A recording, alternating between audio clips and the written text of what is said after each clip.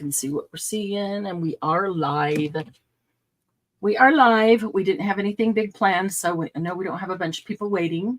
We're just hanging out this afternoon with a casual laugh and craft. It is an afternoon that we just wanted to get in our studios and be creative, maybe work on something that needs to be completed or do whatever we want to do. It's one of those afternoons, but we wanted to hang out with our community. There's Sylvia to join us. Awesome. So okay, hold on. I just wanted to tell you that I've noticed that I've been. We are yes, live. I understand. Okay. I okay, understand good. that. Okay, just making sure. I keep getting kicked out of StreamYard. It was kicking me out yesterday, and it was kicking me out this morning. I understand that. If I start getting kicked out, I'm only going to limit it to one or two times, and then I'll just bow out. I don't want to interrupt. It doesn't interrupt. This is just casual. We have nothing planned. We're just going to work on whatever we want to work on. Hang out and chat. Okay, one more thing. I wanted to say to the women that were online yesterday during the making of the, I listened to the replay, and all of you guys were so awesome. Even though there was bumps and there was a little frustration, but everybody's creative energy was just so positive. It was so neat. Yes. I mean, I smiled, I laughed during the whole thing because you guys met obstacles and were not frazzled by it. And I really appreciated it because it made assembly on my part a lot easier. So I'm going to do that now, and I'm going to continue, and you guys go ahead and I'll be quiet. That's awesome to hear. And if it does keep kicking you out on your phone, if you want to try your computer, sometimes it will work better, sometimes not. I sent this link to several other people, and they may come in as they can, and that's okay because this is just casual. We're not doing a big tutorial or anything like that. So I'm going to pull it up on my YouTube, though, just so I can see. And if anybody is here already joining us, what Sylvia's talking about was a weekend workshop that we had, Happy Paper People. It was not a public, it was a private workshop. People paid for the kit and to participate in the workshop. And we went for Friday evening and Saturday evening. We split it in half, and we made some amazing albums. And some people have great ideas and are still working on theirs. So that would be me. Yeah, maybe you'll see parts and pieces of it today. I think in a minute I will do a flip through of mine, which was just the basic primary that we taught, and show you what we did. And then hopefully everybody's going to do a flip through video or add pictures and post it in the Facebook group so that everybody can see, what they've done. So Jen made one. She's got remnants on her desk around there. DM made one, and she is working on hers still. They both went off completely different from each other, creative directions. And there's Jen's cover. Beautiful. Very beautiful. Hi, Leah. Leah's here in chat. If you get, hopefully you're laying down with your feet up and resting a bit, Leah, because Leah was on all morning crafting, working on some of the beautiful leaves. Oh, you almost made me want to pull. Well, I really want to pull out that die and make some of those leaves. Leah, I love, love, love those leaves. So I was excited to see you working on them. In fact, I think I'm so organized now that I think I know exactly where they are. You better knock on wood. I know. She says that laughing because as soon as I say that, and I'll go to find something and won't be able to find it. I've really been working on organization and purging and, all of the things. And these things need to be divided into their little containers. But I think in here, I had some, I wanted to show Leah because I mentioned that I had done some on, I had put lunar paste on some mixed media paper. There's Irma. Hi. Hello. Am I the right way? Yeah. Okay. Let's see. turn your camera a little bit to the left. It's, oh, nope, that was a little too far. Back a little. Okay. Twist. How do I know if it's your right or left? Twisty twist. I twist it one more time. You're looking on TV, on YouTube. Oh, wait a minute. Where are you sitting? Upside down from where she's sitting. Yeah.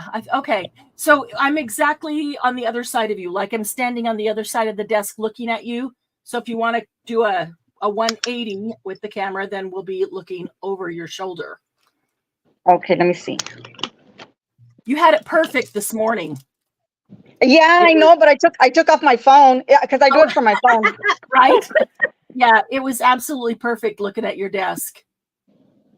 Okay, that works because we're just from the side, so we can totally see. That works. That'll work, or you can go 180 It's a good view. Back. It's a good view, even though it's from the side. Yeah. Well, I can rotate it again. Okay, a quarter turn then, because we're at your right side. Other direction. Other direction. Okay, let me see. Other direction. Let's see. What did I do? I think you went the right direction. It just froze for a second, but it looked like it was about to lock in the correct place. Why does it keep kicking Sylvia out? I don't understand that. Let's see. Now, what side are you on? I wonder if she hasn't updated. Remember they went through that update? Oh. Arma, are you on a phone? Yeah. Yeah, she's got her phone above her. Just tilt it horizontal for 1 second so that it's upright, and then put it back. It keeps doing the That'll work. That's yeah. There's narrow, but I'm gonna have to leave it there then. That Okay. works. Sorry, guys. No worries. This is just very casual, just hanging out with friends, working on what we're working on. I love what you're working on, though. I loved seeing your folio this morning. Oh, thank you. I was going to show Leah because I mentioned this morning that I put some lunar paste on to, I can't remember if it's watercolor paper. No, it's not. I think it's just cardstock. I wanted to see if there was anything special. Just on cardstock. And then I cut out some of those. I wonder if it'll be better on black or white. Some of those leaves she was working on. Oh, yes, I see that. Paste, and they are so pretty. And so I was so excited watching her do it this morning because they're just gorgeous. Wow, they came out gorgeous. Yeah, they've got several colors of lunar paste on them. And oh, I love them. And then I did, I think that's also Tim Holtz with feathers. And it's got like the 2 layers. There's the top layer that goes over the top of a bottom layer. Mm-hmm. So the bottom layer's got one set of colors with some black. And then the top layer has different set of colors. So you put it over it to get that dimension. Of this little hot air balloon dye. Wow. And there's another little leaf. This is what's left. I used a bunch of them. This is what I have left there. I love lunar paste. Leah, if you've never used lunar paste and you want to try some, private message me. I still have quite a bit in stock and they are so amazing. Love, love, love them. Hi, Lindy. Hey, Brenda. Good to see you. Yeah, they're just, lunar paste is so fun to play with. And you can get, so I love that I can get like all the dimension and color because of using 2 or 3 different colors. You know, you can get the change in color on the leaves. I've got LED lights above me, and with these, they're kind of metallic. It just completely washes it out. So sorry about that. I could turn them off, but it's so much easier for me to see if they're on. All about me, right? They are very vibrant. Love that. And I just realized that this dye, did it cut all the way through? One section here. So I don't know what I want to work on because I was watching Leah and I'm like, oh, I want to pull out lunar paste now and do some of those, more of those leaves because I don't have very many left. And then I'm like, oh, I want to take some leftovers from the weekend workshop and I want to make a junk journal out of them. I I need to do a cover for my owl journal, and then it will be complete. I don't know what I want to do for the cover of that. So I'm like all over the place. And then I really, Yanma, was it you that asked this morning about decoupaging napkins and rice paper? Yes. Which is really funny because I had pulled out napkins 2 days ago, and I have, because I have one last piece of fabric with napkin on it. I will decoupage the napkin on the back of the fabric. So one side is the fabric and then the back side is the napkin, and then use it to make a cover of a journal.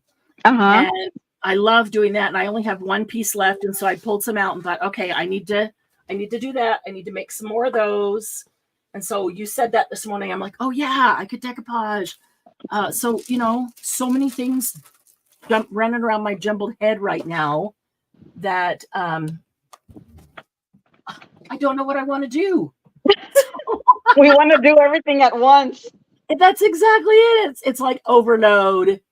I want to zoom in on DM and see what she's doing on her journal from last night. I'm almost finished with what I'm doing right now, and then I'll show how far I've gone. Okay. I better be feeling like glue. There's Jen's desk after our weekend workshop. End, and there's her cover. There's her cover to the. Yes, I love her cover. I will show you. The cover's not totally done. It's got the basics down. Yeah, a lot done. I know you'll keep fiddling with it. There's a better picture in the group. Yeah, love the cover. Do all the things, right, Leah? Want to do all the things, and I want to do them all now. So I'll start at my beginning. I was gonna put ink in the cracks here, but the ink I was using is not. It's leaving too much on top. I wanted it to stay white on top.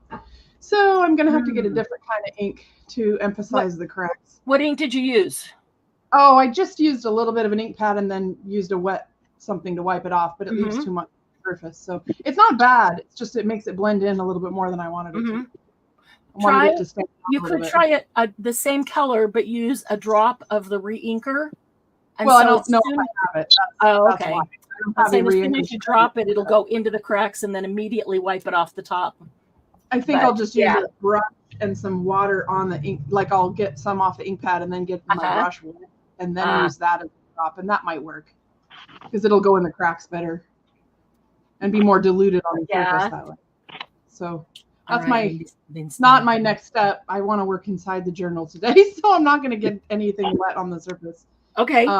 This is not quite done dry, but it's the paper, the green leaves paper. Yes. I had an offcut that I used behind there, and then on top of that, I used one of the flowers. I think they were as a laser cut flower, and then I made the edges gold on the laser cut flower. So when this is fully clear, you'll see the flower kind of lift up a little bit. The edges. Nice. Suspended, sort of looks like it's suspended inside. That's cool.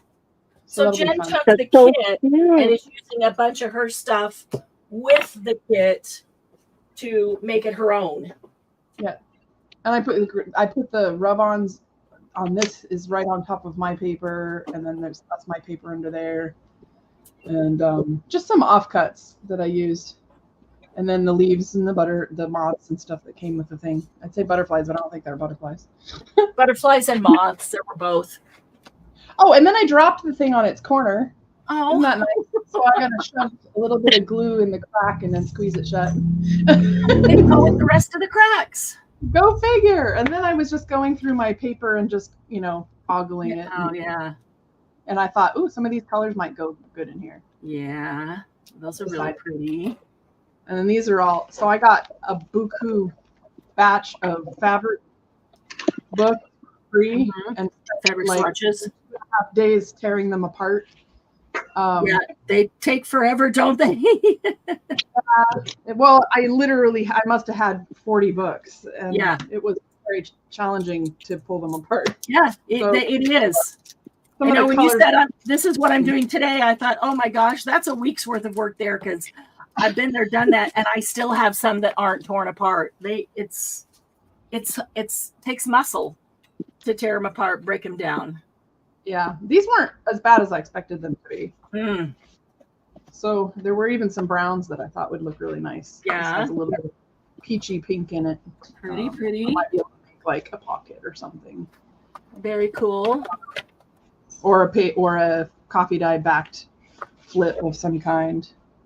Not sure. Oh yeah, yeah.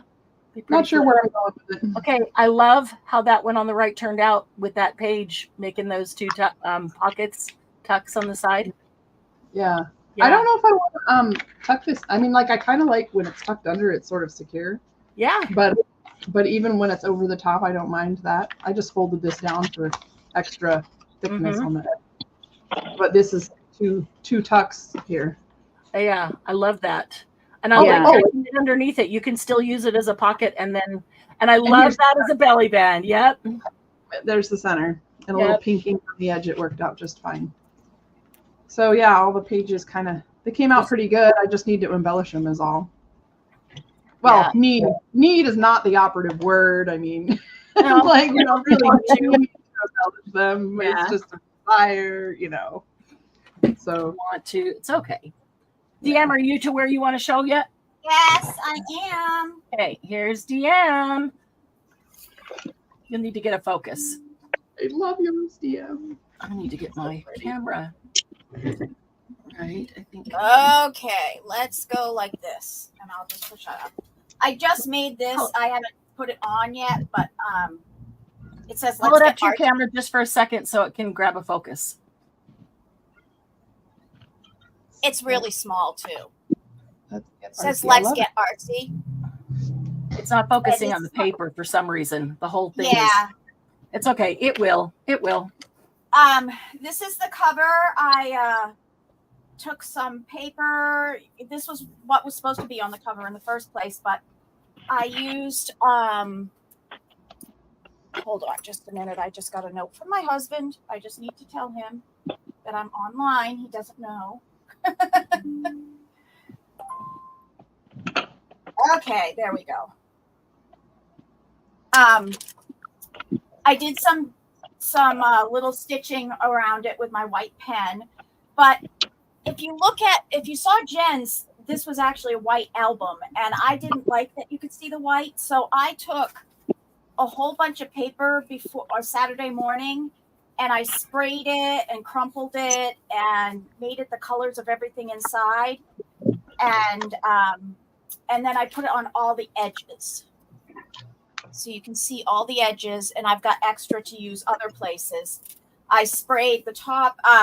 The orange paper is from the new line, Let's Get Artsy, from Graphic 45.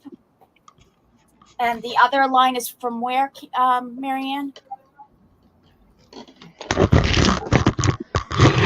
Whatever we did for the fall one this past weekend, or yesterday and Friday. So I've also put it along the edges. I did some splattering on the back of colors that are in it. And this is also Graphic 45 paper.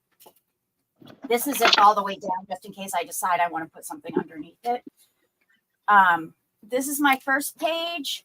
This is actually going to go here, but I'm waiting to see what I have left over for paper-wise to maybe put something behind it. I just don't know yet. I didn't want to pull something that I might like that. Later. This is my first page, and it's from the Graphic 45. And I have a little thing here where you can write on, and then of course there's the irises there. And I still have to put all of the like rub-ons and stuff on. Mm-hmm. So you might actually see some other, those to me are the tail end stuff, like some doodles. I also put in, it says created August 10th, which is the day that actually it was yesterday.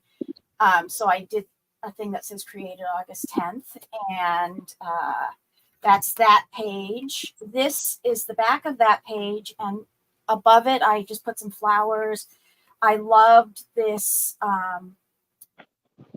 this plaid, which if I had thought about it, I would have cut it here, so I would have had this much more plaid to play with. And then I put the other side of this paper right here on this side to make a pocket. So it almost looks like it's sort of flipped over and part of the paper. I made a postcard to go in it. And like I said, I'm not really done with it, but I have done some doodles. I made some extra grass and gold and colored some things. And then on the back, I just doodled that it was, part of that. Added this. I did take my hole punch and punch out so I could get around what it says there. Oh, cool. On the inside, so it's really ragged, but it's not. It was done with a hole punch, so that you can sort of see that. That cut out one of the little butterflies, which is a pain in the butt. This I did this morning because I needed something in that corner, and then I did some swirlies. Love those. This is this was cut out. The paper, the envelope that was here was or paper that was here was cut out, and I stuck some extra brown leaves in it. This was from the graphic 45, and then I put a big huge You got that journal card in here that has smaller cards in it. Nice. And this uses both things of paper, and then this one here I did some doodles up there in a light color. It's not white, it's more of a light yellow or light tan. And then check this one. I love how well the 49 and Market and the graphic 45, those two collections went together color wise. They're amazing. Yes. And I just did this one today, so that's why I didn't test it. I'll have to get some glue off with my my eraser. No, you're still working on it. We know you're I'm still working on it. I go back and do a lot of those little things later. But this was one of the cards that you could do, and I just added it on. You could flip it open and write on it. Oh, cool. And I'll probably put a post a stamp there, and just go back and do some things. But I like the Let's Get Artsy. I love that. And I put the purple this way because if you put the orange, it sort of fits into the background. So, and the orange, this polka dot paper is from the Artsy line too. Very cool. This is what I did today. I had already cut this, but I ended up gluing a piece of it back down. This was a reel that came with it. Reel. Yep, it was love a that. brown one. Mm-hmm. And so I did a lot of stuff on it. And then this was in the middle of something. Oh, this right here was in the middle of this black thing that I used over here. I just tucked a whole bunch in it. You really can't take it out. And then I tucked a whole bunch of extra stuff on the back, and it's a real conglomerations of things. And then that's funny because I did that too, and then I hadn't glued them in yet. I know. I keep finding things that aren't glued on, like this the orange piece, which is right here. I was like, I know the orange piece goes there. Where is it? And I had to look all over for it because I thought I had glued it. Slipped down because it wasn't glued. Yeah, it wasn't glued. So I did a bunch of doodles, and on the back, I just used whatever. Woo! It's alive. Whatever paper there, and made it so you could write things with a check mark. But this is just the top end of one of the tags that I felt it sort of needed something to dangle from. To sort of sit there. And then this actually does go in a certain direction. So that dangle comes right down the side there. Oh, cool. And then I did doodle, I put silver around it, and then it felt like it needed something up here. So I just did polka dots. And then I continued the polka dots down on the blue so that it sort of continues. I like that. Silver, I like that. This page right here, I just finished this, and I'll glue it on. Ooh. And this is, once again, a conglomeration of both things of paper. You can see how I put all of that paper that I had I want to say tie-dyed, spray-dyed there. And here I just cut what I needed to pull up from the picture of Frida here. This one right here I thought was adorable, and it says create. This was shorter, but I cut it off so it could come up there. There's a whole, I'll probably do the same thing with a little piece of, I'll find something to dangle from there, but this will go on and be a permanent thing because you don't want to see the back. The back is pretty messy. And these frames were actually on a piece of the packaging, and they had stuff in the middle. I just cut it out because I didn't really like what was there. That's as far as I've gone for this. This opens here. I still have to add stuff in there, and I can't remember if I've done it. No, there's those. This one is like a little thing. I did end up changing. You open it, and that one is right there. When I opened this one, it was this, and I didn't want it there. So I found this piece of paper that was, I can't remember. There's something else. Oh, I know. It was part of packaging. And I liked how light it was here for writing. So that will probably end up just getting a couple doodles on it. And I haven't done the lock here yet because I may end up doing something different. These are flip ups or flip downs. And I haven't done anything there, but you can see that I've got, and this is one of the pieces of paper that it's got so much on it already. You're supposed to cut them out, but I just bent it this way, and I may actually cut some things and stick stuff behind them. And then there's my pocket. Very cool. So I'll show you the original kit. And then you can see the original because what DM and Jen did, taken off on their own and adding. And I love the way that Graphic 45 matched with it.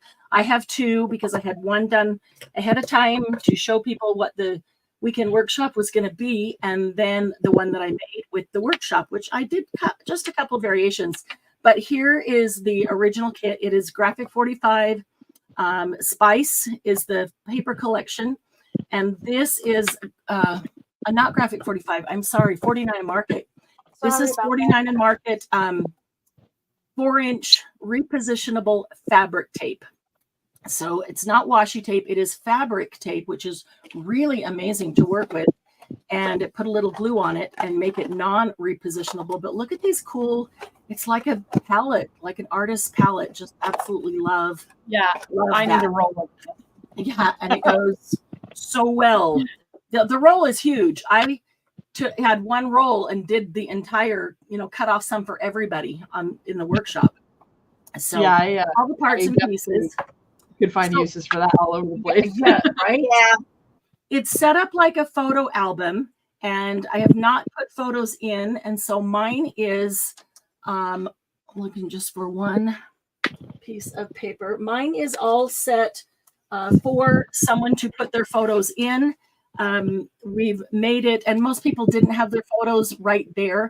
So we've made them so photos could be added later super easily. So it looks like it's all locked in, but actually you can slide your photo in right here.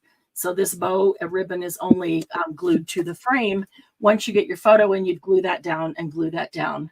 So all these parts and pieces are from 49 and Market. Inside pocket, this is some of the Spice paper. This amazing lace trim. Just use some of the leftovers to make a couple of cards to go in there. And I still have just a ton of tags and tickets and things as embellishments. I took some of my scraps and made journal cards. You'll see here's one. Made journal cards with a tab on it, just with some of the scraps that match. So we have a page that flips out. Again, slide the photo in and then lock that down. The paper is gorgeous. And then we added all the embellishments on it and some rub-ons and just really topped it off. So this opens out. I've got my lunar paste here, so it's taking space. Another spot here for, whoops, hang on a minute. I am clicking on the wrong thing. There we go. Another spot to slide your photos down in here. This is the actual paper. DM had one of those too where we cut out the just a little bit of the flowers on the paper, and then we added all these other embellishments. So it looks like your photo is embedded in the paper, which is very cool. Flip that over. 2 photos here. Deceiving. You can put your photo in there and then glue that down, ready to go. A couple of little photos in here. Perfect for fall photos, all of fall for, you know, family photos with Halloween, Thanksgiving, all the way through the fall events of the year. I love the colors. I love the way they integrated the jewel tones and the fall colors together. Just absolutely gorgeous tones on these colors. Same thing there. Part of this is on the paper, part of it's embellishments that we added. Again, we cut out just a bit here and slid the photo frame in it, so it looks like it's part of the paper. And this one is actually a pocket. This is just scraps. I just collaged the scraps down on a 4x6 piece of paper and made a couple of journal tags right there that can slide into this pocket.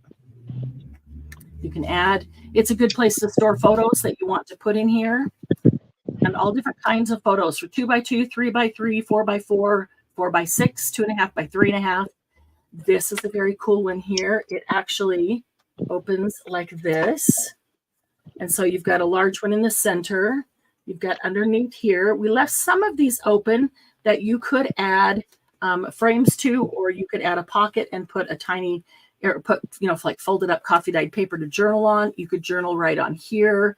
I'm going to wait and see what, because I've got 2, I may sell one, probably will sell one, and maybe let someone decide if they want me to add more frames on there, or if they want that space, you know, for something else, or pockets on the bottom. You've got 2 on the bottom, and then you've got the back of that one. So this is a really fun closure. And that little butterfly right there holds that guy down. Flip it over on the back. There's another one. There's another pocket. This was just something that was left over as well. I'm going to put some paper on the back to make that into a journal card. That just was fun. And then on the back, a couple of pieces of the paper offset with some of the ephemera pieces. That there's so much ephemera left. Some of the ephemera that was left, just made little clusters with it to embellish that. So that is the Spice 49 and Market Spice album that we made in the weekend workshop. We do weekend workshop about every other month. Always show ahead of time what it is, how many kits are available, and let people, you know, have the option of getting in that. So Irma, would you like to show what you are working on today? I'm working on my 3rd folio for my journal. Ooh, and cool. I just got started on this one. And right now I am trying to figure out what I want to put in here, because I made this envelope that's going to go here. That's pretty. And then this one, I want to kind of put it here because this is a little bit thicker, so I want this to balance out on this side with this one. Is that graphic 45 paper with all the butterflies? Yes, it's the Flutter collection. Yes, I have some of that, and I love that. It's so pretty. I saw yours and I went, oh, that's gorgeous. Yes, it's very colorful. So this is where I'm at right now. I'm just playing around with it to see, you know, what I want to put in here.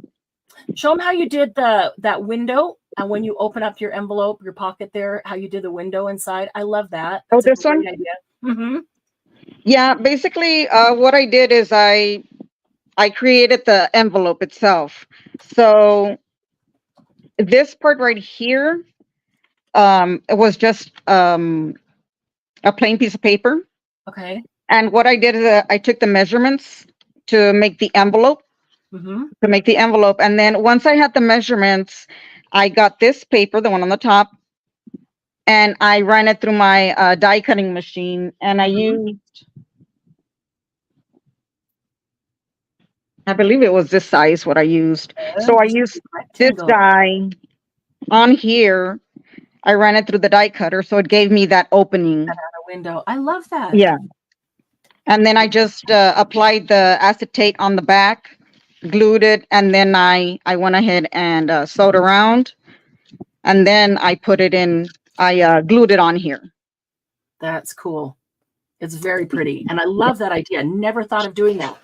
Love putting that on the front. So when you open it up, you got to get a peek of what is in the pocket.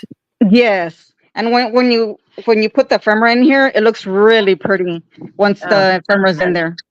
It's like looking in the window of the department store when they set everything up for Christmas. Kind of like window shopping. Yes. Yes. I was just going to say that. So Marianne, to go to your kit that, for the spice kit, we had enough pages, almost enough pages to do 2 journals. Right. Because I shared split hers in half. Yeah, she split hers in half and shared it. There were a few things that we couldn't do, like we couldn't do exactly what you were doing anyway, because there was only one in the kit. Yeah, exactly. So that's not a big deal. But the ephemera, especially with the ephemera, because there's not, there's only one of everything when it comes to the little bits and pieces of embellishments. But there was enough of different styles and types that we could have almost recreated what you did. Right. Because I had to buy a second cover, obviously, but like the butterflies. There's purple butterflies, and there's 3 different sizes of purple butterfly.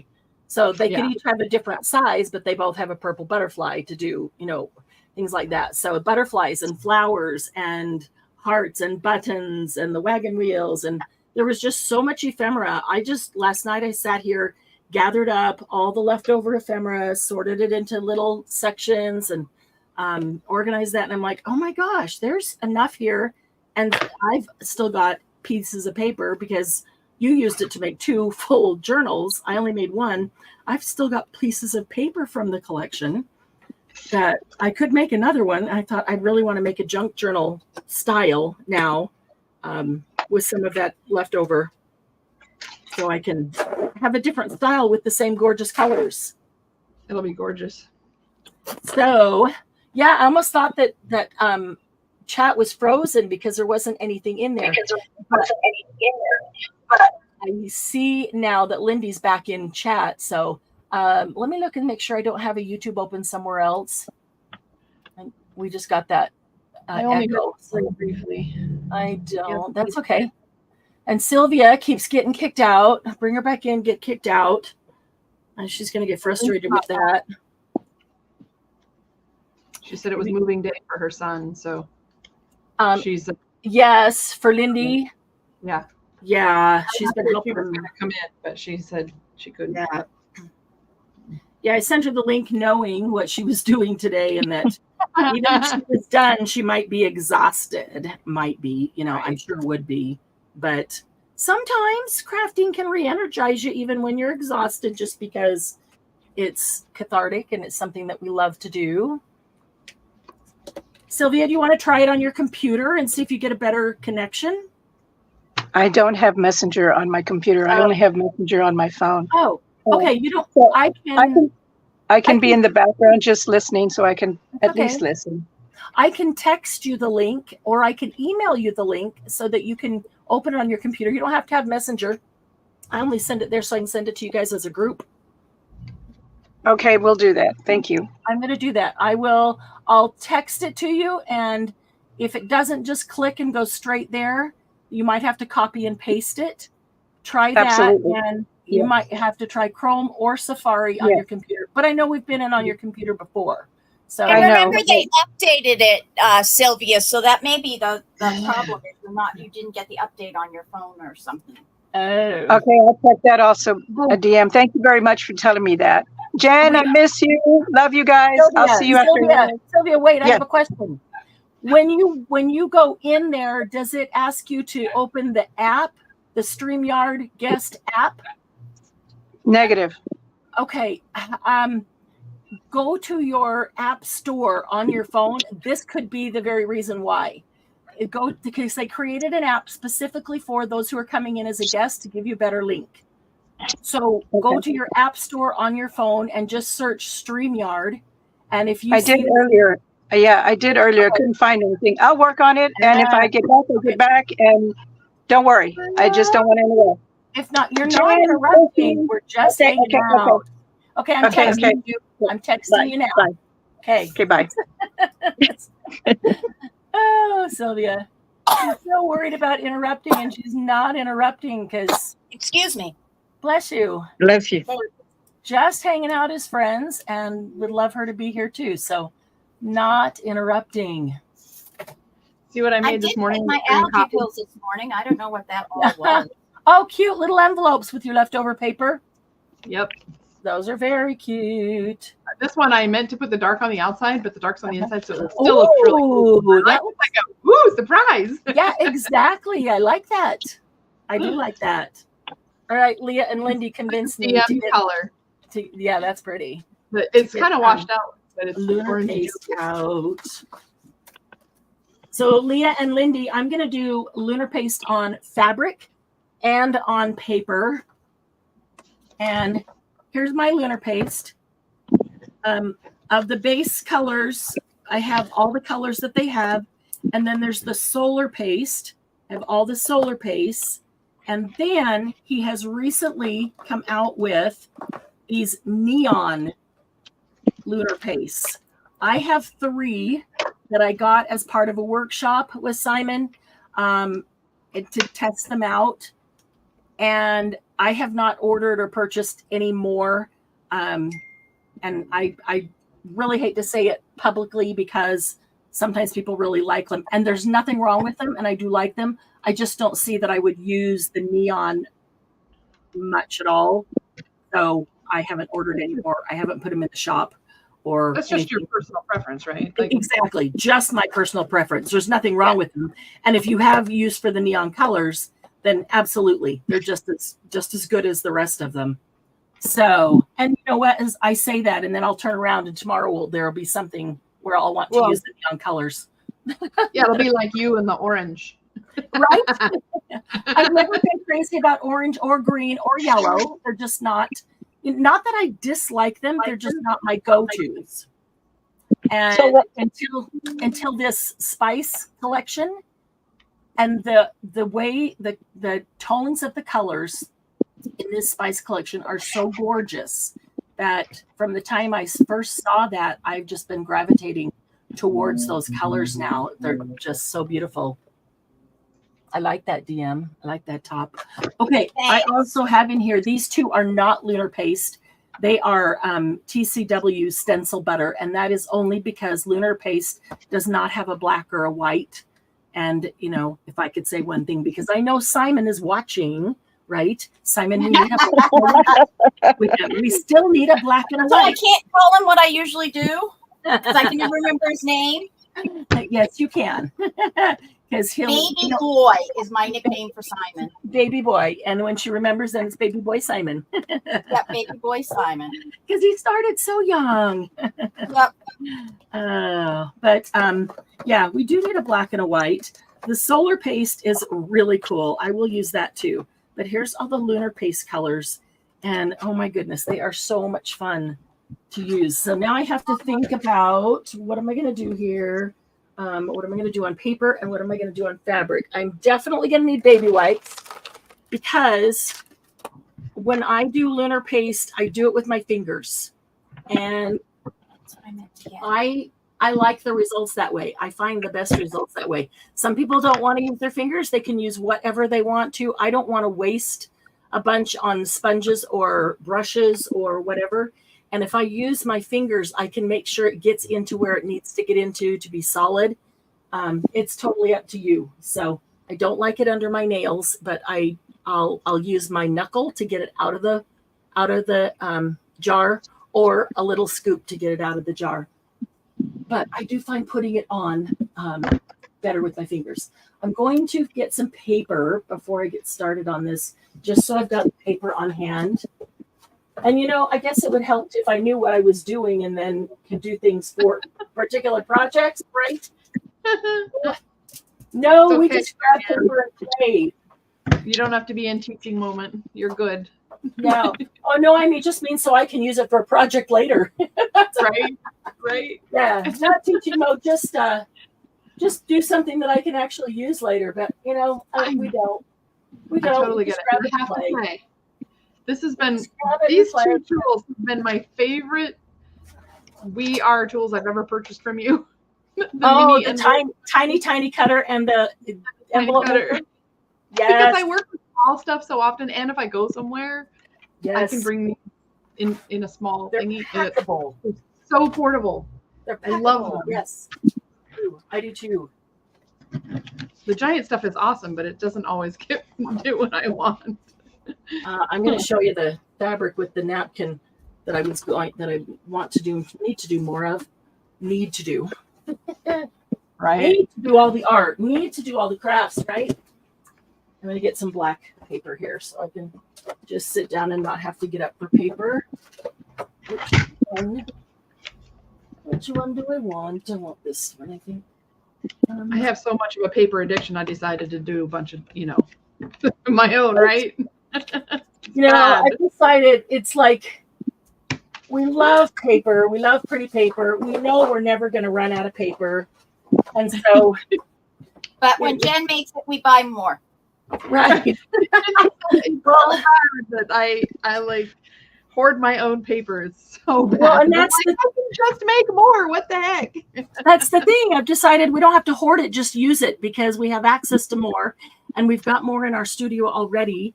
And I decided I had to be good about it and just start using it up. Exactly. What good is it if you don't actually get to use it and see it in play? This is just a piece of fabric. I love this. Just a cotton fabric that I thought would make a good journal cover. And so I took this napkin, Paris napkin, and I did this a couple of years ago. It's just been sitting here waiting to be a journal cover or two, and decoupage the napkin on the back. And so maybe I couldn't decide which to use as the outside and which to use as the inside, but I'll probably cut it right across there and then use that as a journal cover. I think that'll probably be the inside. I'll probably use the fabric as the outside. I don't know. Maybe it'll be more durable. I don't know. This actually feels like kind of like a plastic coated fabric. The napkin does. It does not feel like a napkin. It obviously won't tear. It won't pull off or things like that. It just, it's like plastic coated and like it will last forever. So I love doing that I do that on paper and do it on fabric. And the two things that I really love to do, this is a huge one to show you this, but I would cut it in half and do it this way. So but you wouldn't see that on the back. I will take the piece of fabric and I will fold it up like this. And then I sew all the way around these three sides, sometimes the bottom, but that's up to you. I'll sew across here before I put it down and then sew these three sides and then fold this down and then do a closure. And usually I'll put a vintage button right here and then all different kinds. It could be a Velcro. It could be a cool ribbon that wraps around sari silk. It could be another button on the bottom and they figure eight, to attach to each other, whatever. And something big like this could actually hold a journal in it. But I usually do smaller ones of fabric with the napkin on the back or paper with the napkin on the back and put those inside of journals. So I love doing that. So Irma, when you were asking about decoupaging napkins, that's what I was thinking is I decoupage them on everything except furniture. I haven't done furniture.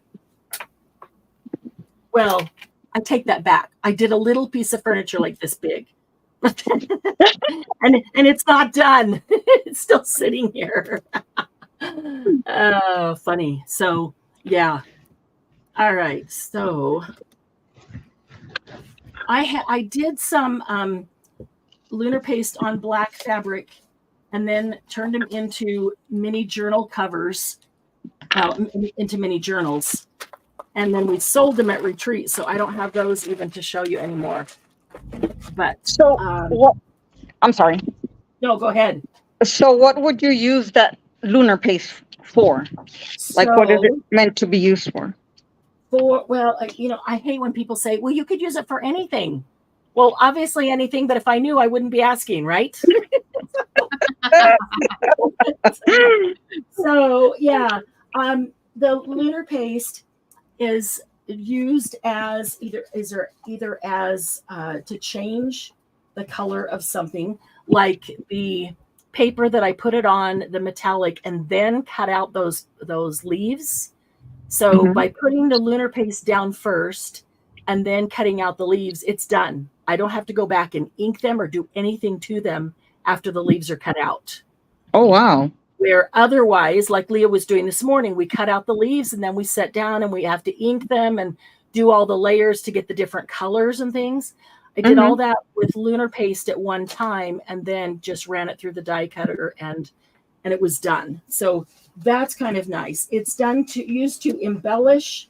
So on anything, you could take a stencil and put it down and just do lunar paste through, a stencil to get a particular design.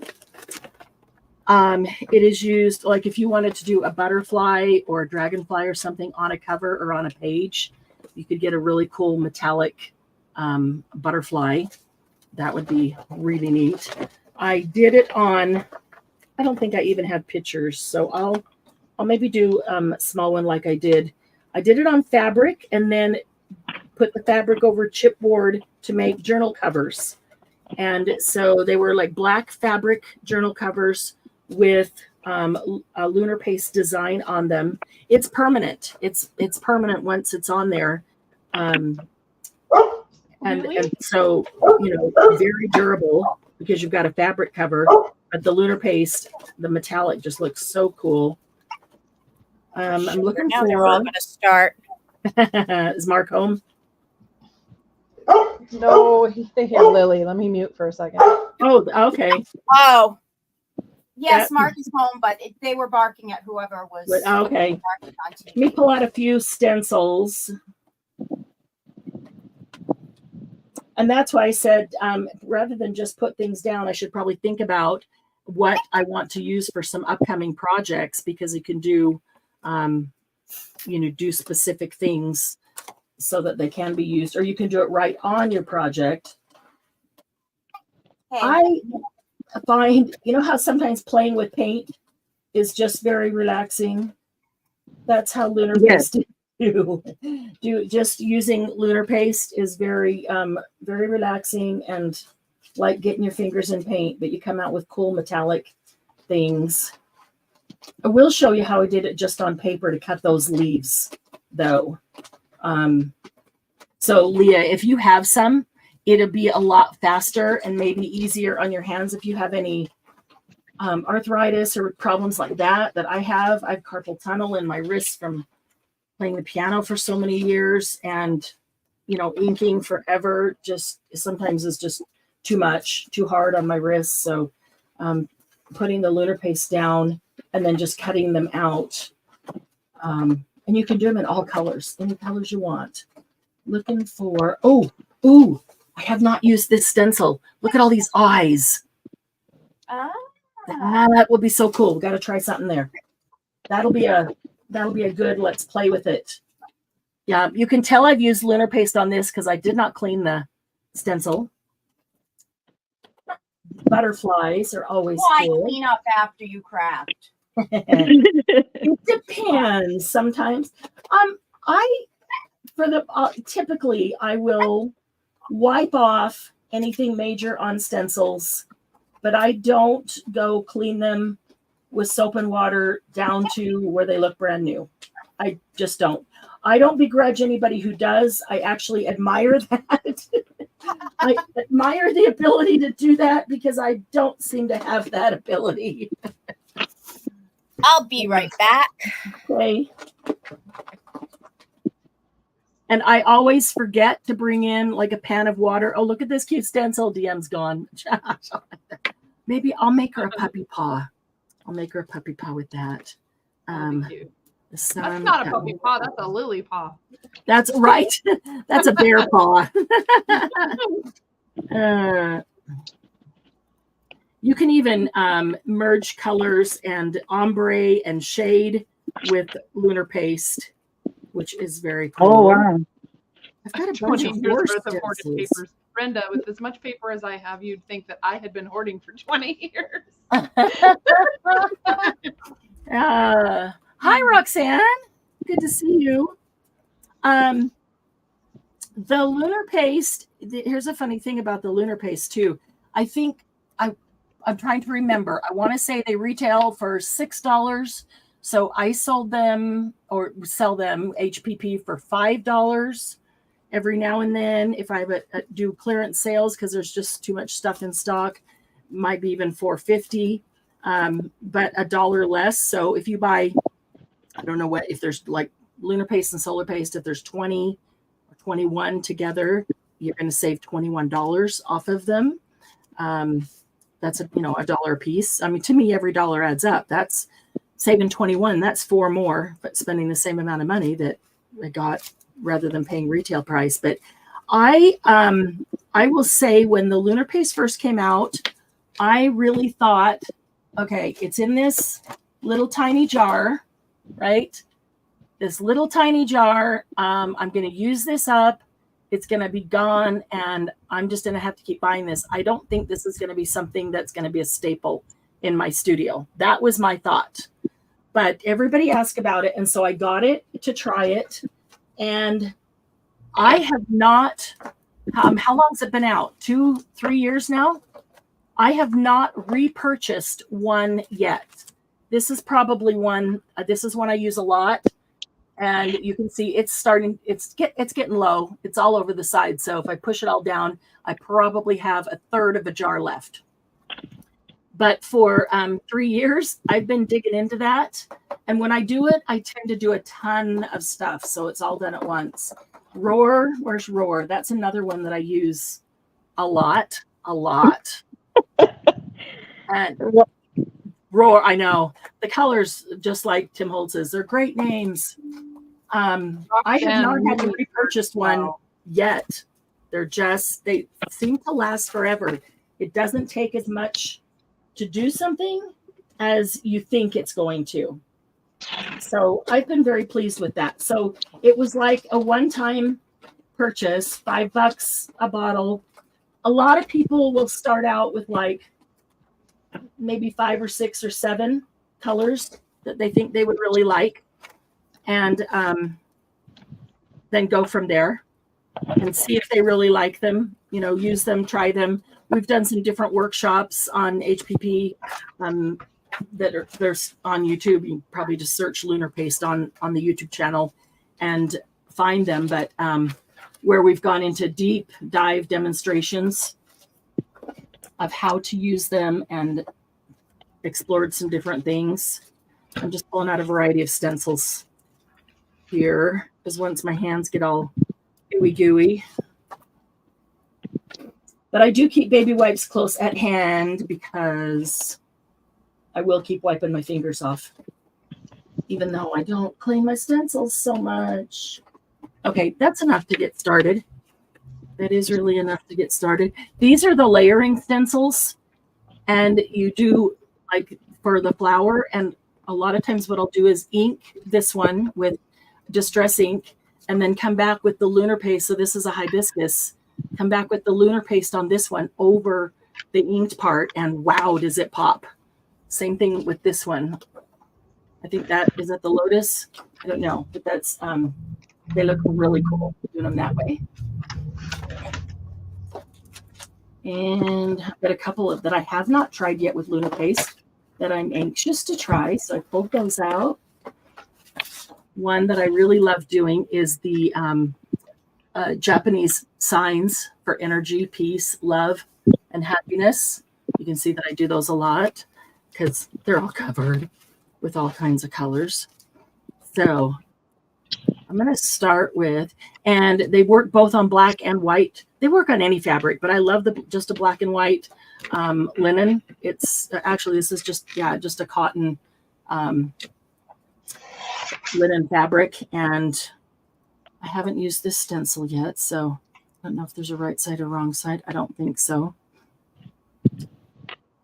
And you could tape it down. I don't usually, and so sometimes they're not perfect edges, but sun. Okay, so sun. I'm gonna do what are 2 or 3 colors in the sun? Orange, yellow, orange, a red, fiery red. the best red for red is bee sting. Is there a mossy green or a copper color? Yes. Okay, roar. Roar is the one I always tell people is like rust.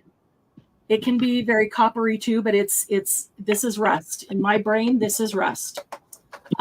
There is also refined copper is actually copper. You see the difference there. More of a rusty copper than a copper. And what did you say? Mossy green. This one is called fake plants. I think that's what it is. Yeah, fake plant. And that's because if you buy like a plastic plant, they're like that dark green plastic, fake plant color. That's exactly what this is, which is actually really good color. This is called Later Gator. It's a lighter green and, mix and match too. This one is called Minty Fresh. So it's like a mint green. This is one of my favorites. It's called Tropical Tango and it is teal. Teal being one of my absolute favorite colors. Still have not run through it all. There's 3 different colors or shades of gold. There's a green-based gold, a yellow-based gold, and a red-based gold. So whatever gold you need, they're awesome. I love that green-based gold. Yeah. Here is one that I didn't get at first, Prom Queen, because it is bright pink. And I thought, there is no way in this lifetime that I'm using that bright pink. I won't order it. And one by one, I ended up adding all the others. And then, that little part of my brain went, you can't have all of them except Prom Queen. So I ordered Prom Queen and I started using it. And I love it. I mix it a lot with this blue. This blue is called Clear Skies. And so you get the pink, the blue, and together purple. And so I'll do pink and blue and then bring them together, get the purple in the middle. And so you have this really cool ombre.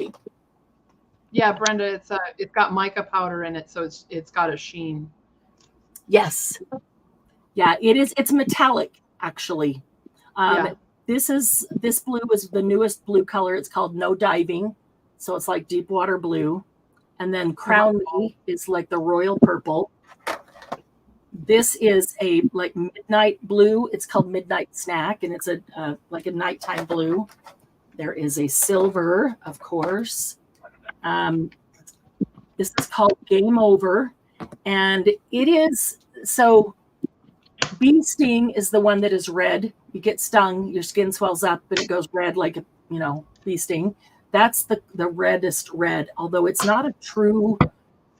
We need like an apple red or an Arrest Me red, a fire engine red kind of thing. But this is the best red at this point. This one is more of a purple red, I guess. That's how I would describe it.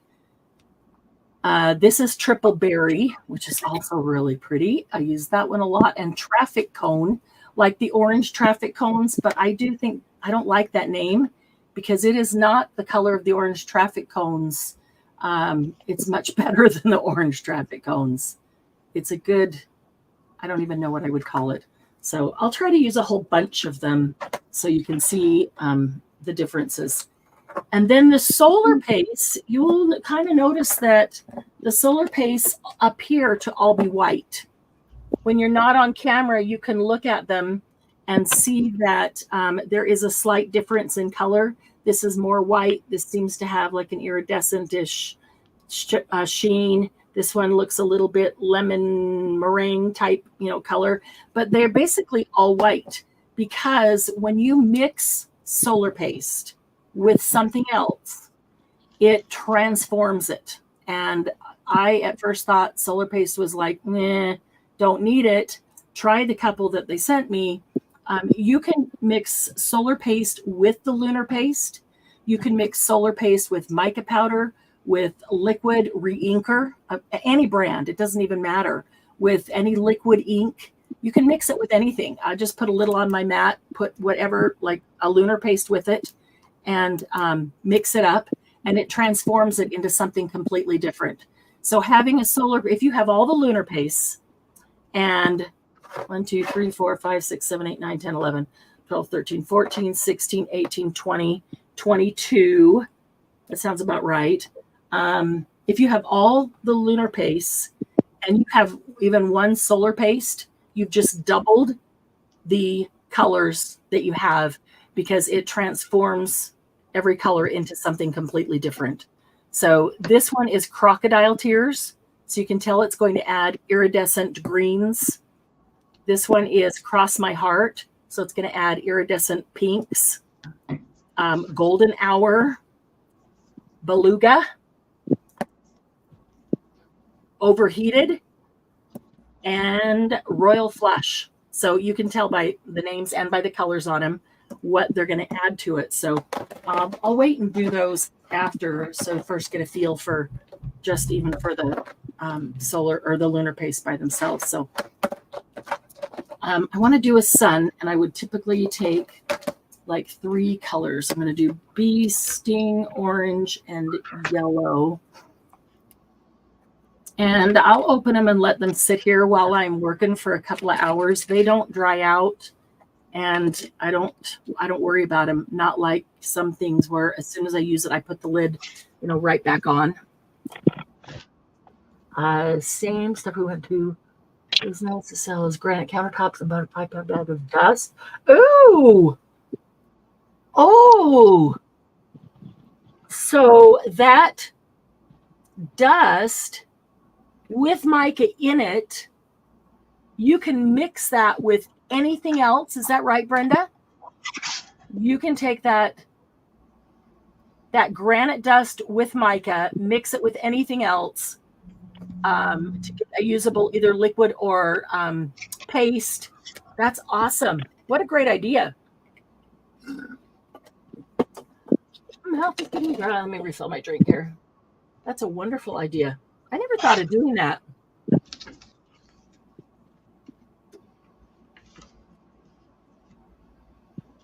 If you're not as good of a doodler as DM is like me, you can always take a stencil and doodle on some of those things. He's amazing at that. As I'm doodling on a tiny piece of ribbon. I know, teeny tiny. I'm like, oh, you're so good. I can never do that. Okay, let's see. I want a little scoop.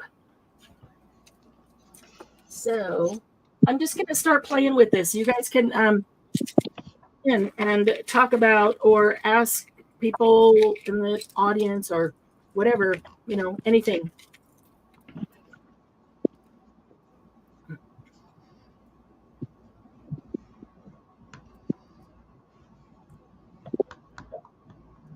After the lunar paste dries, it peels right off of plastic. I love that.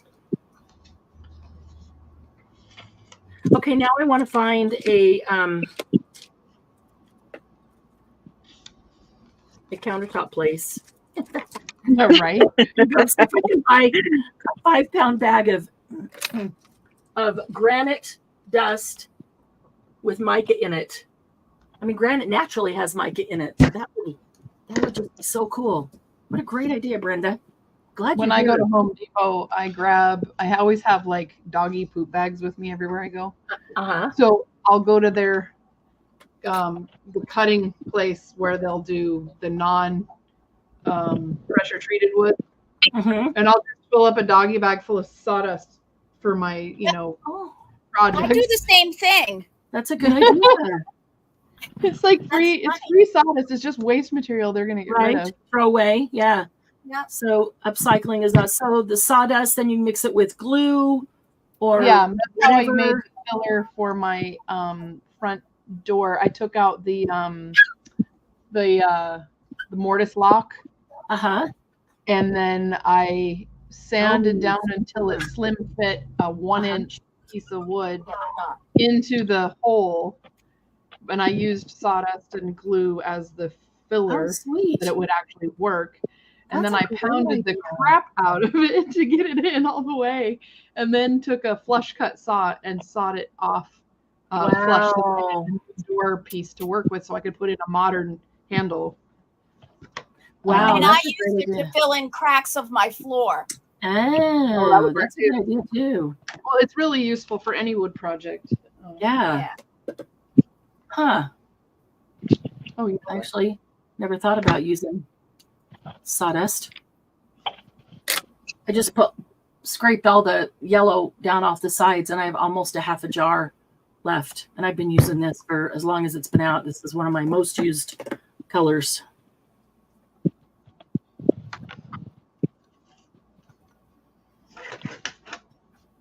Okay. And you can put it on as light or as thick as you want it, depending on what effect you want to get.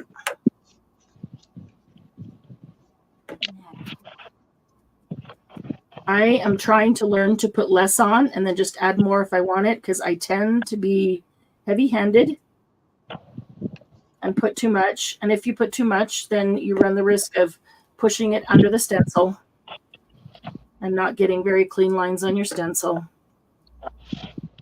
Sometimes that doesn't bother me. It depends on what the stencil is and what it's for. Sometimes it looks kind of cool. Looks like a shadow, but I don't always want that look.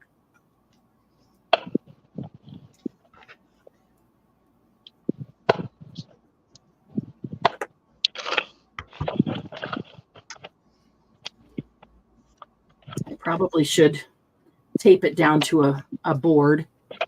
I like to be able to turn it around, but if I taped it to a board and kept it on the fabric exact.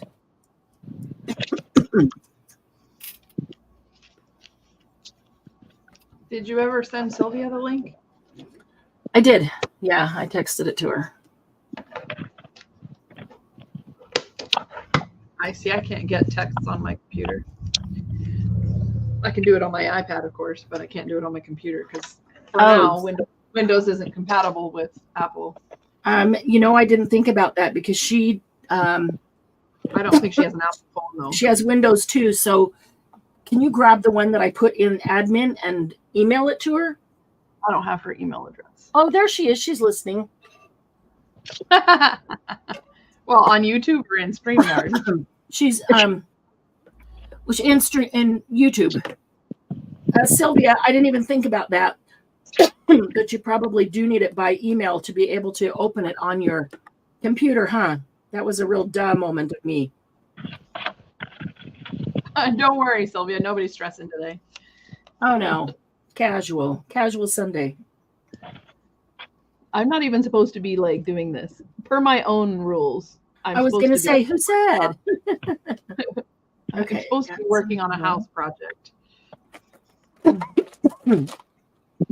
you see, I've done such a good job at doing that. Yeah, I've had enough of house projects in the last right? Yeah, you've had your share. So now I'm on kitten watch, and that means that I get to do what I want to do. DM has a kitty that's going to have kittens any day. Yep. We're all very excited. We're very excited because she gets to do all the work, not us. And they get to see all the cute. You just get to see all the cute kitties.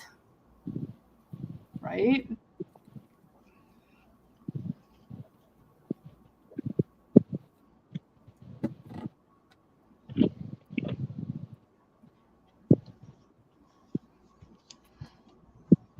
I better save some of these tiny envelopes for Margie. For what? For Margie.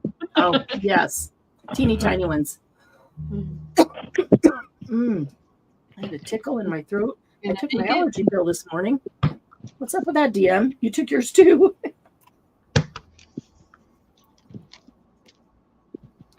I take mine at night. It keeps my asthma under control while I'm sleeping. It doesn't bother me as much at night. It's supposed to be 24-hour. It's supposed to be. Yeah. Same here. Same here. I might have to go get a lozenge.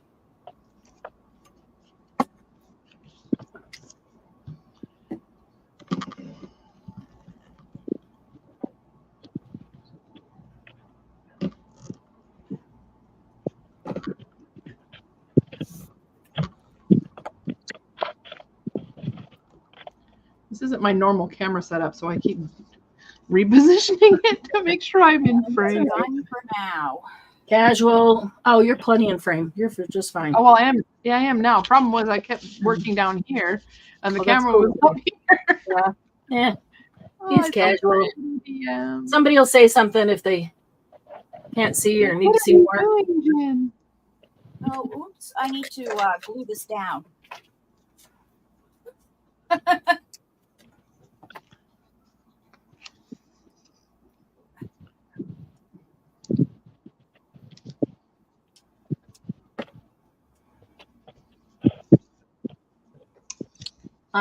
Do you guys Montgomery, do just stuff don't like add this?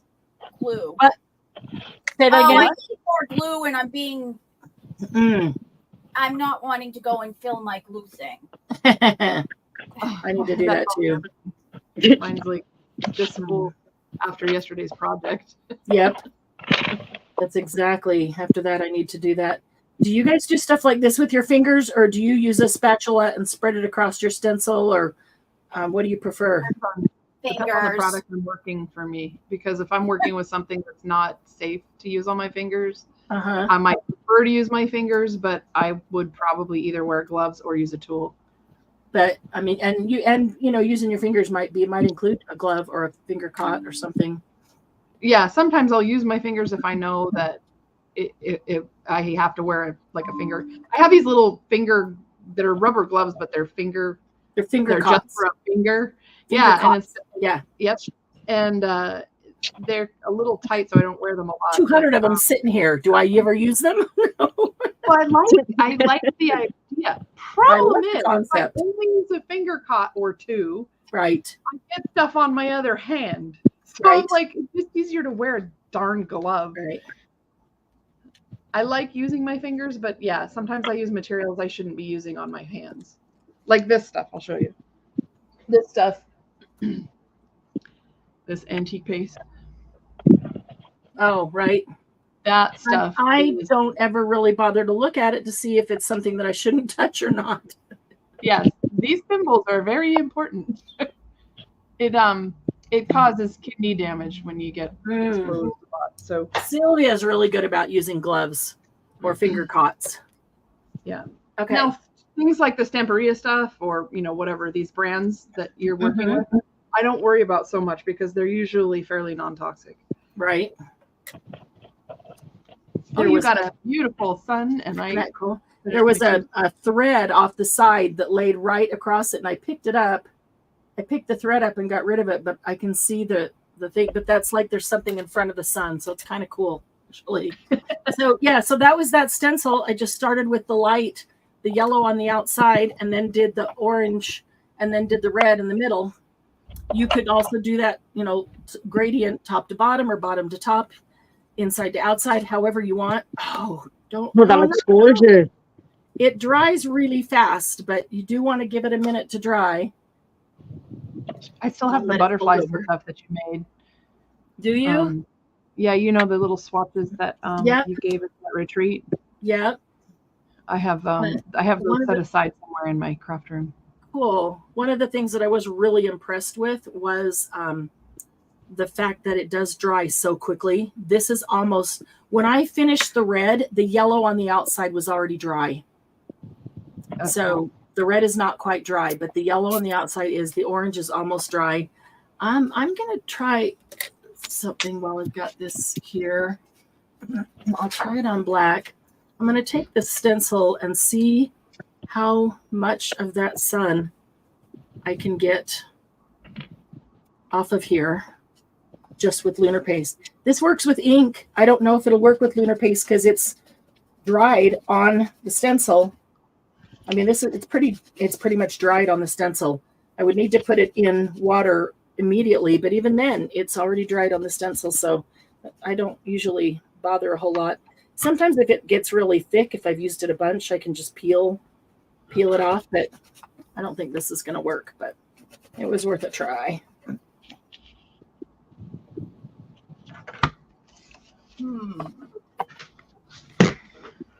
Okay, now I have black hole sun in my head.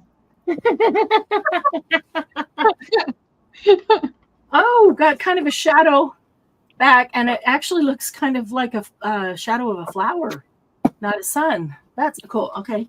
All right. That's a usable piece of something.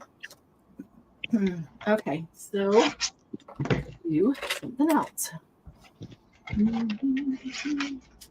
All right. What color would you do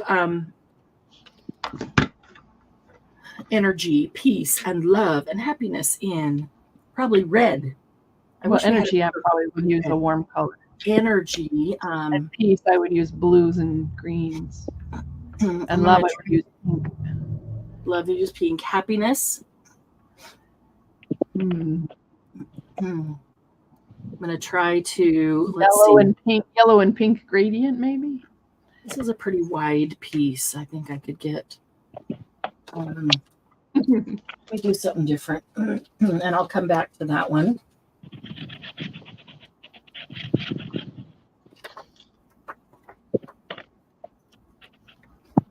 Okay, I'm going to do this one. So remember how I said yellow and orange, and those weren't my favorite colors? In the lunar paste, these are my most used colors: the yellow, the orange, and this red, because they are so warm and so beautiful, and they go with so many others. Do you put them on cooler colors a lot? I mean, because those are good complement colors. Sometimes, and sometimes I'll use one of them with others, but I often use them together because of how well they go. Sunsets, sunrise, but yes, especially that yellow, because it's such a pure, bright yellow by itself. It really complements a bunch of other colors well too. I'm going to take that blue and the pink that I told you I thought I would hate and do this one in that blue teal. She's listening to Yacht Rock. That still cracks me up that there's what is this, like a Sirius station, I'm sure. Yacht Rock. I should get these little threads. It sounds like yuppies in their 50s. Right. I just tore this fabric off the bolt, so that's why it's got all these little threads that. Oh, and I can get the hair off of it. It's either mine or Lucy's. But that'd be pretty with like a pink center radiating out from to like. So I was just trying to decide if I wanted to go pink center, blue outside, and then meet in the middle with the purple, or if I wanted to do a top to bottom. And maybe I'll do one of these. Do them side by side. What if you did pink to purple to blue to teal? Center outward. Pink to purple to blue to teal. Well, if I do the pink to the blue, it makes purple. True. Makes a really pretty purple when they merge. So if I do a pink and the blue and then merge them in the middle, I get that purple between them. And then you could do teal on the tips. Ooh. Because the blue and the teal would be really pretty together.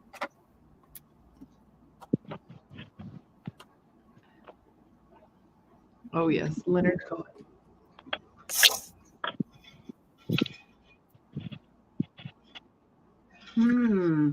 Okay, you know, I also want to try, I don't think I've tried this combination, but my favorite colors are the peacock colors. So this purple and the teal should be the teal green. And what else do we have in the peacock? A blue, the darker blue, the new one. Maybe even a little solar paste to transform those. All right. Look, I have a peacock picture right here. Ooh. Okay, so green and blue, and they usually come together with a teal, and then there's usually some purple. I see. Is that purple in the feathers of its tail? Up here? On the left and on the round parts. Oh, right here? Yeah, is that purple? Yes, it's purple. Okay. It's purple and then blue, and then it has like a dark orange and then a lighter orange and then the green. Okay, so maybe an orange too. Maybe let's see. Yeah, maybe that orange goes with them. All right. Thank you. So pink.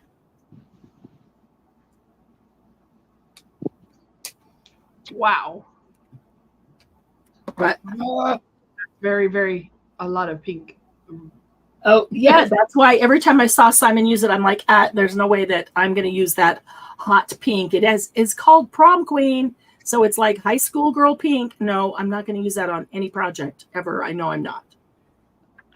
Sylvia, when I was young, my grandparents, so there were peacocks that lived wild around my grandparents' house in Corvallis, Oregon. I love those. And so one time they had because they had a video camera like when they were first out. Mm-hmm. And there was this whole video they had of all the peacocks. They just came waltzing in the front door. Oh, that's cool. Oh, wow. Standing up on the kitchen counters, and oh my God, it was a mess. Oh my goodness. We used to have one in our neighborhood, and they were loud. They are very loud. We had a park in Phoenix, a huge park with all kinds of, things, all kinds of places to picnic and meet as groups and, have activities and stuff. And they had a flock of peacocks that lived. It was called Saguaro Ranch Park, and they the peacocks lived there, like a whole flock of them. And they would just wander through the whole park all the time. And it was so cool to just watch them, just be right there and see them. Peacocks are so pretty. Have you ever seen a white one? Yeah. Have you ever seen a pure white peacock? They had one at the Portland Zoo for a while. Oh, they're so pretty. Yeah, I was going to say, I think I've seen one in a zoo, but not anything more than that. Well, they aren't in cages at the Portland Zoo. They wander around the grounds. Mm-hmm. Yeah. Love that. Actually, at a lot of zoos, they do that. They have a restaurant here up the canyon, and they have a couple of peacocks that just wander around their property up there. And what's that paper? What's that paper? The purple stuff. What paper? This? Yeah. It's from Craft Consortium one. Watercolor? Oh shoot! Yeah. Not pink. I'm not doing pink. What am I? Okay. I have there's the ink version of that. You have some that looks like it, but yeah, pretty close. Mine's the one that's called Alcohol Ink Designs or something like that. Yes, there's an alcohol ink one. There's a watercolor one, and then there's the ombre ones that have different, like summer, fall, kind of seasonal colors. I think that's what DM has right there. Because I have the other two. It's funny, they both say cardstock, but one of them has a really thick cardstock and the other one doesn't. And the other's more like paper. I know. Yeah, it's so weird. Depending on the company, I question their definition of cardstock sometimes. Do you know what cardstock is? It depends on where it's put. When you go to Michael's and you look up the recollections paper, it says cardstock, but you know darn well that's not cardstock. It depends on where it's printed, and what they call it. Absolutely. I wish everybody would put paper weights on there so that you know how many GS exactly right. Dealing.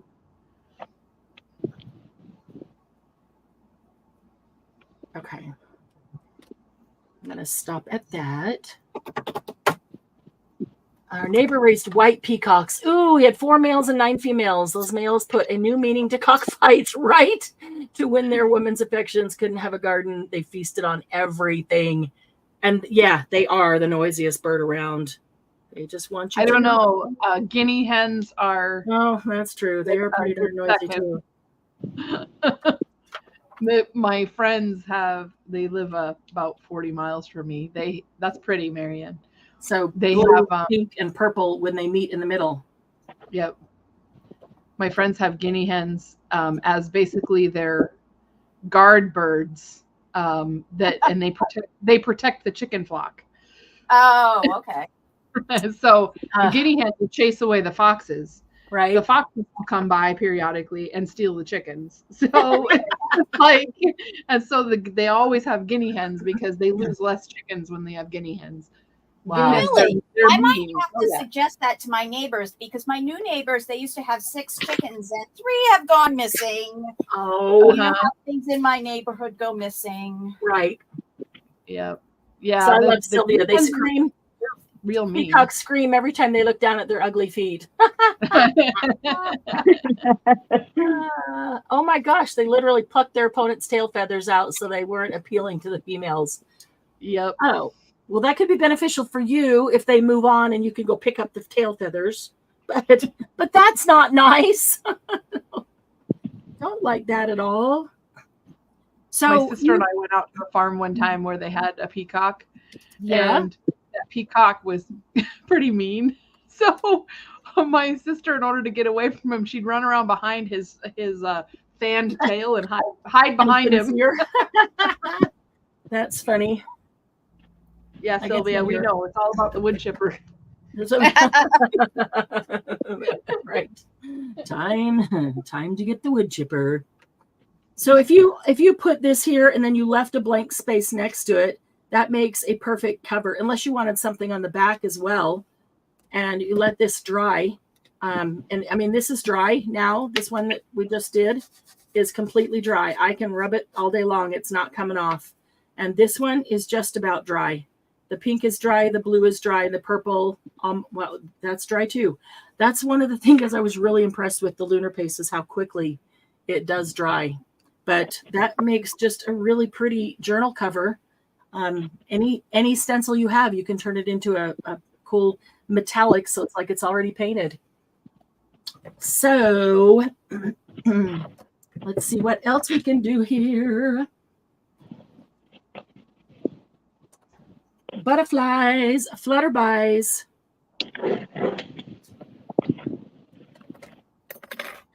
Maybe I'll get several of them on there. I like to put them far enough apart that they can be torn or cut and then used in journals in different ways. So I might do that one and that one. And then this little guy on the bottom. Which color butterflies would you like? I'm just going to look at colors that I haven't used yet. So I use those. Let me start separating them. That way you can get a chance to see all the colors.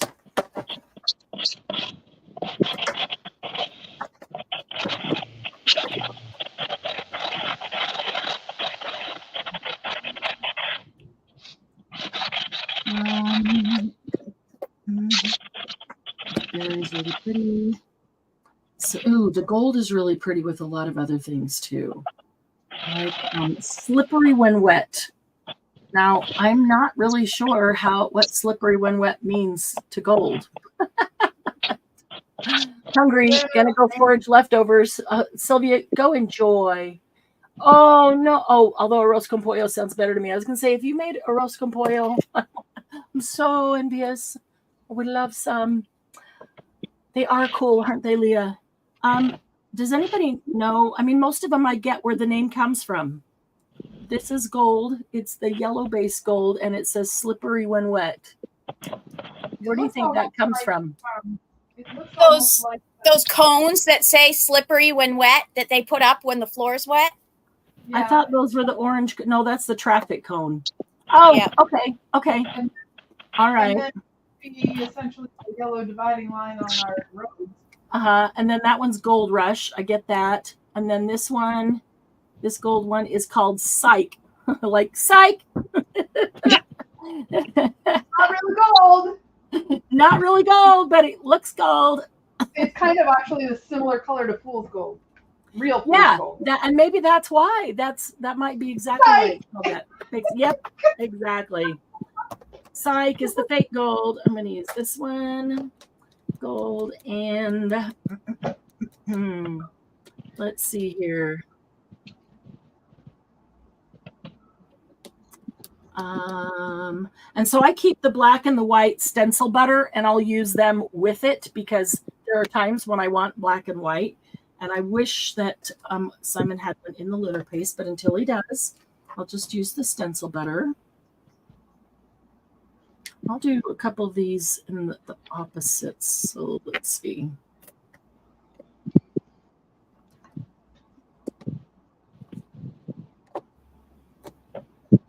And one and that one. And no, we haven't used this one, right? That's roar. I love roar. That's like rust. So let's do that. We can get 3 colors even on. Question, Marianne. What? Did you ever see Glennis's question in admin? Oh, no. Do I need to go look at it? Well, she just asked if you wanted a notification sent out Oh. with the casual laughing. No, it should pop up on, if they're subscribed, it should pop up on people's YouTube. I guess I could have put it in the group. Brenda. Fool's gold is iron pyrite. Yes, good catch. All right, copper. That's just a common name. What would be really pretty with copper? Copper turquoise. The teal. That would be pretty. Okay. I've done that before. That color combo you have on there actually looks really cool. On here? Yeah. So I'm gonna do 3 different color combos on 3 different butterflies. And I don't know if you're noticing how I'm getting down in there and getting some, and then I put it on the edge just so I can touch it with my finger.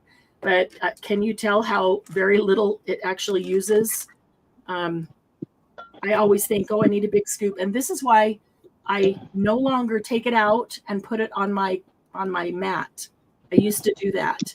And I no longer do that because I end up wasting a bunch, because I always think I'm going to need a whole bunch, especially if I'm doing a lot of these. And it doesn't use nearly as much as you think it's going to use. So, and I honestly don't worry a ton about mixing one color, getting it into the next one, because I rarely do one just by itself. I'm almost always using more than one. So I just want to get a little up to the top so I can get it with my finger without having to stick my fingernail in. Also helps me to kind of clean off the ridge there now and then.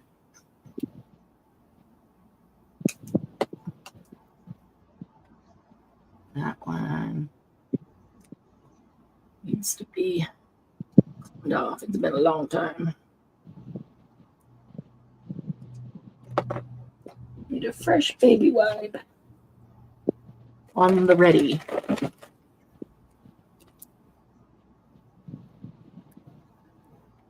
Whoops. The ribbon got tucked underneath my glue. Oh. Gluing edge. Okay.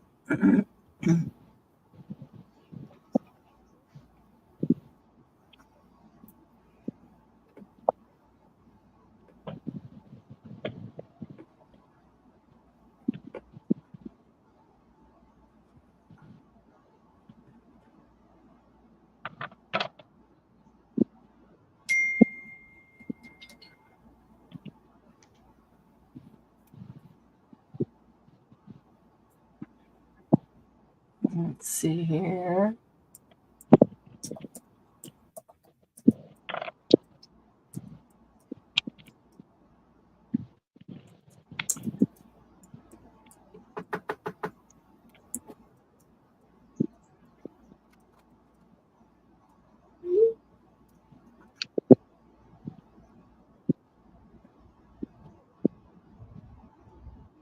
I do, yeah. Okay, and a little bit of roar. Rust and patina, my favorite colors.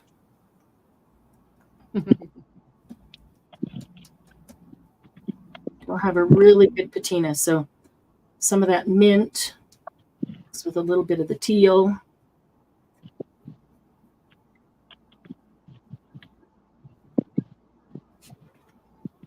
Okay, and now I'm going to come over to this one.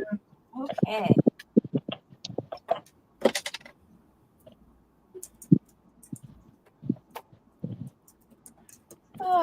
Where are my butterflies? There they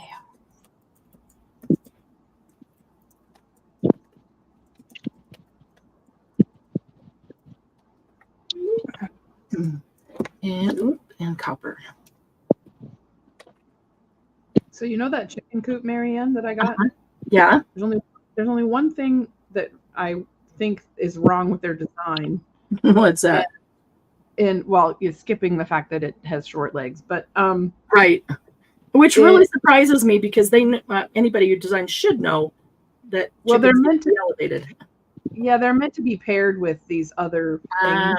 Okay. Kind of raise them up off the ground or whatever. Sure. But, by all the parts and pieces.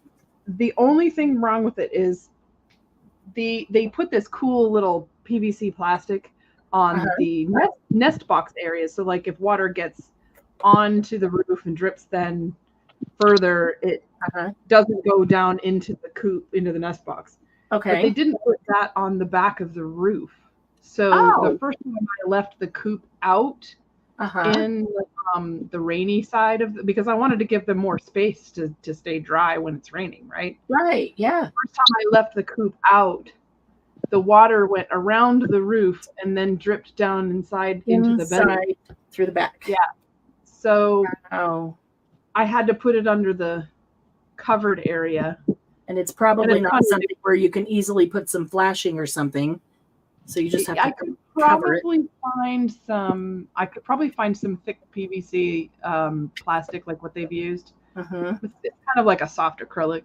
Sure. And then I could probably staple that to the underside of the roof to get that same effect, and then put a bead of caulking over the staples and and underneath where I've attached it so that it can't seep around. But I don't think that. I mean, right now I don't need to because it's completely covered underneath your roof. Yeah. Yeah. So anyway, it's just kind of is annoying that. Yeah. But again, I literally paid less than $200 for it. So. Wow. That's impressive. Okay. For that, I'll fix that on my own. Yeah. It was made of cedar, waterproof roofing. Wow. So I wasn't going to argue. Was that sale? Was that on a major clearance sale or something? It was only about $30 off of its normal price. Oh, that's a great price, actually. Yeah. So I'm just trying to figure out how to modify it, other than lifting it off the ground, how to modify it so that the chickens feel more comfortable roosting in there. Because the roosting bars are really funny because I'm like, no chicken is going to sit there when they're fully grown because they're this far off of the bedding floor. Oh, man. And I'm like, the chickens don't want that. And you need the bars in there because that actually provides some of the stability so it doesn't rack. Right. So I'm just trying to figure out how to best to put another bar across the entire length of the thing in the center. Right. So that they feel a little bit more comfortable with getting up and roosting up a little higher inside the coop without not having that interfere with their nesting boxes where they can lay. Yeah, and they don't really sit in the nesting boxes anyway. I actually put not yet. They will when they lay, when they start laying.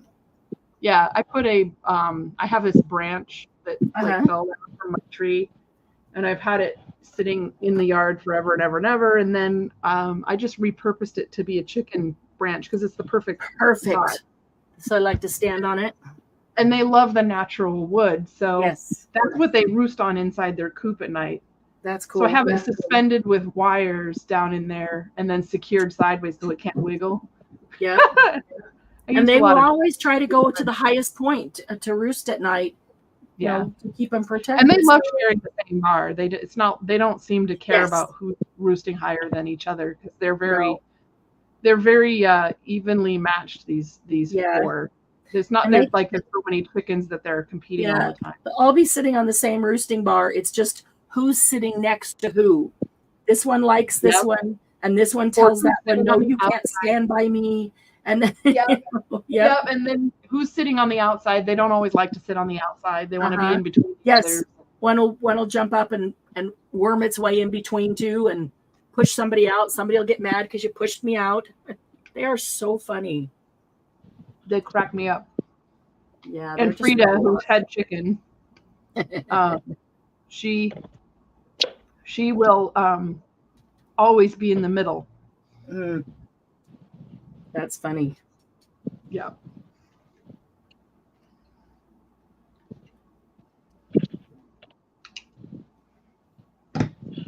I had one, she was like the little mother when they were out, always out in the yard on their own. And then when the sun would go down, they would go in, and she always stood around and waited and would walk around the yard. If they were dawdling, she'd walk around the yard and tell them, go get in the pen, in the coop. And she would make sure everybody was in the coop. And then she would go in, last one in every time.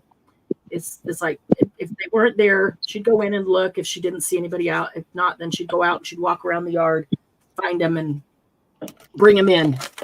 And it was so cute. It was just like a little mother making sure all the kids were in at night. Frida's a little bit the same way, only I still go out and put them to bed, since of course it's not off the ground, and they, Right.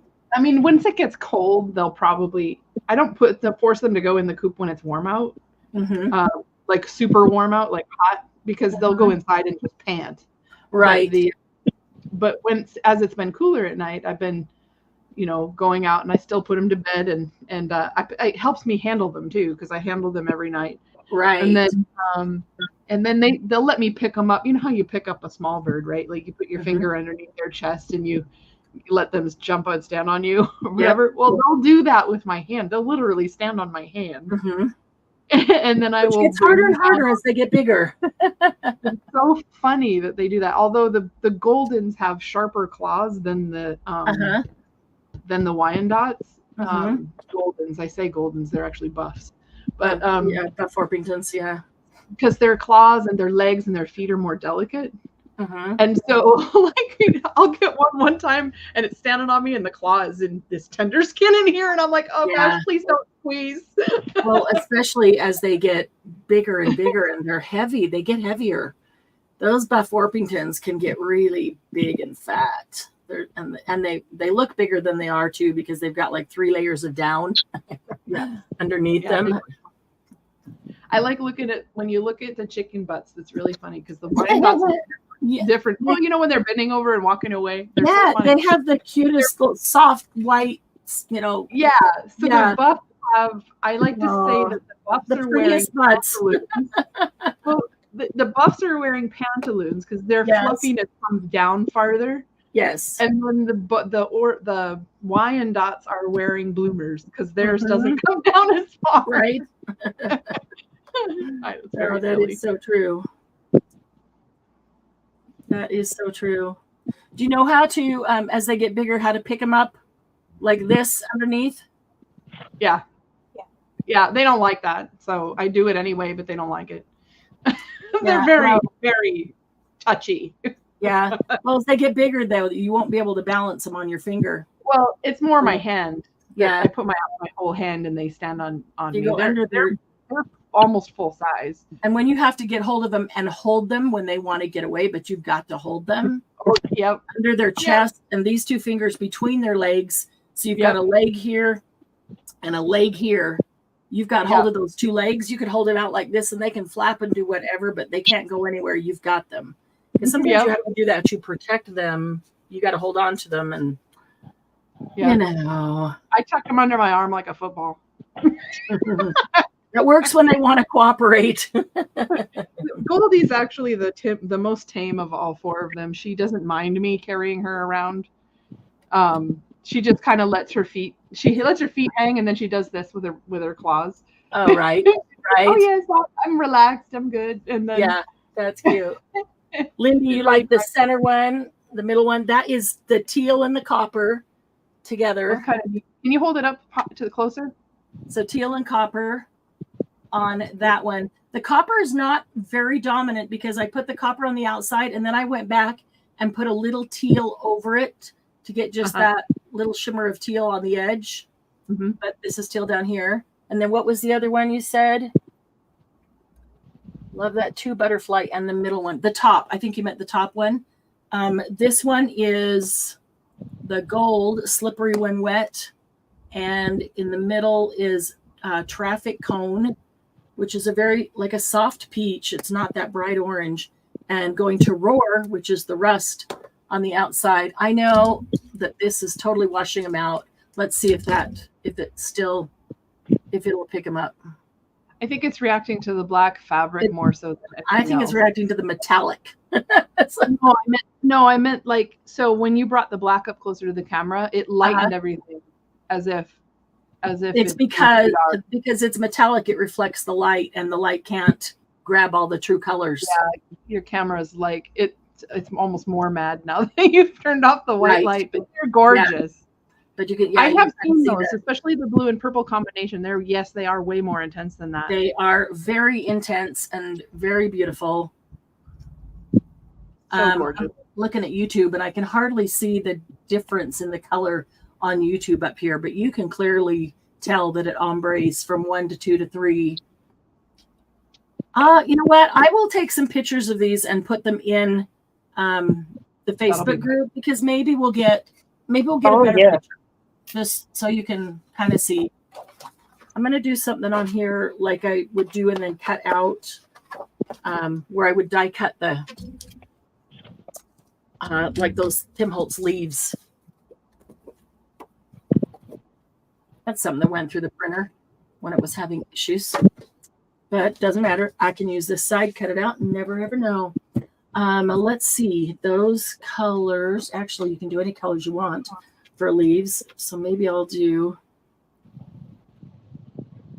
let's see. I would store them upside down so I can see what colors they are. And they're paste, so they don't fall. You know, like I don't open them up and it's all on the lid. They don't. I store them in this container in the drawer, upside down. Otherwise, I can't tell what the colors are. Do that. All those make good leaves. And this one, and this one, and this one. Sugar. There's what I'm looking for. I'll have to try some of that neon too, so you can see that, and then play with some solar paste. Oh my gosh, I love this. My friend posted this art that she made. That's cool. She's making quote unquote potion art for Halloween decor. It says dreaming captured, do not open, may contain unexpected thoughts. That's good.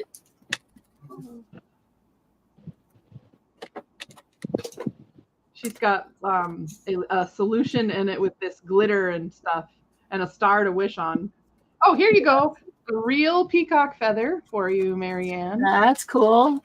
Now you can see it's got this coppery color and this very dark black and a very dark blue, and then the dark blue and the bright blue, green and teal kind of around the edge. That's very cool. Okay. Oh my gosh, there's a unicorn in it too, or a sheep, or a sheep or something. Because you must have a unicorn.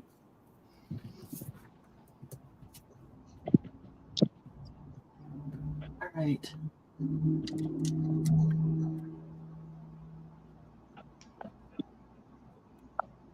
Let's move all of that up top. Okay. This is the most fun because all I have to do is smear it on here.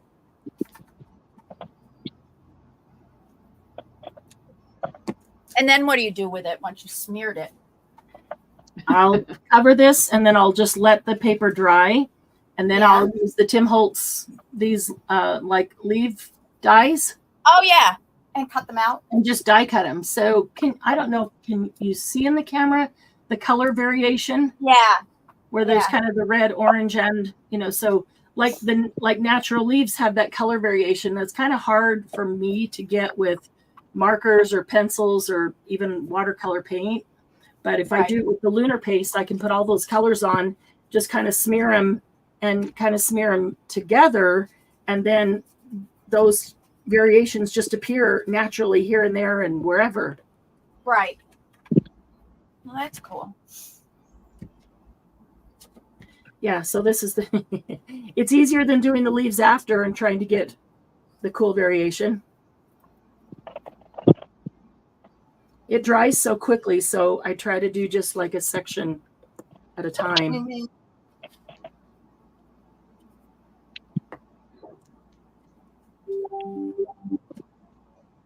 And I only want a little bit of that red streaked through it.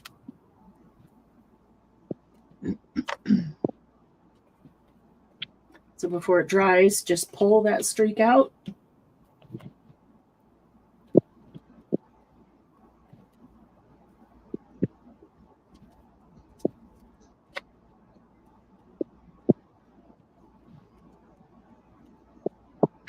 And literally use any colors you want. You could use shades of green and maybe a little bit of yellow for early fall.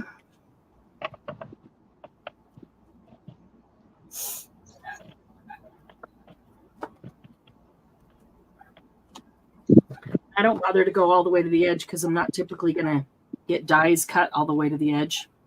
Except once you cut them out, then you have the cool leaves in that paper. You can use the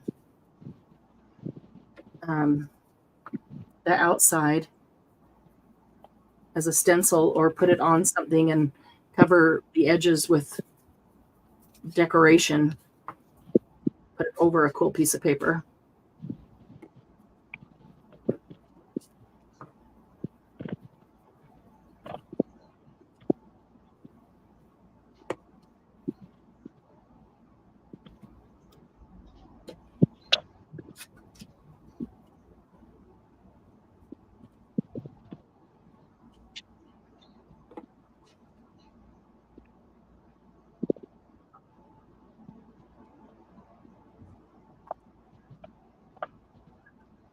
If you want the grain of something that you're going to cut out all going one way, after you smear it around, just go with your finger all one direction, and that'll give you a grain. Just have to do it quickly before it dries, or grab some more and go on top of it.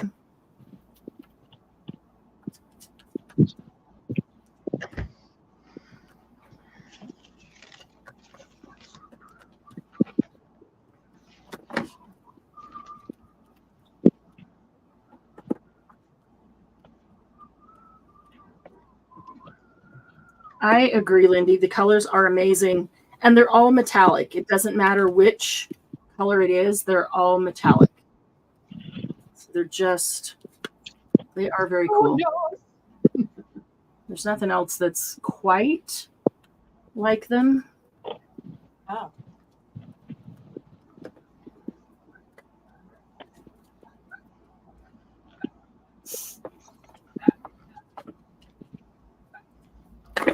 Oops. And because they're paste, they don't spill when I knock them over, which I always do. I love that. They're Marianne proof. They're Marianne proof. That's a good one. Oh.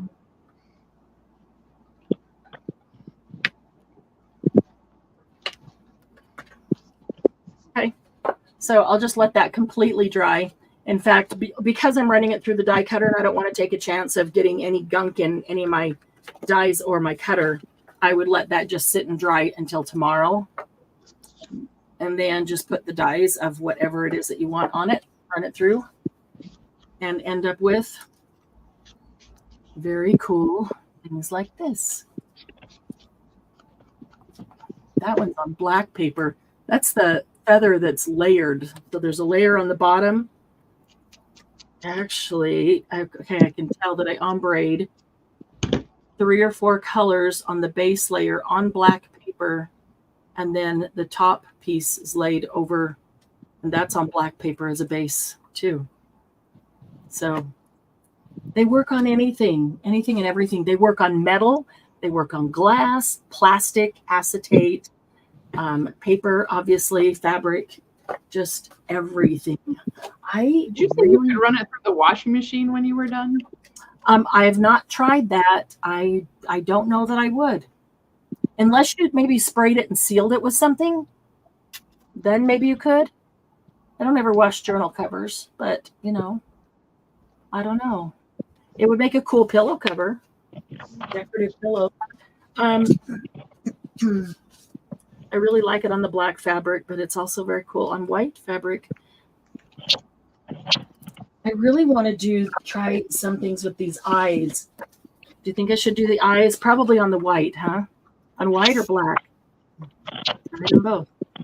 What if you used a solar paste on the black fabric? Oh, you have white fabric. I have both. I have black and white still. And I can use the solar paste on either. In fact, we could mix the solar paste and then use it on both to see the difference with that backdrop. Because the solar paste, you can use it alone. When you use it alone, you just get kind of an iridescent shine of whatever, with the basis of whatever that color is.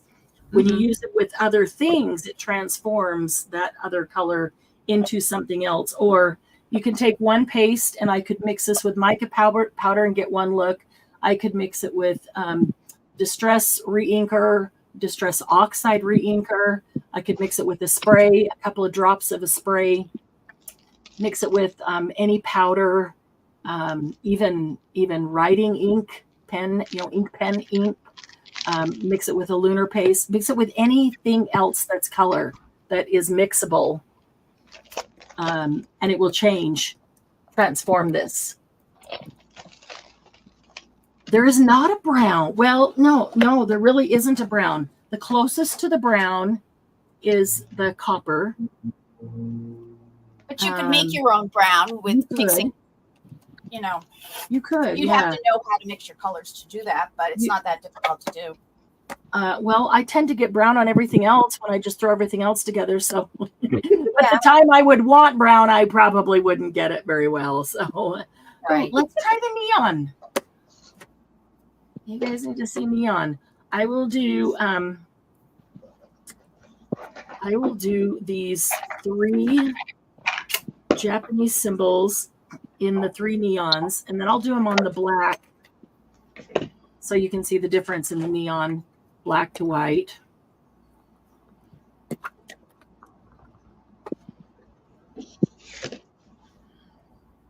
And then we'll do some solar paste. I think what I want to grab to, oops, I put the wrong one on. I can always tell what color it is because it's on the lid, so just have to look at it. So what we want to mix with the solar paste.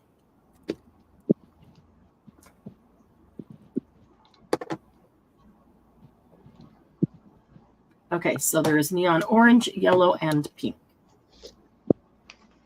And I have only used these once. That was in that workshop, so they're pretty brand new.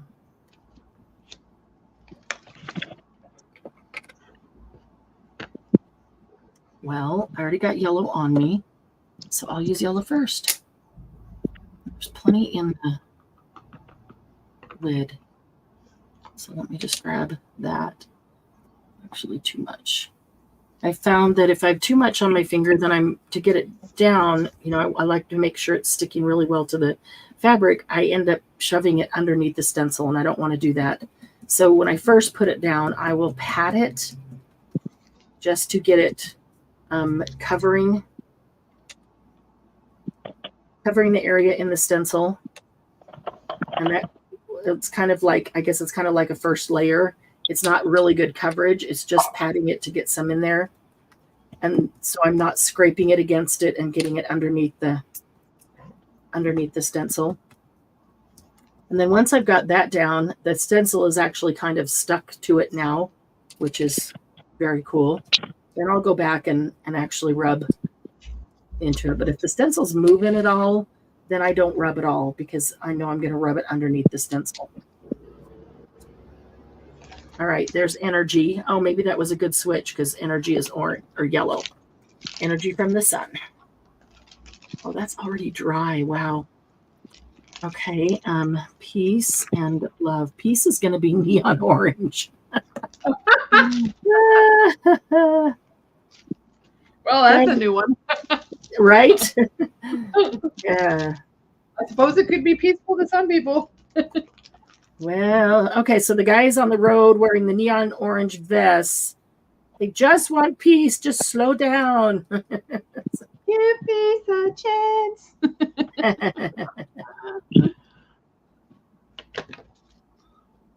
That yellow would be cool mixed with the orange, I think.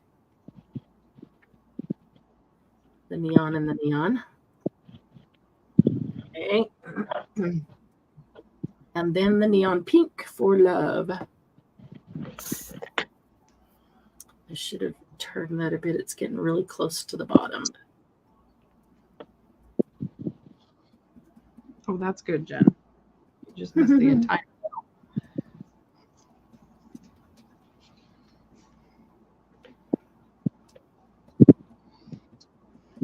We're going to get done here, and Irma's going to have an entire folio done, aren't you? I see her just quietly. I don't think so. That would be a miracle. And these are no little folios. Okay.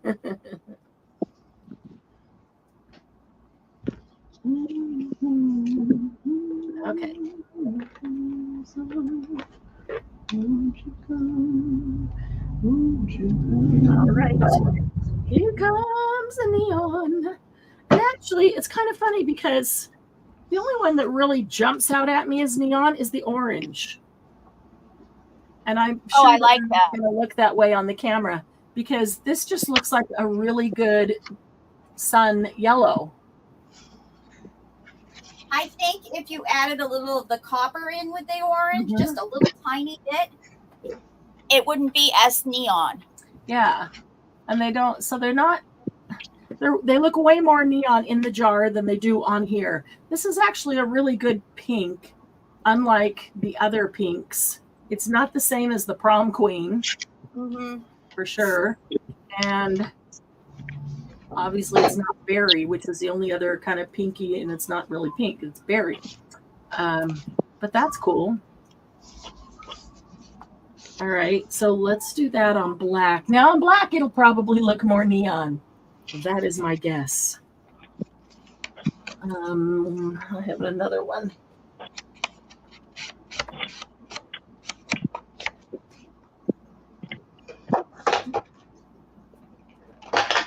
Okay, behave yourself. I'm working in my living room. This is not normal for me. Oh. Where that table is set up? We have the 6-foot table set up right now because that's where my mom and I sat for the thing yesterday. Yeah, because there was room for both of you. Yeah. So the camera doesn't want to behave, and there's a bunch of things that are like, I don't belong here. It's okay. I mean, I needed to figure out a better setup anyway for my camera.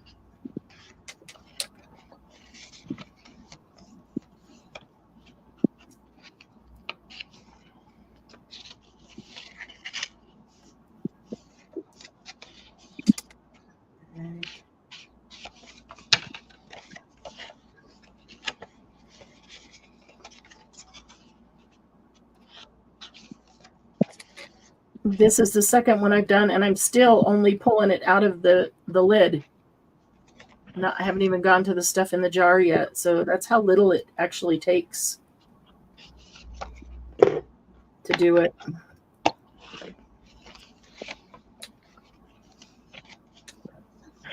And of course, if you wanted it to be a little more transparent, you don't even have to put this much on, and you could get the color with a little more transparency.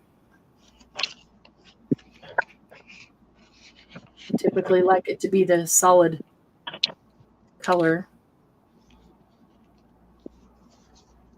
All right. Give that a second.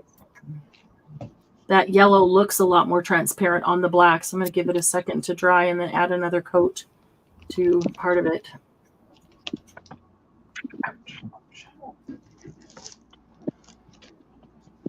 Actually, I'll do the orange and then come back to it. And it's already dried on my finger, so I'm going to go right to the orange and not even worry about it because the yellow's dried on my finger. So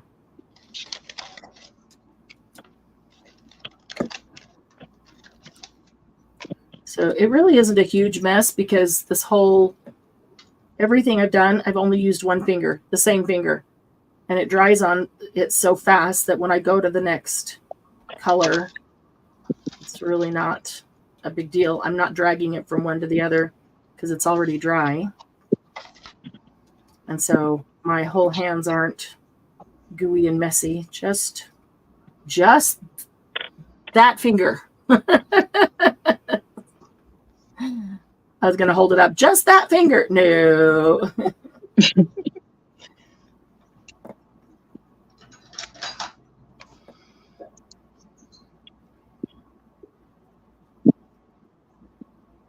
I feel like that one wants a second coat too. Interesting. That may be the black background that's making it seem a little more transparent. Oops.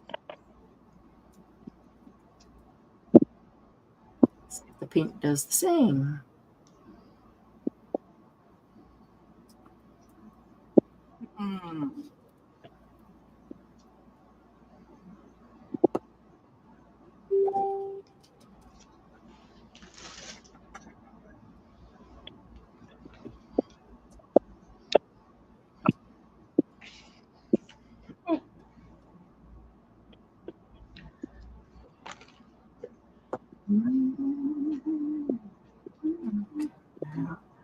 Lindy's probably online buying those products as we speak.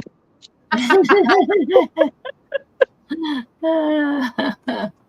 know it's hard to see them and look and then start thinking about all the cool things that you could do with your ideas, your projects, and not do something about it. I get that. I totally get that. Back to the yellow.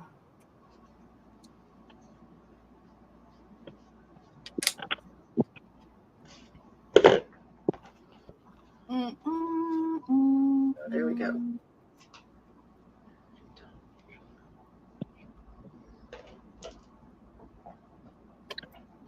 The thinner you make it, the faster it dries. If you make it thicker, obviously it's going to take longer. So if I did really thin layers, they would dry super fast and I could put multiple layers on one after the other.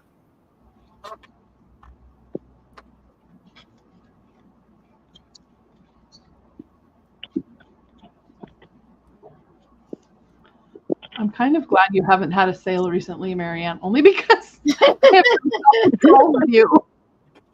Me too soon. Stuff is piling up. A lot of inventory. I think Mark is happy too.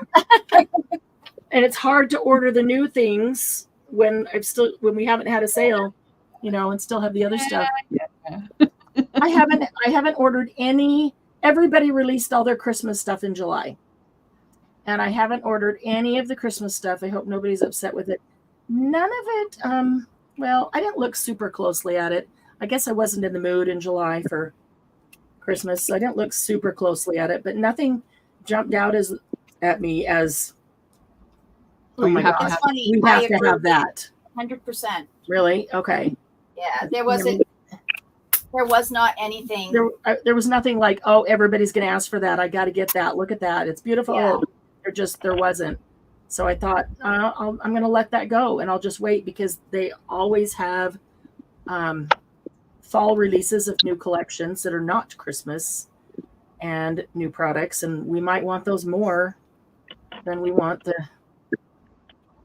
Christmas. For me, it depends on like the color schemes and stuff because there are some color schemes that come out and I go, oh my God, I would never touch the 10-foot pole. Yeah, the color combination and for Christmas, for me, it looked like the style, Yeah.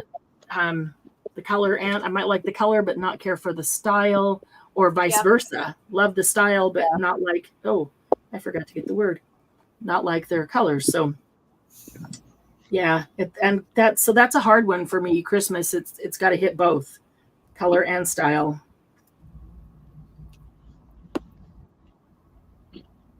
But, and I don't do a ton of Christmas. Maybe I should make a Christmas album, but we always have so much going on. We've got retreat in October, and other things that we do that Christmas gets here and then it's gone, And so I never do a whole lot with just Christmas. And so I'm always thinking I should just get the things that we love to use year round. You know, more vintage library kind of things. Mm-hmm. They're a little more versatile. You can use them for Christmas or you can use them for whatever. Mm-hmm. Right. You can take something like that and add anything you want to make it anything you want, right? Yeah, even this kit with bright colors. Uh-huh.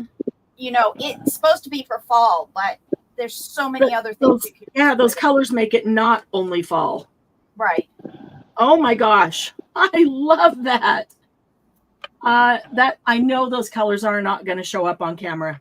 Wow. All right, I might change my mind about the neon.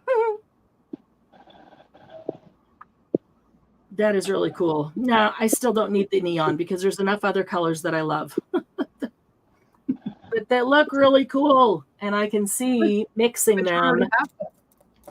But you already have them, so yeah, I think there's 3 or 4 more. I don't know. Oh, in other words, you don't need to buy what's left. Exactly. I don't need any more. I don't need any more. All right.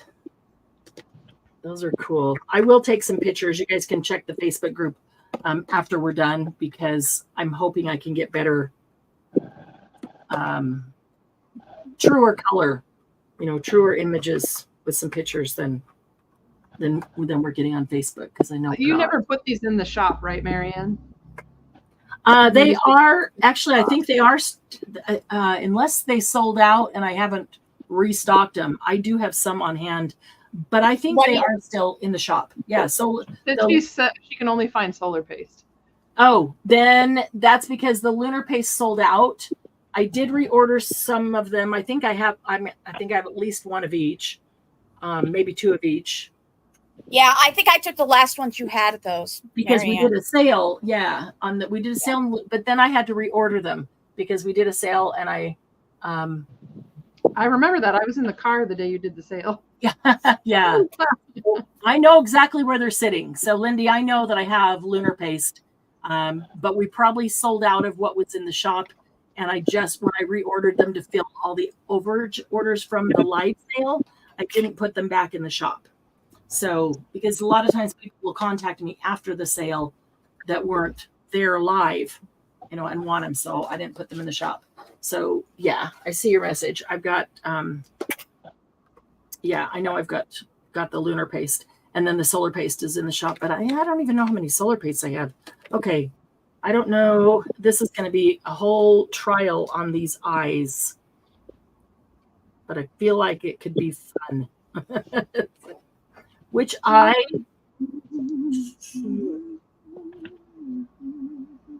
I think I'm going to set this aside so I don't stick the eyes on it and get another piece of fabric. The third one up on the right. This one. Yeah. Maybe the eyes should be on white. Should the eyes be on white? I still think they would look really striking using a light color on the black. A light color. Okay. Yeah, I like the top left one too, Lindy. Margie! Hey, Margie! Oh, Margie just activated Super Chat. Thank you. Thank you. Which reminds me, we are not going back to Patreon. We had been kind of sort of talking about that because a bunch of people have asked to go back to Patreon. I loved Patreon and the stuff that we did in there, but it is a hassle to keep up so many different platforms. So that's okay. Better late than never, Margie. We're just glad you're here. I have activated the membership on the YouTube channel.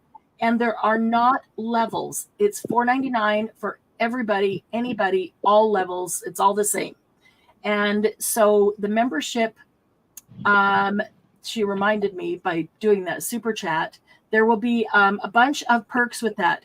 I'm preparing some items for clearance sales. The clearance sales are going to be brought just to the membership club on YouTube first, because it's going to be a smaller group.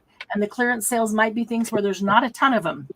And so they will get always get first option on the clearance sales. They'll get be told first when the retreats are out, available, registrations available, first option on that. We'll have some private laugh and crafts where we hang out with only the membership club. I'll post some videos that are only, it's cool because now I can go in and when I put in a video, I can put it for everyone or only the membership. So there can be videos that are maybe behind the scenes that I don't want everybody to see that can go just to membership. Even messages. You can chat here and I can actually set it up so that members have a members chat within the live. That's crazy. I haven't seen it, so I'm not sure how it works. I've seen it on other people's. They basically just separate the two threads. Wow. Okay. So you can see the members and everyone else. What else? There's some other perks. Some other perks in there. Some firsts of when new products come in, members will get first options at those things. Whatever perks we can find. I've got a whole bin of things that as I've been organizing, I found that I've made. I may send some of those things out, send random packages to members. We'll just do some fun things with just the membership, but I really like just $4.99. Supports the channel, helps us keep going. Everybody's the same. We had all these variety of different levels in Patreon. Each one was a different price. There was different perks with each level, and it's really hard to keep up with. It really is. So this is going to be much better. These Eyes. Yeah, good song, huh? Margie is a member. She's our first member. So happy, so excited. Woohoo! Glad you're here. And thank you so much for the super chat, Margie. Margie, which eyes do you like the best? I'll make you some eyes for your super chat. I do like the one on the left. I want to do one of those. I like this one over here. I kind of like this one here too. And we can do several of them. Would be great as a journal cover. Mm-hmm. Yeah. What about this one? Would be great. That would be cool too. I was going to say a pair of eyes, though. Two of them that go together would be great as a journal cover. Yeah, and so I think you do this one, and then you flip it over, and then you do that one. Same one. Otherwise, you're not going to get a pair because they're different. These two. Nope, these two are the same. Yeah. I don't. The other one is okay because the eyes are in the right place to be looking off to the left, so that it's just a different angle. It's like looking at somebody from the side. Okay, I see it now. I see it. I do see it. But you could do what you're saying as well and get different faces. Yeah, but no, I do see that now. I didn't see it before because all these are individual eyes. I'm also looking at the camera. It's like she's looking at me like that from a exactly. Yeah. Okay. Oh, that's cool. Now I'm seeing totally different. Do you see? I think it's only easy for me to see because you're only this big on the camera. Because you're farther away. Yeah. Yeah. Exactly. And you know what? On that membership thing, you may not be able to see it on your phone, and you may not see it on certain devices like iPads or other handheld devices, but you can see it on a computer. I spent some time online with tech support from YouTube, and they said they're trying to fix it. And they know that you can't see it on a lot of phones like iPhones, and that the join button just doesn't show up. So I think it's a recent thing, Marianne, because the join button was visible on my phone for other channels. I see it on mine for other channons. So yeah, I just couldn't see it for yours. It could just be a recent glitch, but they said they are aware of it and they're trying to fix it. But they gave me a link that they said here you can use this link that anybody can click on, and doesn't matter what device they're on. It'll take them straight to join. So, and please nobody take the fact that I haven't joined yet as a problem. As an affront. I haven't either. I haven't committed to the $5 a month yet. I have to really decide if I want to do that. So yeah, that's totally okay. It's not that I wouldn't like it. It's just that I have totally understandable. I've just been too lazy and too busy doing other things to do it. I will admit that. It's not get lazy, it. it's just multitasking like all of us women do. Yeah. I get it. You know, no obligation for anybody. And that's also part of the reason I thought I just want it all to be $4.99. I don't want the different levels and people to feel like, oh, I'm not supporting if I only do, you know, the $4.99 level and don't do something higher. And I don't want that feeling, but, you know, it's enough to help support, keep us going. But, you know, that's all. So before we're done, I'll go grab the link and put it in the chat just in case anybody wants it. If you can't see the join button. There is a video. If you go to the channel afterwards, and if you look under the videos, there is a video that says membership YT, membership YouTube. And it's actually a 1.5 minute video. I said it would be under 10 minutes. And Sylvia said, you can do a video under 10 minutes? Cracks me up. It's only like a minute and 20 seconds or something like that. Challenge accepted. Right, exactly. Exactly. I didn't want it to be a long video. I just wanted to say, hey, we activated the membership. Here's what it is. Here's what you get if you'd like to join here. But if you look on, if you click on that, or actually, if you go, when we're done, if you go out and you go to the homepage of the channel, that video will pop up as the first video there. To the right of it, it says join this channel. Very small. It doesn't pop out at you. It just says join this channel, and it has a link there. That link will take you right to the join. If that join button does not appear, I have these little faces stencils, and that I'm looking for them. Some of you had seen them. I love the faces.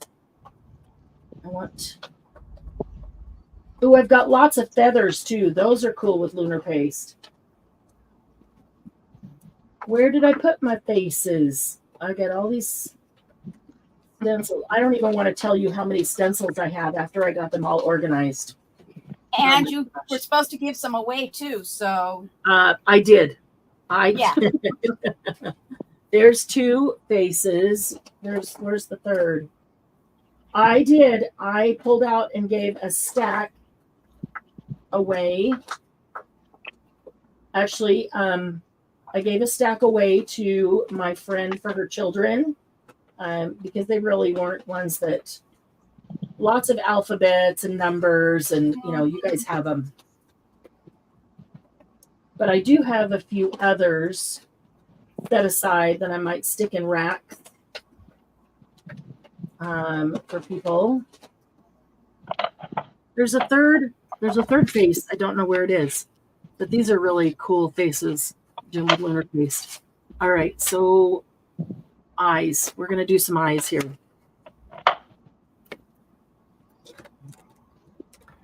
Okay, so help me with the colors. If we do this on white first, and then we'll do it on black.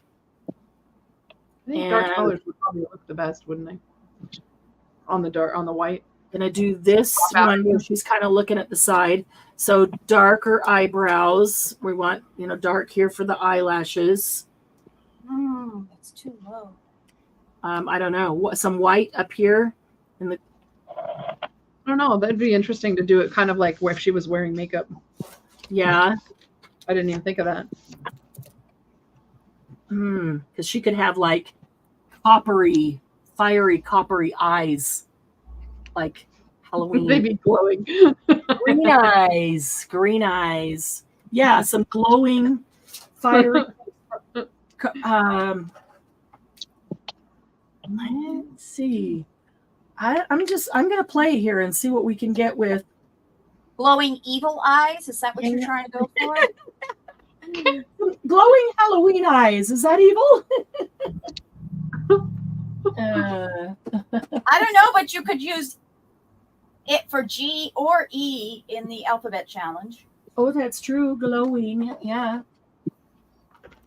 E is already done. I have not done G. The golden hour. All right, green eyes.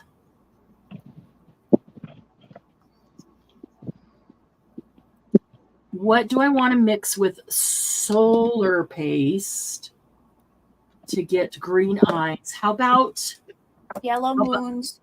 how about a drop of one of the green Distress ink refills? Which green? Let's see. Which green would make cool green eyes? Pistachio, peacock feathers, That Modal funny evergreen bough that's sort of blue-green. That would be interesting. evergreen bough, twisted citron. That would be like glowing green. Yeah, that would be really bright. Yeah. It would be kind of cool. You know? Let's see here. What is that? Crushed olive. I'm looking. Evergreen bough. There it is. Okay. And then you could give her purple makeup. Oh my gosh, that would look cool. The green and purple. We make peacock eyes. Go with your yellow moons. Stars. Green-eyed lady. Trying to think of what that cereal was, that the yellow moon, pink stars, green clovers, and blue diamonds. What is it? Lucky Charms? Yep. It's Lucky Charms. Yep. Yeah. It's Lucky Charms. Which was so good when I was a teenager, because we had too many kids and not enough money. And so we never got cereal like that. And so I only got to eat it like when I went babysitting and they had it. So it was so good. And now I'm like, oh, so gross. It's so full of sugar. Yeah. It's not exactly the health cereal. Yeah. Health breakfast. None of the breakfast cereals are. Okay. My grandmother was a little ahead of her time and taught, like, my mom, they didn't have sweet cereal when my mom was, and so I grew up with my mom and we didn't have sweet cereal at all. We didn't either. On occasion, it was a treat. It wasn't something that we ate like every day. So I had things. Rice Krispies was our sweet cereal. Oh. Yeah, we had Rice Krispies and Kix was the sweetest thing we ever had. Wow. We would have the Frosted Mini Wheats. I think that was probably the sweetest we had. Some oatmeal. We did sometimes now and then have cream of wheat. I really liked cream of wheat. I do not like cream of wheat, yet I like malt oatmeal, which is funny because it's similar, but it's a malted barley cereal instead of wheat. Right. Yeah. And they don't have it over here in the store, so I have to order it online. Really? Yeah. Okay, that's so like the pregnancy food I ate every day for the first few weeks. Oh, wow. Yeah. When I was pregnant, I came home from my night shift, and I would have a bowl of cream of malted meal before I went to bed. Okay, you gotta watch this transform. This is solar paste, and it is called crocodile tears. So you know it's supposed to be green, right? Yeah. So it's got the iridescent in it. I'm gonna add 2 drops of evergreen bough. Mardi Gras, Lacey Queen. Actually, I'm gonna start with 1 drop because I don't know. 1 drop might be enough. So let's start with 1. We can add 1 more. I want another orange flower in here, but it doesn't look right.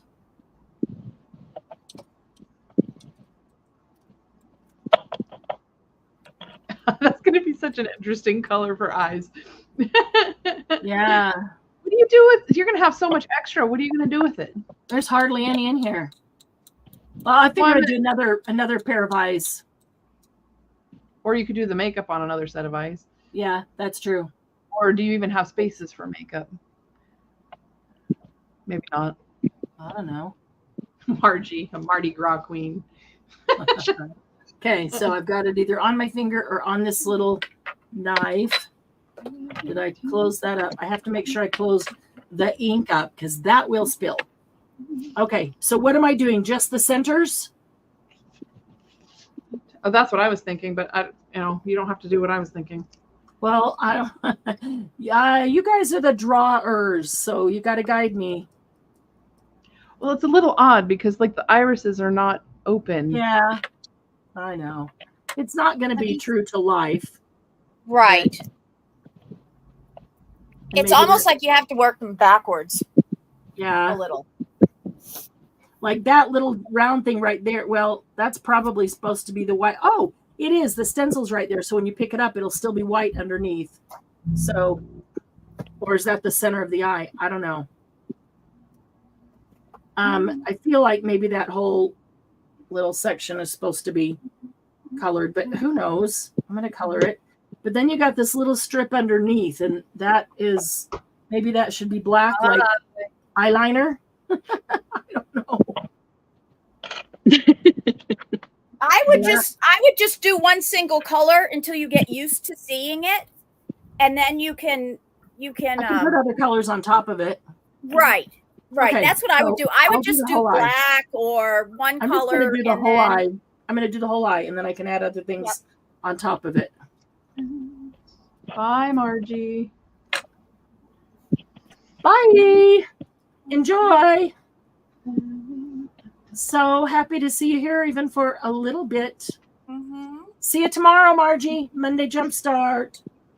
Oh yes. What are we doing for that? We are making collage fodder with magazine pages and a watercolor technique. Right. Yeah. Right. I'm excited about that. Hopefully Sylvia's going to be on with me. That might depend on whether she can actually get into StreamYard. So we might have to work on that on the side. I will email her the link so she can copy and paste it into her computer. Okay, this needs.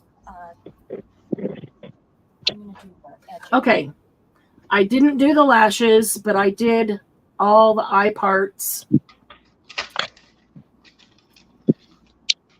I did all the eye parts in that green. Now. I'm sorry. I just thought that was funny. It just tickled my funny bone. Eye parts. The eye parts. Now, I know we need to add some other color for something or other. How about mixing with doing like darker with it? Lips. She could be a Mardi Gras sleazy queen. Love that, Brenda. Say that again, Jen. Oh, I was just saying, what if you mixed a darker color around like the outer edges of her eye or something? Mm-hmm. Yeah, this way you could actually see the eyes, hopefully, and tell me where to put other colors over the top of them. So maybe the copper. What do you think? You'll probably get a brown out of it. It'll be brownish.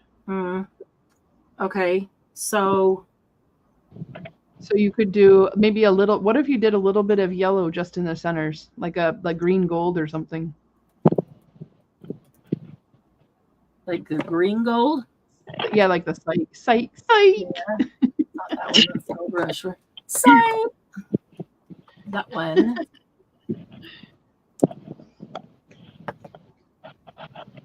Oh. Let's hope I got the centers right.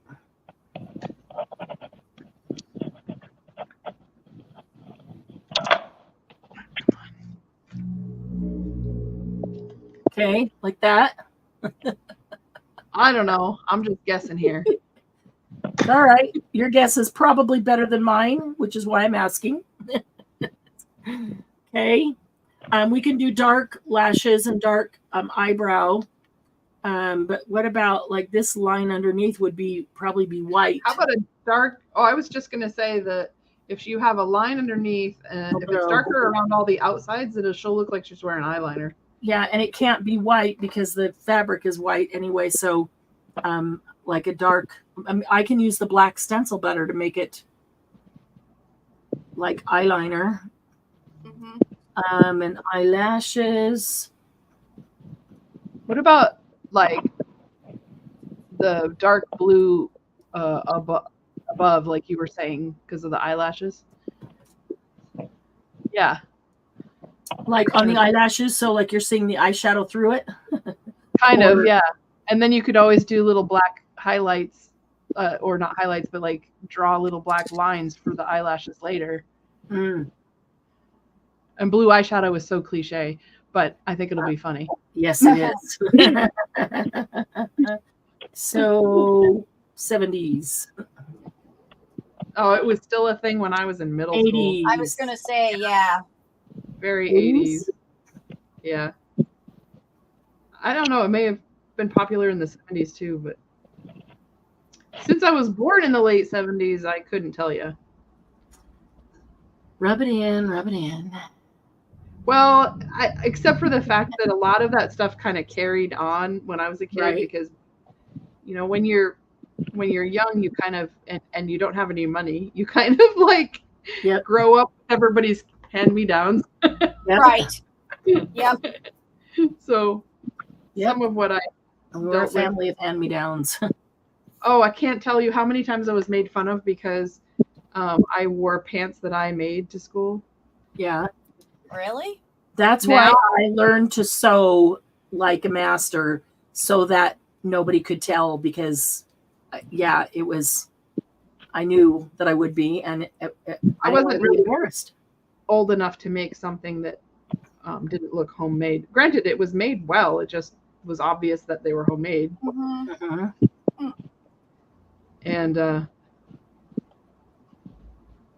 And I was so I don't think I had a pair of jeans until I was in my teens. I didn't either. I had boys' jeans with the extra pocket things that are the extras on the knees that made it harder for them to get those were cool. To get holes in the knees, the repair, the patches.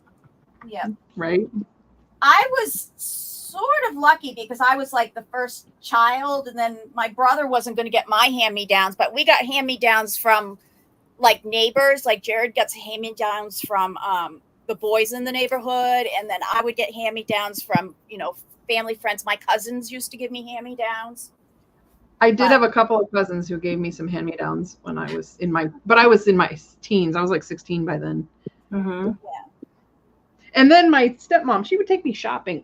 And by that time, I was able to take what I wore home to my mom's. Normally, then they bought me stuff when I was young.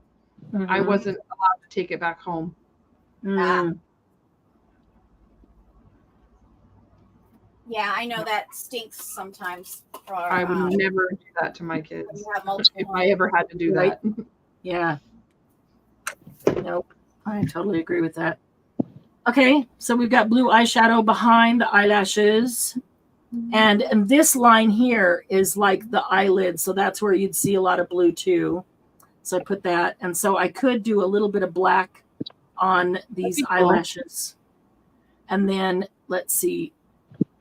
Eyebrows. The eyebrows are big up here.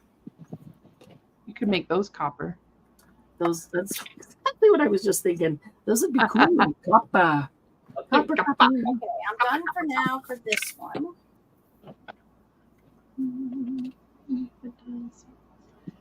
Yay.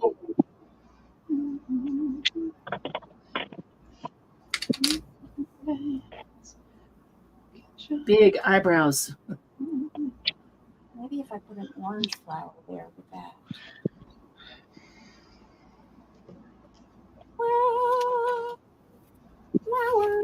Flowers.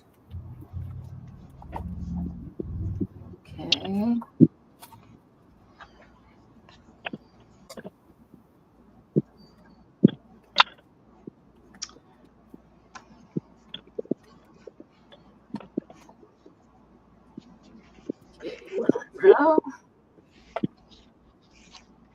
Trying to be careful not to get into that eye above it, because then I would have eyelashes on the fabric above the eye. Phantom floating eyelashes. Right? Well, that one might be good for Halloween. She has extra eyelashes on her forehead.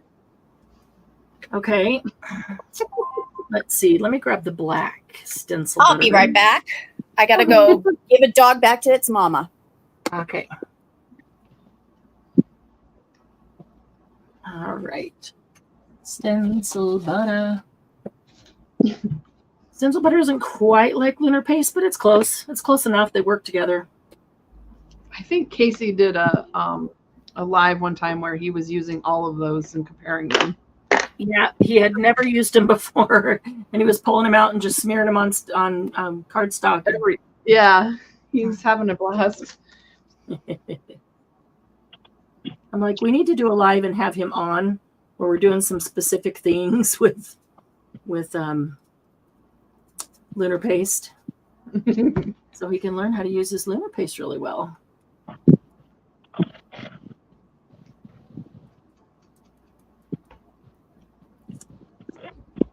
I think that was the first live I ever saw of Casey's. Oh, really?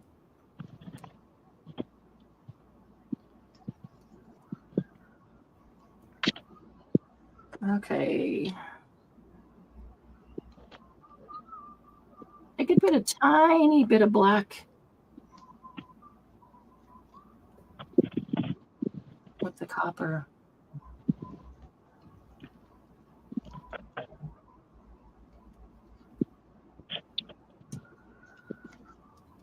Oops, that was more than what I wanted right there.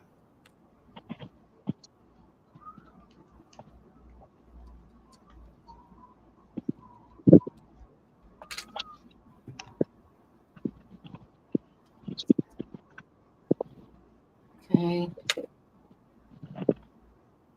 Oh, come on.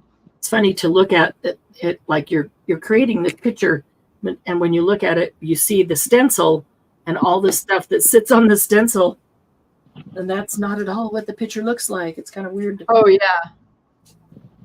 look at it and then try to picture what is it that I'm doing. Black,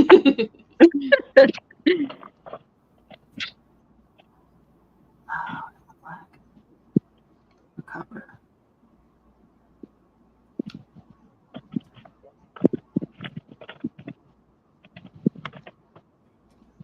Okay, so we're having coppery black eyebrows.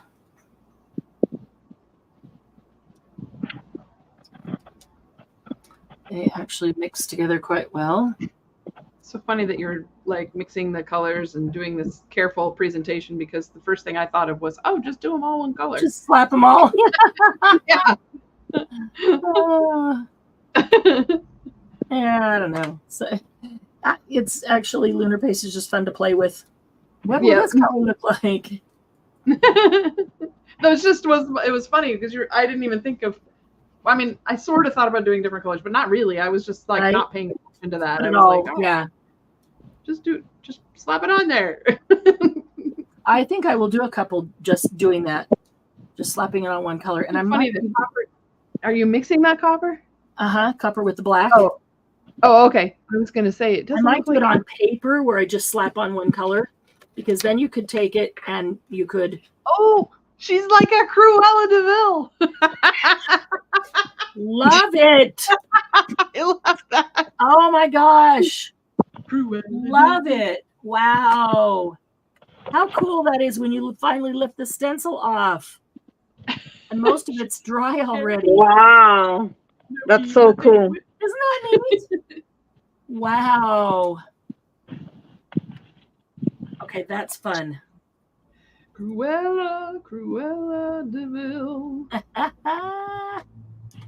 So the copper and the black together gave me a metallic brown.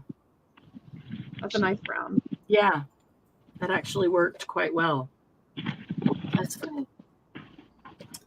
Okay. Oh, this is just fun to play with. I love that color we mixed with the solar paste with the blue and the dark blue that you suggested. Is that? Yeah, that is a break. Did you put any black on the right hand eyelashes? They still look blue. I did, there's not a whole lot. There's a smudge here, but there's not a whole lot on. Let me let them, they're dried completely. I can put this back over and get a little more black. I'm going to wait, just make sure they're dried completely so I don't smear it, but get a little more black on those tips. Meanwhile, back at the ranch. I was just going to say something like that. Pick a color, any color. You can do like a makeup journal, you know, for somebody who likes makeup. Right. Pick a color, any color. That is not in there. Raspberry pink. I have a berry. There you go. Let's see. I'm not doing it on here. We have prom queen or we have berry in the pink. How about berry? Okay.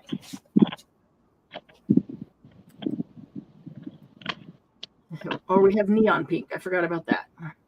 All right. I do like berry, and we haven't used berry, so that's cool.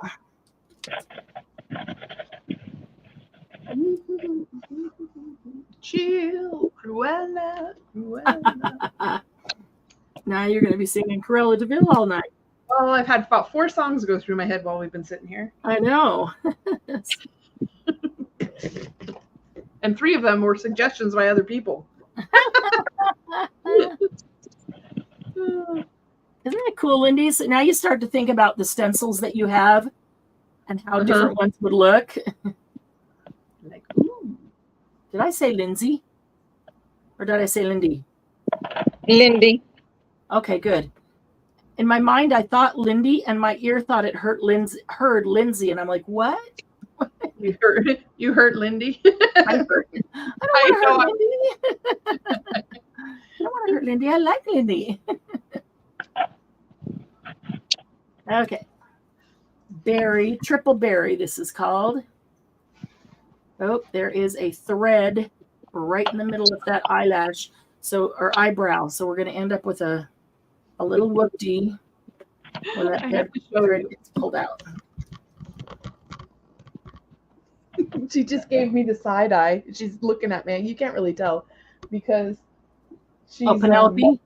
Yeah, she's got her nose tucked in the blanket. Right? Oh, Lucy does that too. It's so cute. It's adorable. Yeah. Okay, my camera's washing out color today too a little bit. Man. And I know mine's because this, well, partly it's the LED, it's so bright, but even if I turn that off, then anytime anything is metallic, the light will reflect off the metallic and has a hard time picking up accurate colors. It doesn't know how to handle it.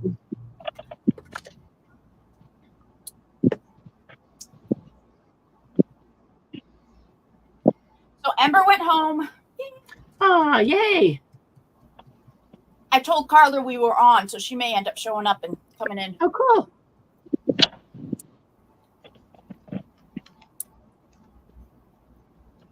And I also made myself a tiny peanut butter and fluff sandwich. Oh, good for you. Peanut butter and fluff. I found a local grocery store that has it now. Really? Mm-hmm. Oh, that means I don't have to get you any? Mm-mm. You can and now. They have the big one. Normally, I can only find the small one.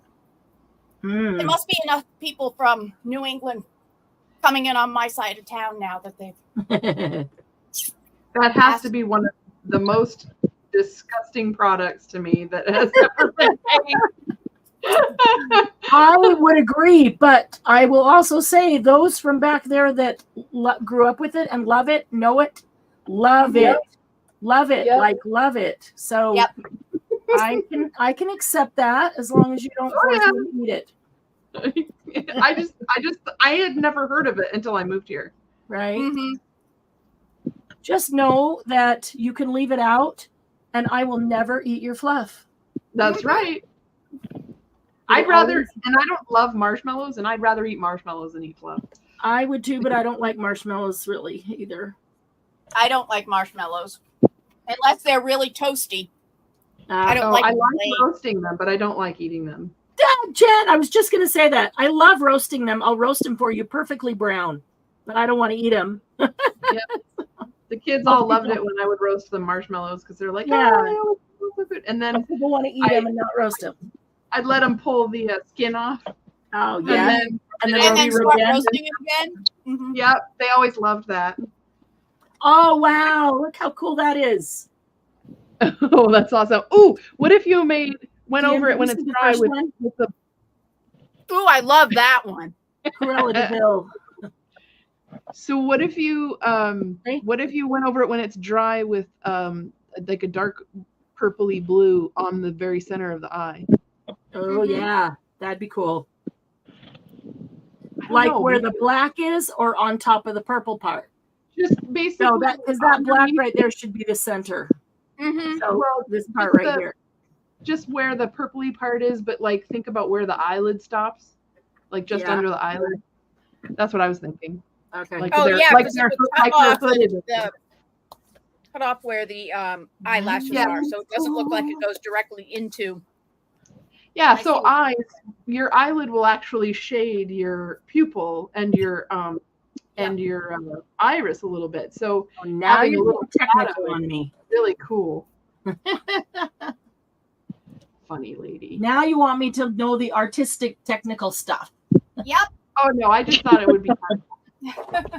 Try it, you'll like it. Right.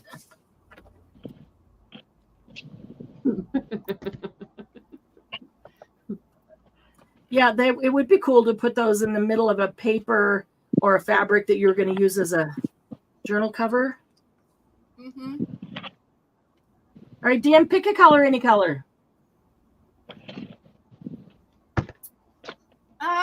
Red.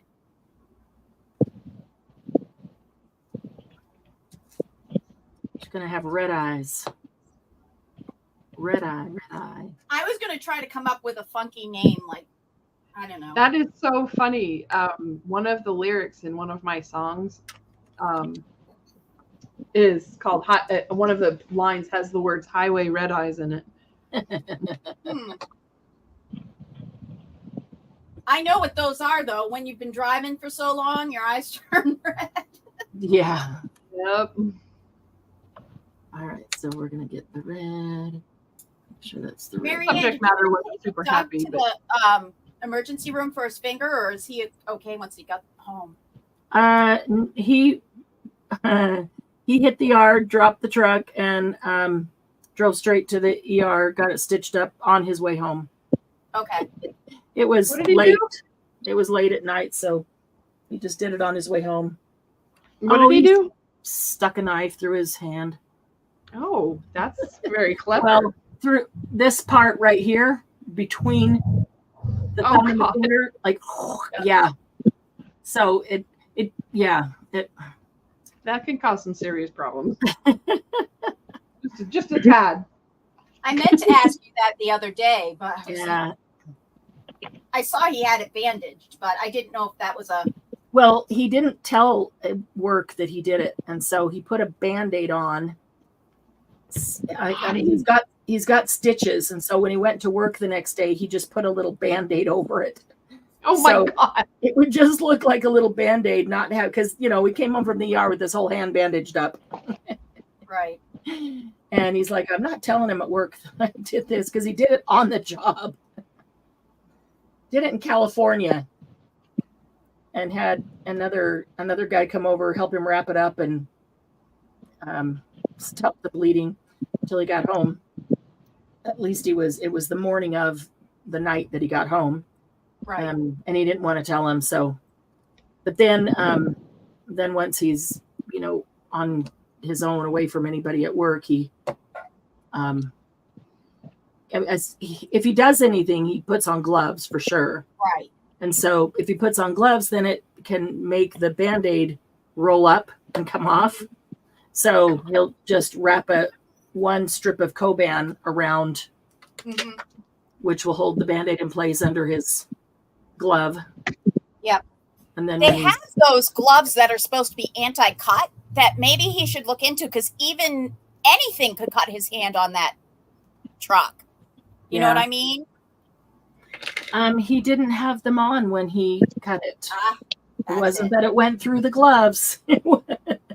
He was just doing something simple, stupid, Quick, you know? Yeah. Yeah.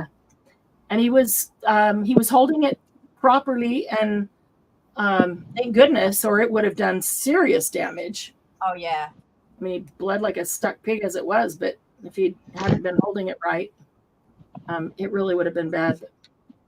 But it's, you know, it slipped and just caught that little, you know, the way he made it sound when he called me in a panic was different than I'm dying. Yeah. Well, he's a guy. Well, it's funny because he's one of those that he can be. If you're having something happens to you, it doesn't matter if you have blood spurting out of your eyeballs. He's calm, can control the situation, do what we need to do, get it taken care of, you know, move on. Everything's just fine. But if it's him, if it happens to him, that's when he loses it, panics. Yeah. Which is really funny. A guy thing. And I don't know if are guys like all guys like that. Yeah. Well, Mark doesn't do well when I get hurt. He doesn't know what to do. But if he gets hurt, he's a big baby. Yes, and it is harder, like for Doug, if it's me, because he's hurting for me and panicking. But if it's somebody else, no big deal. You know, he could come across an accident and just calmly take care of everything, CPR, whatever needs to be done. But yeah, if it was me or if it was him, it's like panic city. And I'm exactly the opposite. I'm just, you know, I mean, I know that if I panic, then there's no reason to panic. Just take care of it. Just do what needs to be done. Yeah. If I panic, then that makes you function less effectively. So I've never been a panicker. I'm just okay, so that's the situation, you know, do what needs to be done. But I know a lot of girls that I grew up with, anything happens and they're like, ah! Yeah. Oh, Marianne, you would love this story. When I was 12-ish, I got to go to Girl Scout camp. Yeah. Okay. And mind you, I quit Girl Scouts about a year later because I got so tired of how we were always relegated to girl-based tasks. Right.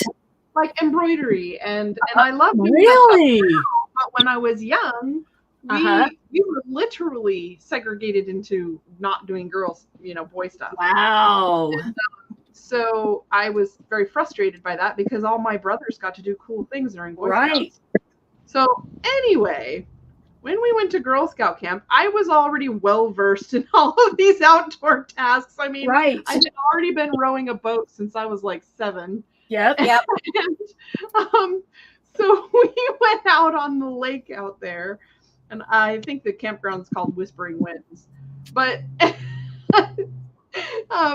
the girls I was in the boat with, oh no, I can't stop laughing. So these 4 girls had never been in a boat before, and we're all wearing life jackets. It's not like we were have a major problem. And, you know, there could have been a few injuries, but likely nobody was going to drown. And so this is when we got to go out into the rowboat alone, just the 3 of us. And one person got to do the rowing. Well, this one girl did not know how to do it. And I was trying to tell her, it's the exact opposite of what you think. You're going to lift up your hands to put it down, and then you're going to pull toward you because, you know, you sit and you rowed with the bow behind you. Well, she got us closer and closer and closer to the outlet of the lake, which was oh gosh, it gets better. Which was a dam-like thing, but it was on a ramp, so the water wasn't going to tip us over and dump us 20 feet into something else. Right. It was a slow, like graduated concrete ramp that went down into an outlet stream. Yeah. And we get closer and closer and closer and closer. I was trying to tell her, and she starts panicking. And I tell her, I said, "Oh, just move." I told her, I said, trade places, put your hands on either side, bend your knees, keep low, and trade places with me. And she listened. She listened, which was good because if she had stood up and started panicking, she would have fallen out of the boat. Right. Because the rowboat rocks back and forth. Yeah. So I traded places with her. I got the boat turned around and got us back to shore, and they were gushing and gushing. Oh my God, you saved our lives! Oh my gosh. I was rolling my eyes so badly. That's I was so trying funny. not to be mean, but I was like, oh my God, Sure. this is embarrassing. Girls everywhere. Right. Oh my Irma, God. pick a color, any color. Huh? Pick a color, any color. Green. That is so weird. I knew that's what you were gonna say. Well, she's working with a lot. That is just so weird. I started looking at the different shades of green, like which one should I pick? She's gonna say green. You must be psychic. Either that or psycho. We're on the same the same psycho wavelength, right? Oh, Great say your minds wavelength run is the same better, better. Marianne. What? Your wavelength is showing. Right. So I was talking to my my son's dad the other day. He lives in Oregon. I told you that. And he's like, do you remember when we lived in Alaska and we went out on this just little lagoon that was near our house? He's like, we went out there on a rowboat because I knew how to row. I learned at Girl Scout camp when I was little. And he didn't, and he'd never been in one. So I said, well, I'll take you out on a rowboat because he thought it looked cool. And so we'll go fishing from the rowboat. So we get in the rowboat, we go out there, and he just panics because the rowboat moves. It rocks back and forth a bit, and he's feeling the waves moving a little bit. And he's panicking and he's moving around and it's making it worse. And it's rocking. And so then he's trying to stand up and like sit down, shut up. And he was literally starting to hyperventilate, and I had to take him back to shore. He's like, do you remember that? And he starts laughing. He's like, I'm so sorry. That's so funny. It was really funny. So the Girl Scout camps I went to, each one had like a different theme. And one of them, one year, one summer, I learned archery. Another one was at a lake, and it was rowing and canoeing and swimming in the lake. Mm-hmm. There was one on horses. So you could like pick which themed one you wanted to go based on what activities you wanted to have. So that was kind of cool. But that's why all my best friends growing up were boys, because boys had way more fun than girls. I liked their activities better. I was always with my brothers doing the boys' things. I didn't want to sit and play dolls. I never owned a Barbie. I wanted to be out roller skating and bike riding and climbing trees and, all the stuff that they got to do, the exploring, fun stuff. I got to do that stuff both. at home. I did and the I boy have stuff Barbies. and the girl stuff. I quit playing with my Barbies soon after I had them. That's not true. I played with my Barbies longer because my sister liked to, quote unquote, play Barbies with me. I couldn't tell you what that means, but, but we would have the Barbies out and be playing with them.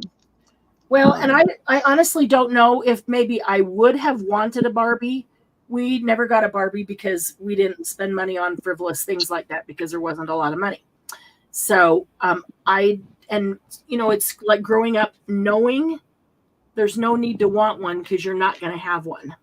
You're never going to get one. So I don't know. Maybe I would have wanted a Barbie if I knew that there was ever a chance in this life that I would have had one. But I never missed it because I never sat around and played dolls of anything. I'd rather be outside riding the bike or skating. Yeah, we did lots of outdoor activities. Never got into skateboarding. I was never very good at that. I just was never good at a skateboard. Never coordinated enough for it to be. Me either. But I could roller skate and I could bike ride. Was never really something safe I should have been doing. Right? Yeah, don't trust me on a skateboard, but put me on a bicycle and I can ride all the way around the neighborhood with no hands. I can control Right, the bike, right, but exactly. I cannot stand up on a silly skateboard. It was funny because I could do rollerblades.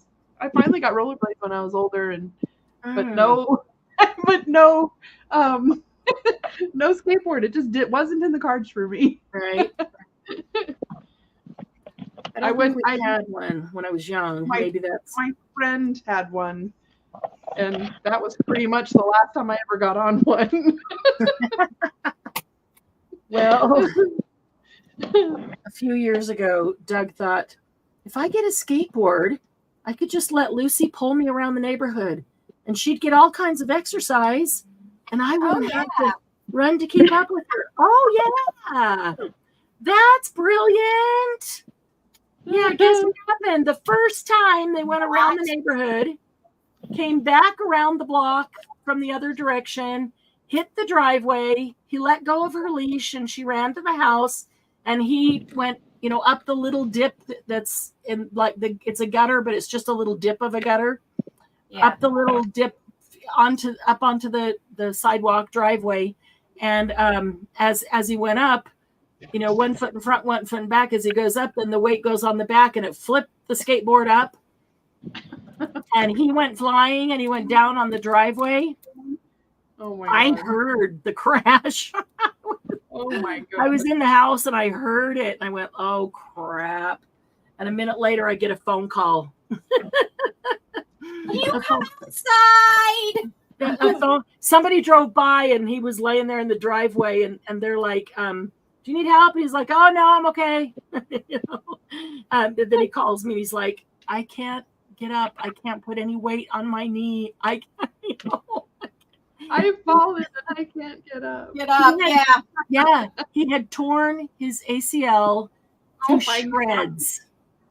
To shred. The surgeon said when he went in there, they actually took a ligament or a tendon, I don't remember which, from his hamstring and replaced it. He said it was as if, he said there was no using it to repair it. It would have been like trying to sew two wet pieces of toilet paper together. And so as soon as he came home, I know, as soon as he came home from that, I'm like, so that pawn shop that you bought that used skateboard at? As soon as you can walk in a few weeks, you need to take a trip back to the pawn shop with that skateboard and sell it back. I don't care if you lose money on the deal. Oh, yeah. Wow. Poor Doug. Brilliant idea. That was a guy's idea. It was very much a guy's idea. But the thing, and I didn't feel like it was safe, But the thing is, if I had said no, absolutely no, I really don't want you to do that, then forevermore, I would have been the one that didn't let him do it. Mm-hmm. Because he would not have known that he was going to hurt himself. Right. I mean, I didn't know he was going to hurt himself, but I sure thought there was a chance. Mm-hmm. So if he'd said, "Do you think I should?" or I would have said, "No, no, absolutely not." He forgot to do the risk assessment. Yeah. High risk, low reward. This is a guy that had never even had surgery in his life until like a couple of years before that, when we first moved to Utah. And that was his first surgery or break or anything ever in his life. So talking to the woman who has broken more things and had more surgeries and been to the ER more than all 5 of my siblings combined. Mm-hmm. Okay, there's the green eyes. Now see how that roar can be coppery? I put it over the green, but it can come out very coppery. It's kind of cool. I gotta do a face. Ooh, and then I want to do these. These are really cool. These what are they? Galaxy type of things. Mm-hmm. Are really cool with lunar paste. That one and that one.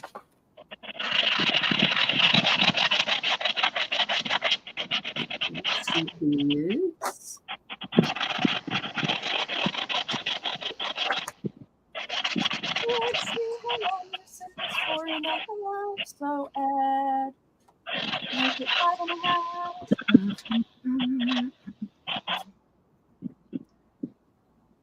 No, I don't want to use that end. I want to use this end. If there's one thing about Fabrifix that I like it the most, it's that when it squeezes out a little bit, you can roll it right off the paper if you do it soon enough.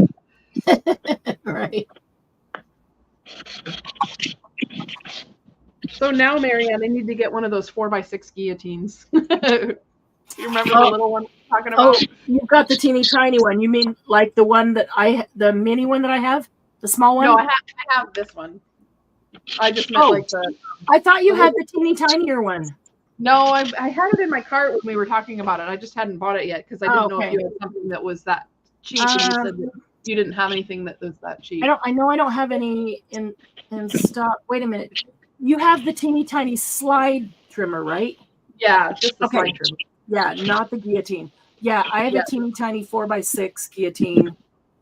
The one I use the absolute most is that one you just showed that's like 6x8. Yeah.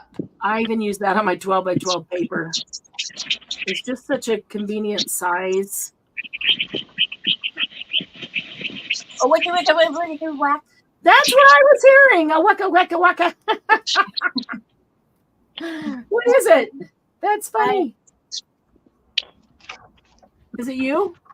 No. It's the inker that Irma's using. Okay. It's the sandpaper. I couldn't tell. Oh, sandpaper. Okay, that makes sense. It's a Tim Holtz the black paper that you can sand.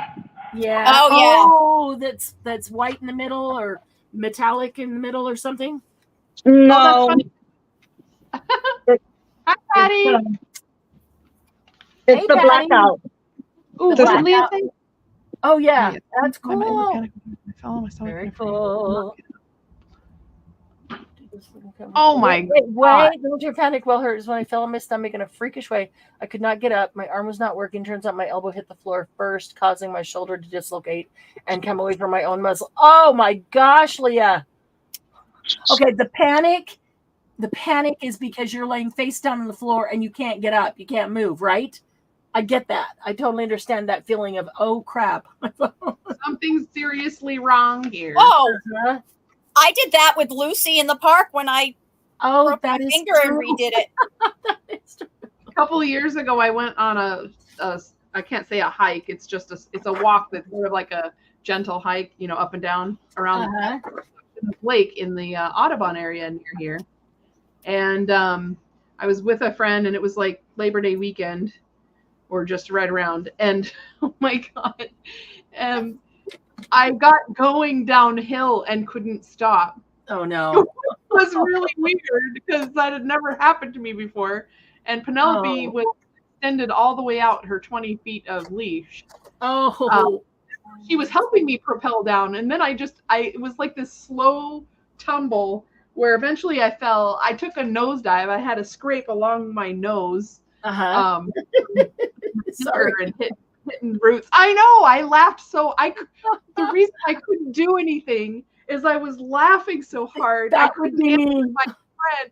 I couldn't answer her and say I was okay because I was laughing so hard. And the only thing I did was I landed with my wrist underneath my hip bone. Right. And I bent the two middle fingers completely backwards, like more than 90 degrees. Yeah. So I had to tape these two fingers together for about 6 weeks. Oh, and it got better on its own, but oh my God. That would be me laughing like that before. I'm laughing I'm like I've fallen, and I'm thinking if I was watching that, how funny that would have looked. Yes. And so I start cracking up, and I'm just laughing, and then Doug gets mad because he's like, "You're hurt. This is not funny. Why are you laughing?" And I can't. Mark and I went out for my birthday back when we were living in Virginia, and we had gone to a sushi restaurant, and it had just started raining, snowing, so it was slippery. Okay. And we had gotten into the car, and this woman behind us, who was a very large woman, was with her teenage son. Mark and I both had our doors open. We weren't quite getting in yet. And all of a sudden her feet go out from underneath her. No. and she goes flat backwards. And her son's like, Mom, Mom, Mom. And both Mark and I got in the car because we couldn't stop laughing because it was just like a movie. Right. And then I was like, you go. And he's like, no, you go. You're not laughing at her and you want to help her, but the whole it's like a comedy like you said, on a movie, and it's just funny to watch. Right. I'm not laughing at you. That you're entertaining. So, but it was like, you go. No, you go. Oh my goodness. And we felt bad, and eventually both of us could, go out and have eventually both of us went. Yeah, but it was like, no, you.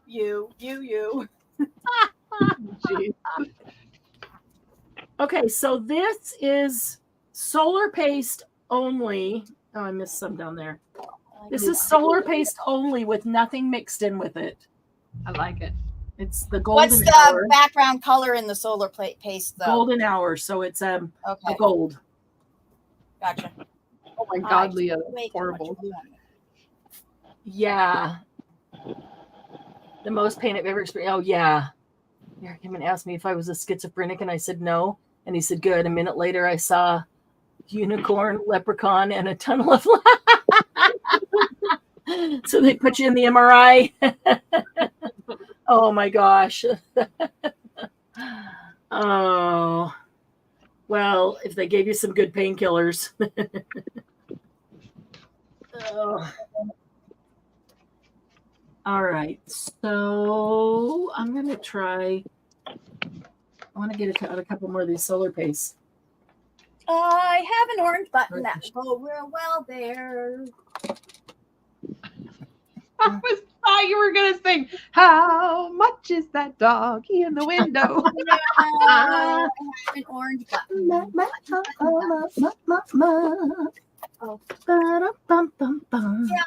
mom and I have been doing that for 2 days. Yesterday during the live, Marianne, we were both muted, and every time you would say something in a certain cadence, we would sing whatever song corresponded with it. I was doing that in my head. Oh man, I am so glad I'm not the only one that's evil like that. No, and sometimes, wow, look at that, that's cool. Sometimes it makes me think of him too. But because we really needed to get through the stuff, and we were taking long enough anyway, I'm like, don't do it, Marianne. Don't do it. Don't do it. Don't, because if I'm just, hanging out by myself, everything brings up a song, every word. Purple reflected off of this. This is solar paste. It's the beluga. No, it's not. It's royal flush. Sorry. The purple, not the blue. Sorry, that was my royal flush. Oh my goodness. Oh my gosh.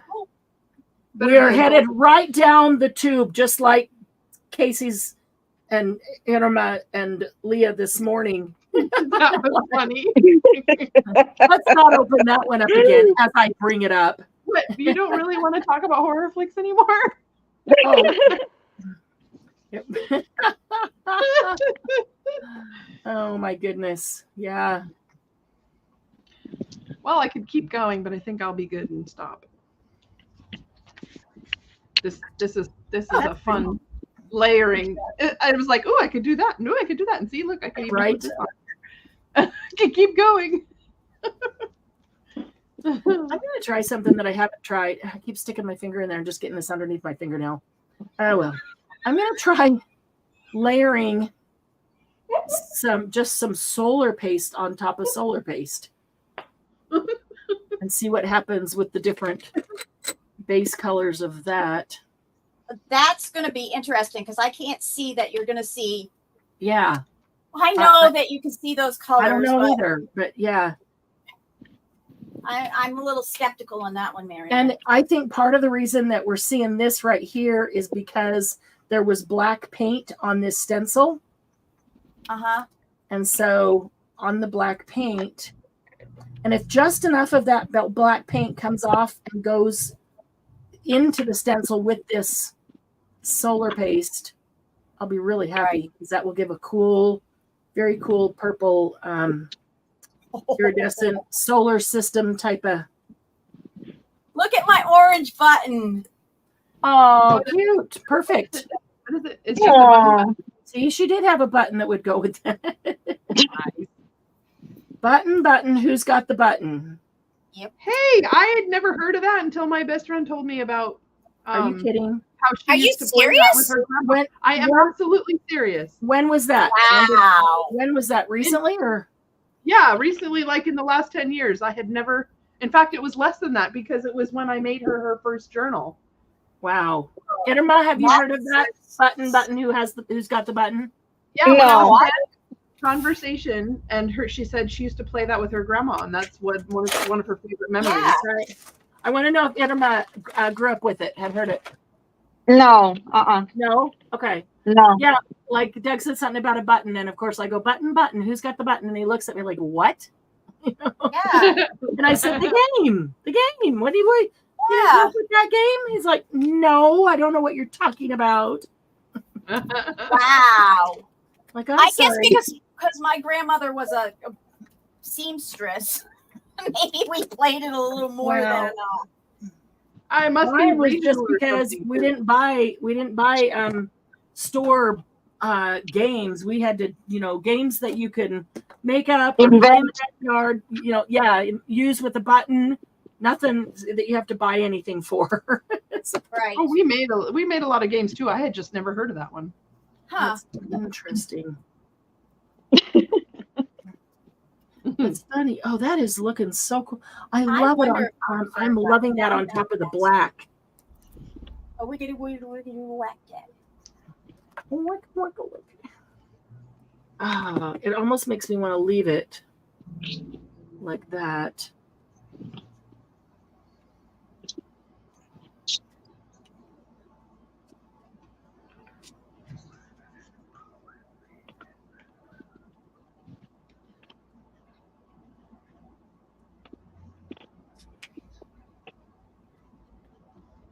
Okay. And the blue. Oh, I just messed that up. Come off glue. Come Come out, wherever you are. Ollie, oxen free. Yep. So when we had a birthday, when I was growing up, if we had a birthday party, it was at your house, at our house. It was in the backyard, and we played games like musical chairs, different things like that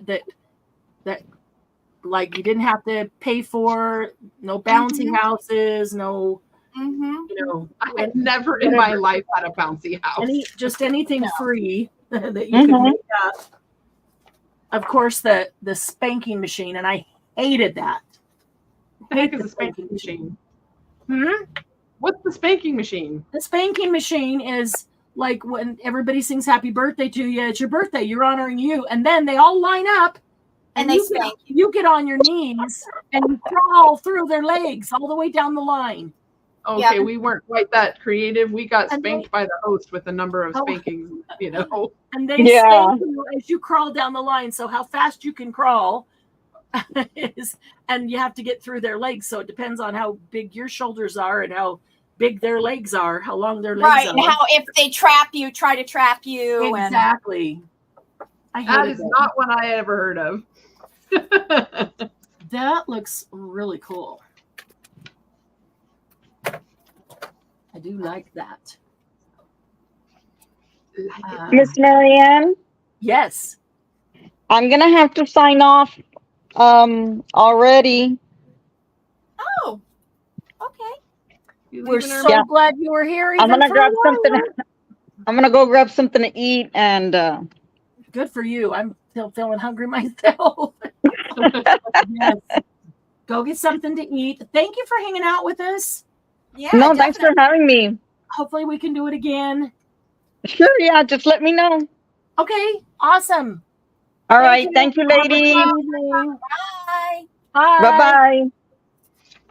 Bye-bye. Oh, they gave you ketamine? or however you spell it. Yeah, Leah. Oh, Leah, my shoulder still hurts for you thinking about that. I just had a shoulder replacement. Well, just 5 weeks ago, I had a shoulder replacement. But I think what you went through hurt worse than my shoulder replacement, because the surgery went very smoothly and I have not had pain. The only time I have pain is when I move it in a way he said don't. and that is, let me quantify that, or what, not quantify, what is the word?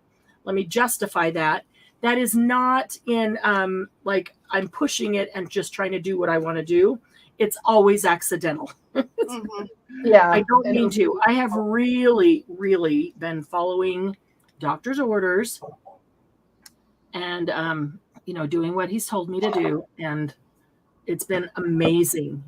No pain. Really, really, really, really pleased. The only bruising I got, the whole thing, the only bruising was about the size of a quarter. Literally. It's crazy. More bruising from getting blood drawn than. Yeah. It wasn't even this big or this dark. Or this wasn't this big or this dark. Went to do a blood draw last week, and yeah, that was attempt number 4. That was number 3. Number 2 was over here. Number 1 was there. Number 5 was over here. 5 attempts it took this lady. And she was the only one in the lab. And of course, she wouldn't give me the needle and let me do it myself. That's better. Shoot. Let me look at this again. What color do I really want? Tell you what I want, what I really I will say, Marianne, it feels very privileged to be able to pull out a pretty colored piece of paper whenever I want. Yeah. I'm not sure this is the right color though, but we'll see. This might go. It is that is kind of nice. I mean, it is nice to be able to walk downstairs to the shop and get something that I want. That being said, I still have to pay for it, Right. It comes out of the free just because it's there. So you still spent the time and the money to dye that paper. Yep. You just get wholesale price. Right. I am so glad that I did not glue that down all the way.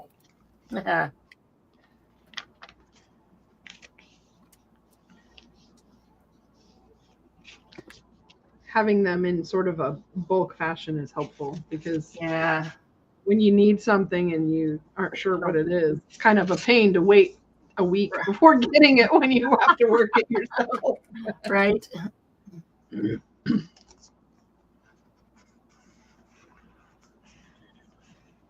Actually, that's not bad at all. There, see, I put it in here. That's pretty. I didn't want to use like all coffee dye with it because I left a lot of white in here on purpose. I did too because the book was white. All right, I think this is done. Cool. So this is this page. I don't know what I want to put on the background here. I might want to put a little something. And then there's this one. So Pretty. Yeah, I love that. I knew that torn center would make a great belly band, and it really does. Really love it. It's a good look. It has that Oh random. yeah, I like that.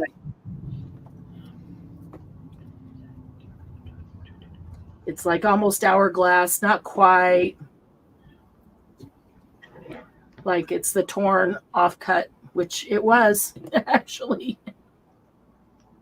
Yeah, I didn't waste anything. The off tear, not off cut. Close enough. Yeah. Well, I don't know. Did you tear around the flowers or cut around the flowers? Which flowers? The 2 sides of that piece of paper. Oh, I cut. Yeah, so it's completely a cut. Okay. I left it exactly as is on both of them. Cool. So I didn't waste anything. That's what I would have done. Okay, I've done 2 more pages. Ooh, nice. Look at that. I like that. I like the brown envelope.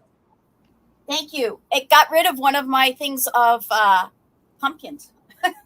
Ah, yeah, because it's on the inside now. You can't see it. Well, and then I cut it off too because I I needed to make it the size to put it between these two things. Mm-hmm. Phooey. Hong Kong phooey.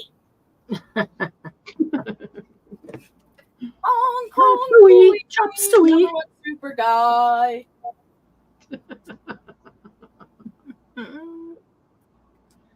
I need like that he came out of a filing cabinet. I need a new series. Who? Hong Kong phooey. Oh. I'm sorry. I don't know Hong Kong Phooey. He was a hound that turned into a karate. Oh, I love it. Okay.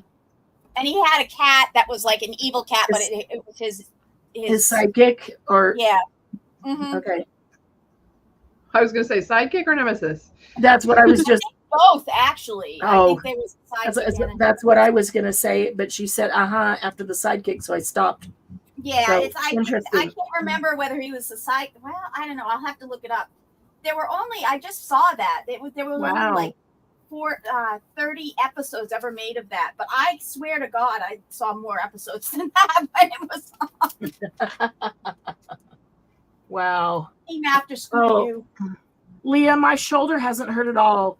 I have put off this surgery for so long because I've had both hips and both knees replaced. And I just knew in my heart that this was going to be way worse, way more painful. And I just really didn't want to do it. And I'm telling you what,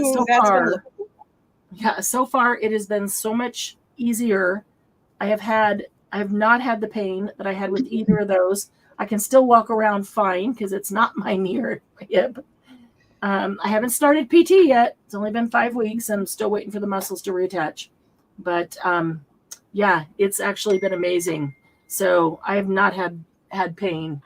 So that's why I said I'm sure that yours hurt worse than mine did. Ugh. Just the thought of it dislocating from the muscle is makes me cringe. Definitely. Yeah, it's the little things that hurt, like turning on a light switch. Yep, it's like turning my arm. He said, you can do like this, lift it up and down all you want. I don't lift anything heavier than my phone. He said, just don't take it out. Don't turn it out, like, outside your body. And it's always accidental. I don't mean to. Might accidentally take it out just a little too far because I'll just be going along and it feels fine. It doesn't hurt. And then I seriously forget. And this is where the braces come in importantly. Where what? This is where braces and slings come in. Yeah, the sling. Yeah. That's and like I have a barrier. I have the sling, and he said, you can take the sling off at home if you want. He said, but if you leave the house, you put the sling on. Because then others will know, nobody will, oh yeah, everybody will stay away from that shoulder. Nobody's going to come up and smack you on the shoulder or, whatever to say, hey, how you doing? And I found I only left the house once without it. I'm trying to remember why, but it was for a specific purpose that I didn't have it on. I can't remember why it was, but I thought to myself, even that, I don't like going out of the house without it because I forget, let alone anybody else. But if somebody goes to hand you something and you're, just putting out one hand and the other one looks just fine, they're like, hello. Yeah. Oh my gosh. Look at that. Wow. That's really cool. That is solar paint awesome. Only. I love the way it's like all swirled with the other colors. Yeah. There's 2 colors on it. The primary one. Okay. On YouTube, it's going to show up blue and it's really purple. But the primary one, the first one I put on was Royal Flush. And the second one is Beluga. So it's got more of the purple, iridescent purple, and then it's got the beluga. All of this little outside stuff is the blue beluga. The main swirl is the purple. Mm-hmm. But You know purple, what's funny? I don't know why it always shows up as blue on StreamYard and on YouTube. But that is cool. Is that when you tilt it in the right way, it looks like purple. I think because of the dual nature of it. I turn it this way and I see turquoise. Yeah, turquoise. But that way I see purple. Like that purple. Is this solar paste or lunar paste that you use? That's solar paste. Wow. Yeah, so I use these two solar paste. So they look white. I was telling my mom about them, about solar paste and how they show up really well on the black, the dark. Yes. Love that. Just those two are the only two I used. That's cool. Now, this I could totally see doing on fabric and using that as a cover on a book. Mm-hmm. Yeah. In fact, maybe putting this in the center and being able to put more of this stuff on both sides and up and around.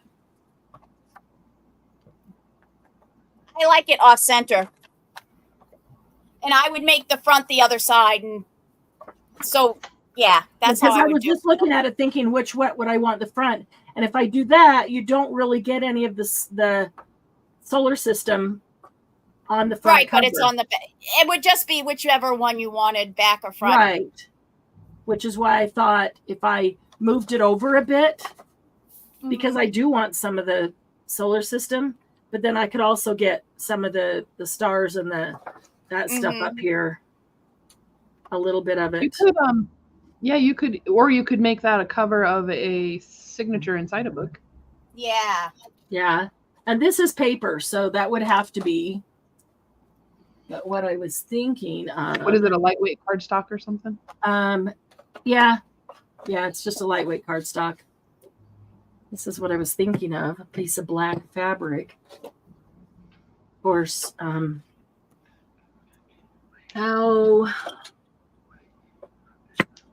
This journal is like so much cleaner than I usually make.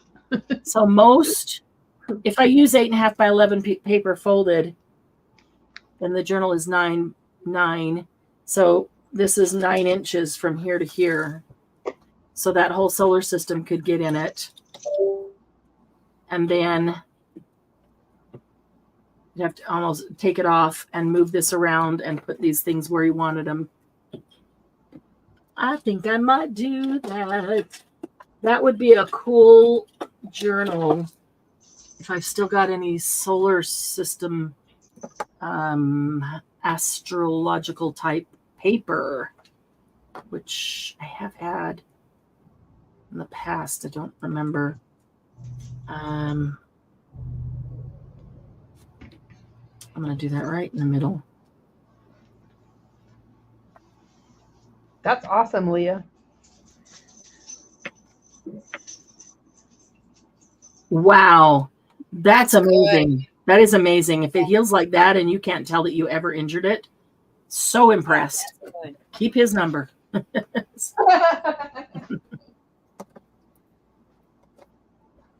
case you ever need another surgery.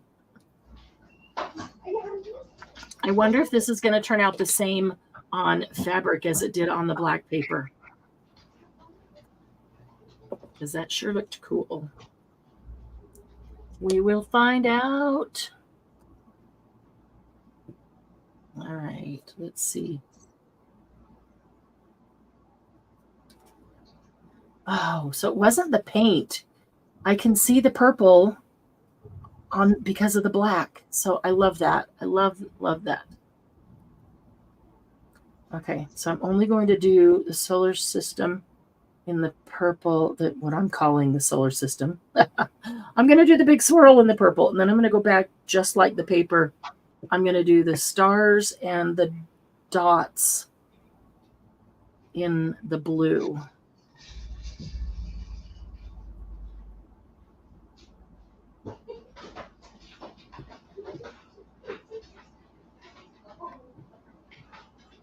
How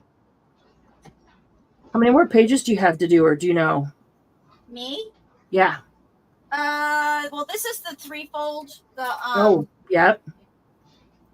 this is the 3-fold, and then I have the 2 single pages, and then I have the one with the big. Okay, the multiple accordion things. thing. Are you gonna put the 2 singles together to be a pocket? Oh, I did. Yeah, I did do a pocket. Okay, but you still have the front and back of that. Yeah, I made a pocket. Where the heck is the pocket? I did make a pocket, I swear. It's hiding. Oh, you know what? When I put the stuff over it, I sealed it. Oh. Oh, shoot. Oh, well. But you know what? I bet I can get it. You could slice it if you wanted to. You have to decide if you want the pocket or not. Yeah, I could probably get it open. Yeah. I didn't even remember that we did that.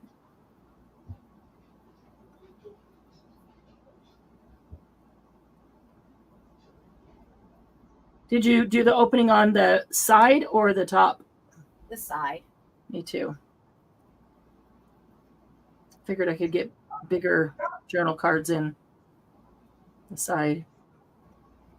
Besides, if like the tab sticking out looks cool sticking out the side, but a tab on the top would stick outside of the book, and I felt like it'd get in the way.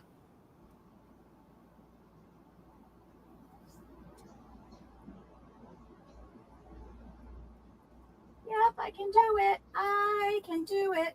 I opened it. Yeah, because I have my one that I want to use as the big thing to put in it.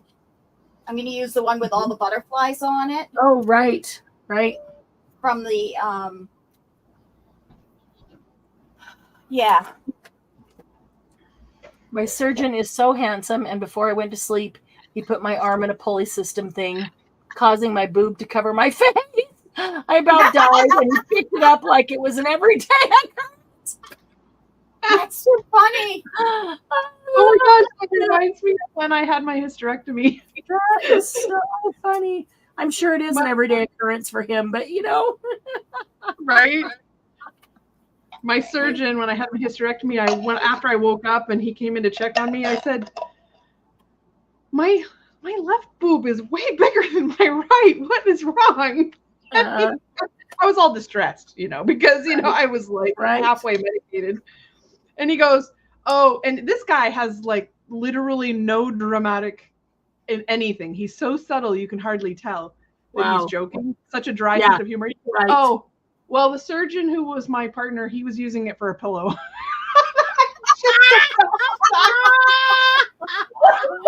I just about died of laughter because you could only tell he was joking because this little twinkle in his eye. It was so funny.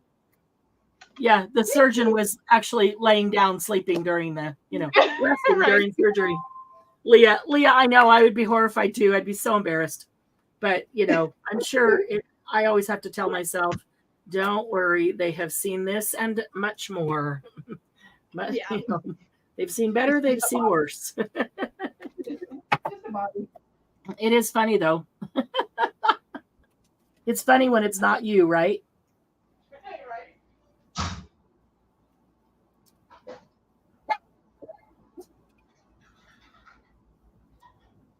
Oh my goodness.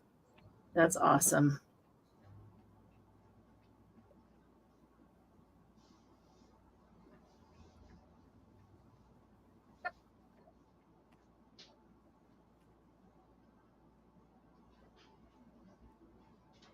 Ugh, that button really made it sort of.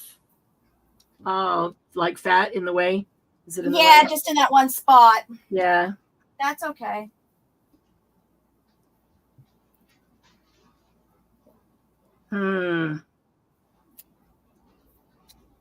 Is it enough that you should replace it with a flat button? I might have a flat orange one I could send you. I just opened up. I just put it together. You know what I mean? Lifted it up, and it's still not going to make it too fat. You know what I mean? It's still... Good. Yeah. Yep.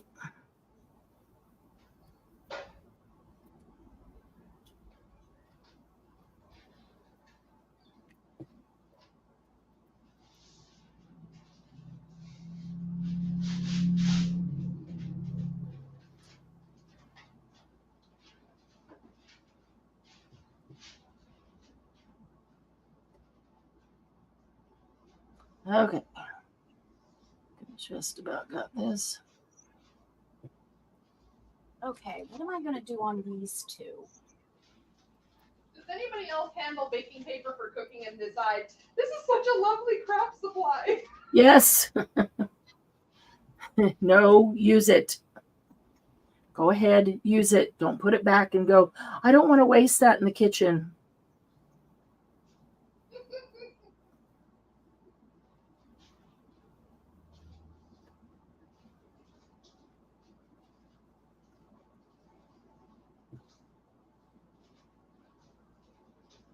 Okay.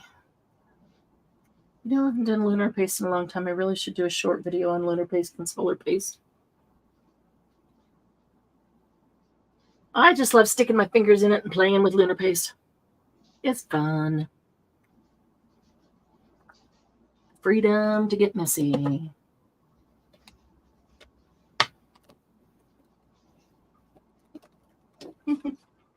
There we go.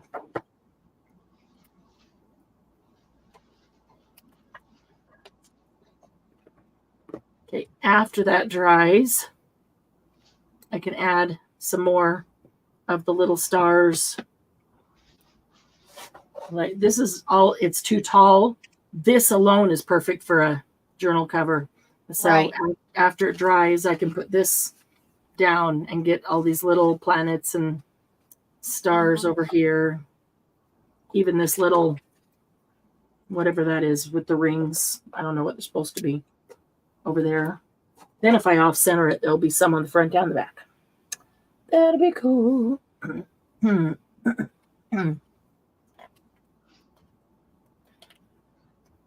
Ah.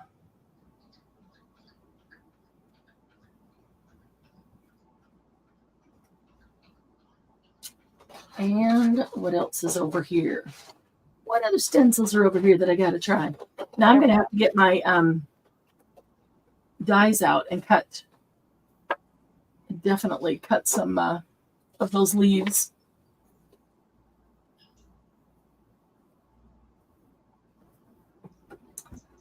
All right. Those. I've got the end of this that could still put something on.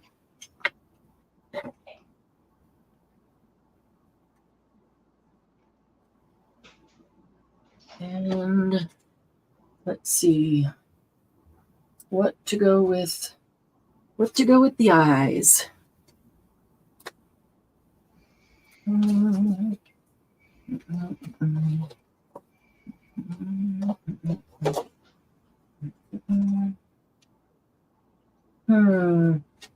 Butterflies.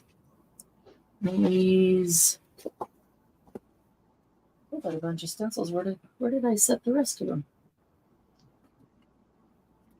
Somewhere right outside of my vision.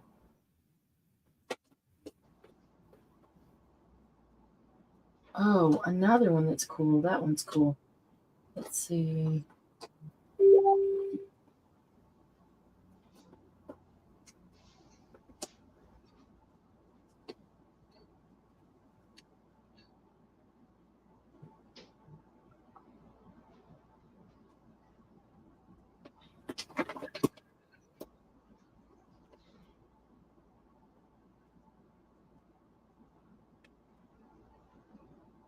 Ooh, if you're doing a bee journal, you could do this with a yellow and a gold mix to make like a honeycomb.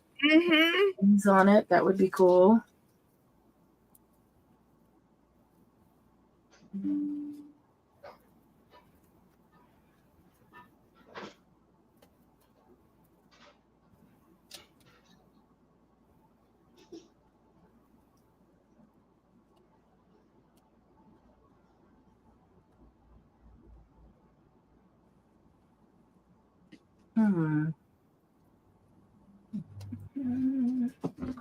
Let's do that.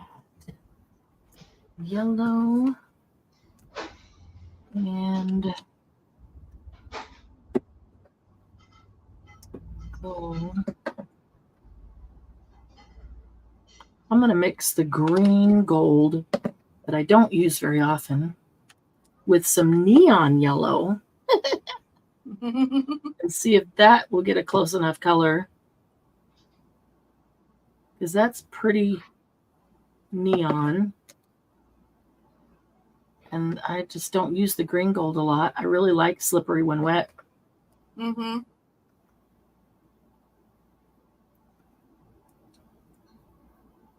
And it does have its place. But did you do psych when you were a kid? Psych.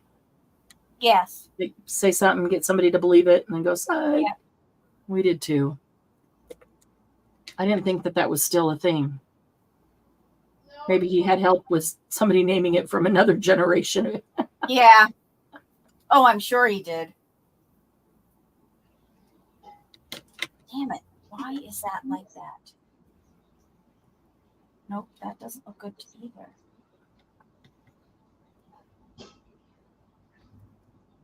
That one looks better. There.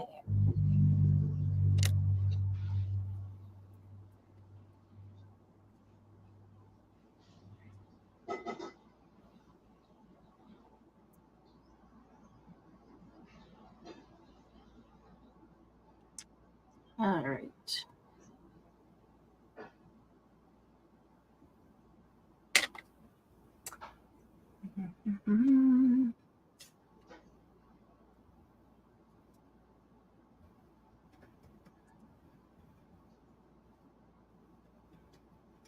Is Lindy still here? Lindy, are you still helping your son move, or did that get finished and you were just dead to the world? After that, it's like lay back, put your feet up. I might have smeared that underneath the stencil. I hope not. But I might have felt it shift.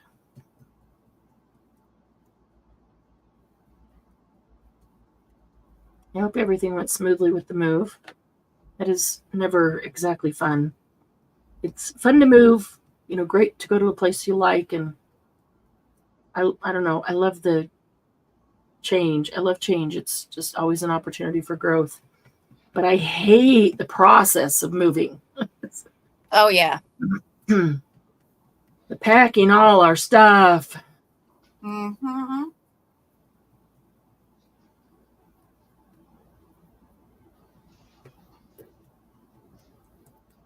Thank goodness young people don't have as much as we do. And it seems to me that my son... When I was young, I still had a heck of a lot of stuff that I had to move. Seems to me that this generation, or at least my son, my nieces and nephews, they're very much minimalists, and they don't want all the stuff, that, like, I don't know, we grew up with,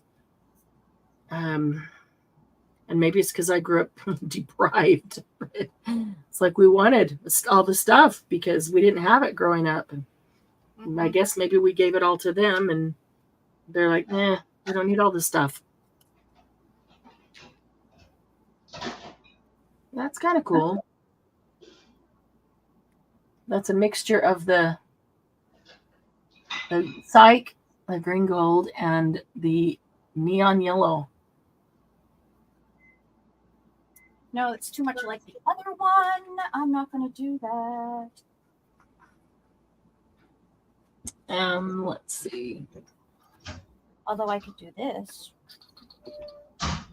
Did you eat it? You didn't eat it? Oh. Get your camera all organized in the envelope pockets. Huh? Get your ephemera all organized in the envelope pockets there? Yeah, I do. I think that's awesome.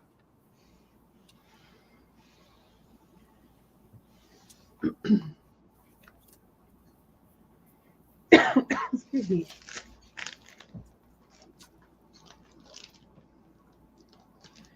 Oh, my dog is just too damn picky.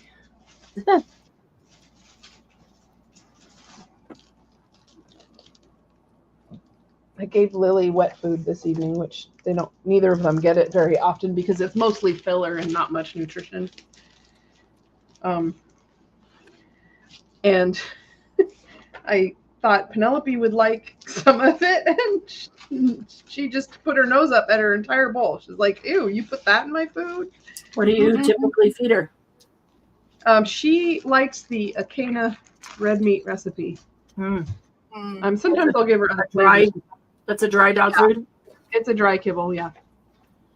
Do you put water in with it, or just give her the dry? Nope, she prefers the crunch crunch. She Really? eats one piece at a time. She's not normal. No, that's not a normal dog behavior. If Lucy ate it crunchy like that, she would want me to feed her one kibble at a time, and she would eat it one at a time. Yes, But that she I know. doesn't. Yeah, she doesn't. So She, funny.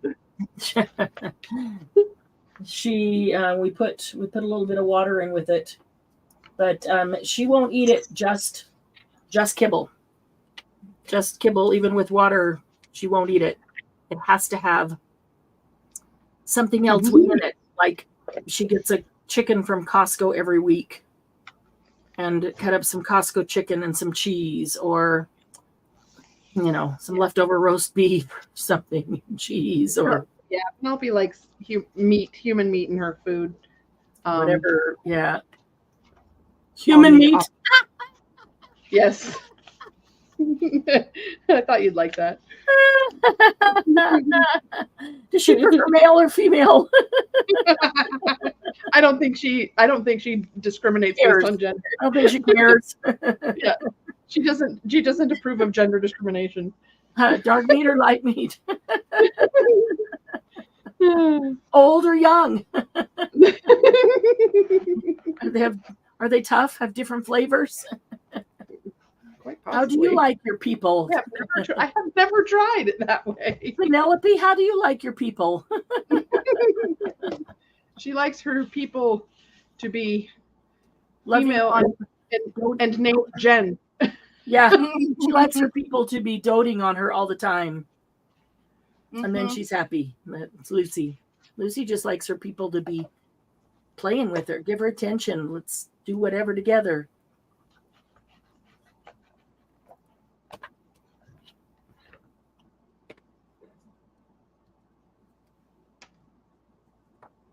Oops, I went under the lines right there.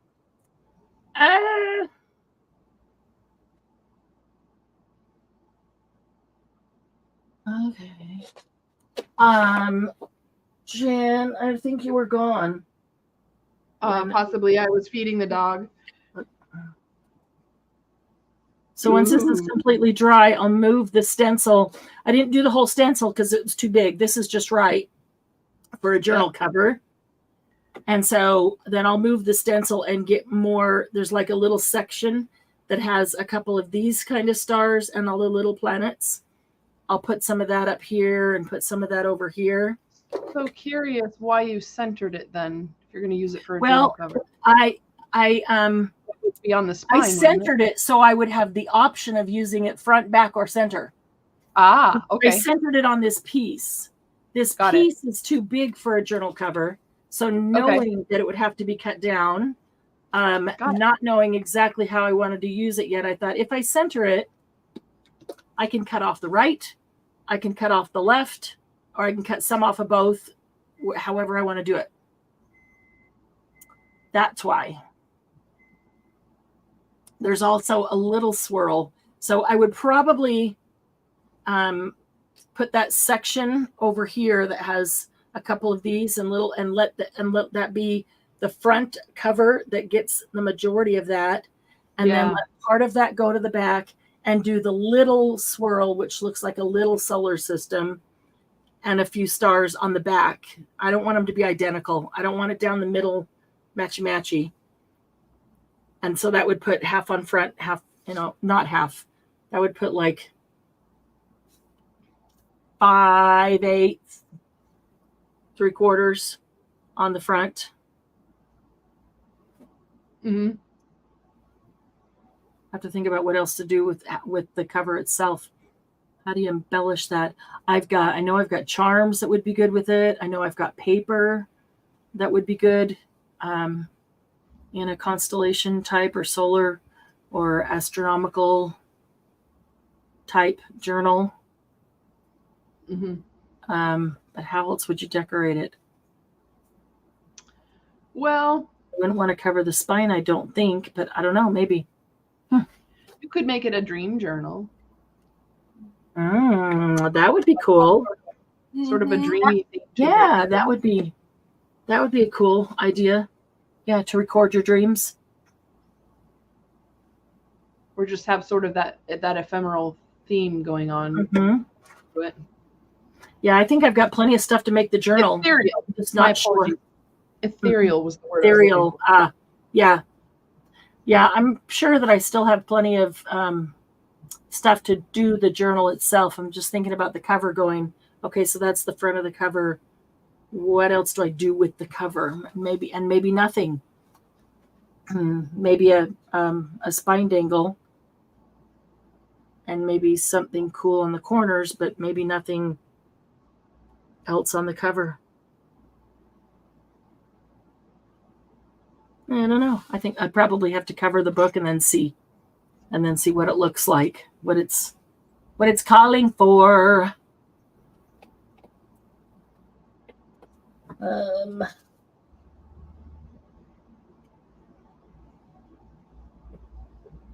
Okay.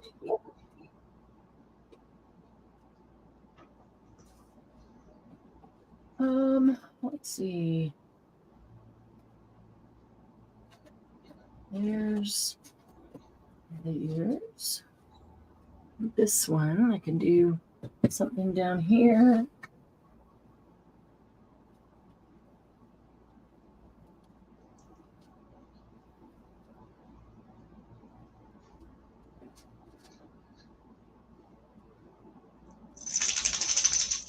Oh, yeah? Yeah. Do you want something?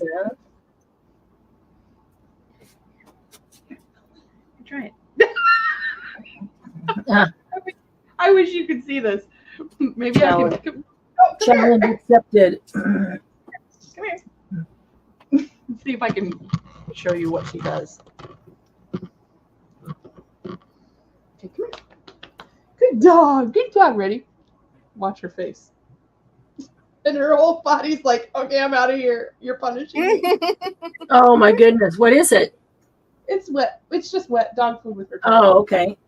She ran away. Oh, she just doesn't like it at all? This is my dog for you. She's so picky. Wow. Yeah, most dogs like wet dog food because they don't get it very often.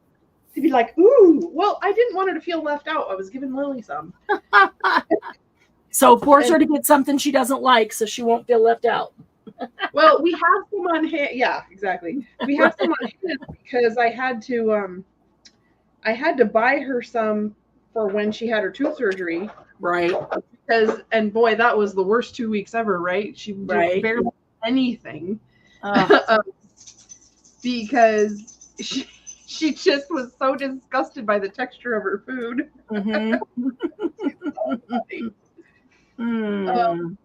Yeah, so she just wouldn't eat it at all. So it's been in the cupboard, and I figured since my mom's away today, it can't hurt to try to use give it. Lily something she enjoys. You know, I don't want her to mope while my mom's gone. Right. She's very attached to my mom. Sure. In a similar way that Penelope's attached to me, so I didn't want her to feel depressed or anything. And that's good. I was just, comforting her worries with food. I was just enabling her to eat. Because that'll solve all the problems. Right. Let's eat it away. Yep.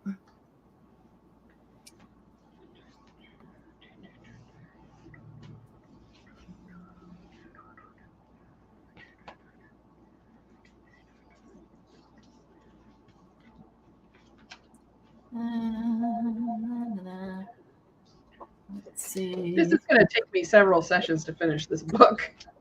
I know. I was thinking the same thing, although I think I'm a little further. I don't know if I'm ahead of you or not. No, you're way ahead of me. Look, I've got all the pages in, but I don't even have them glued down all the way yet.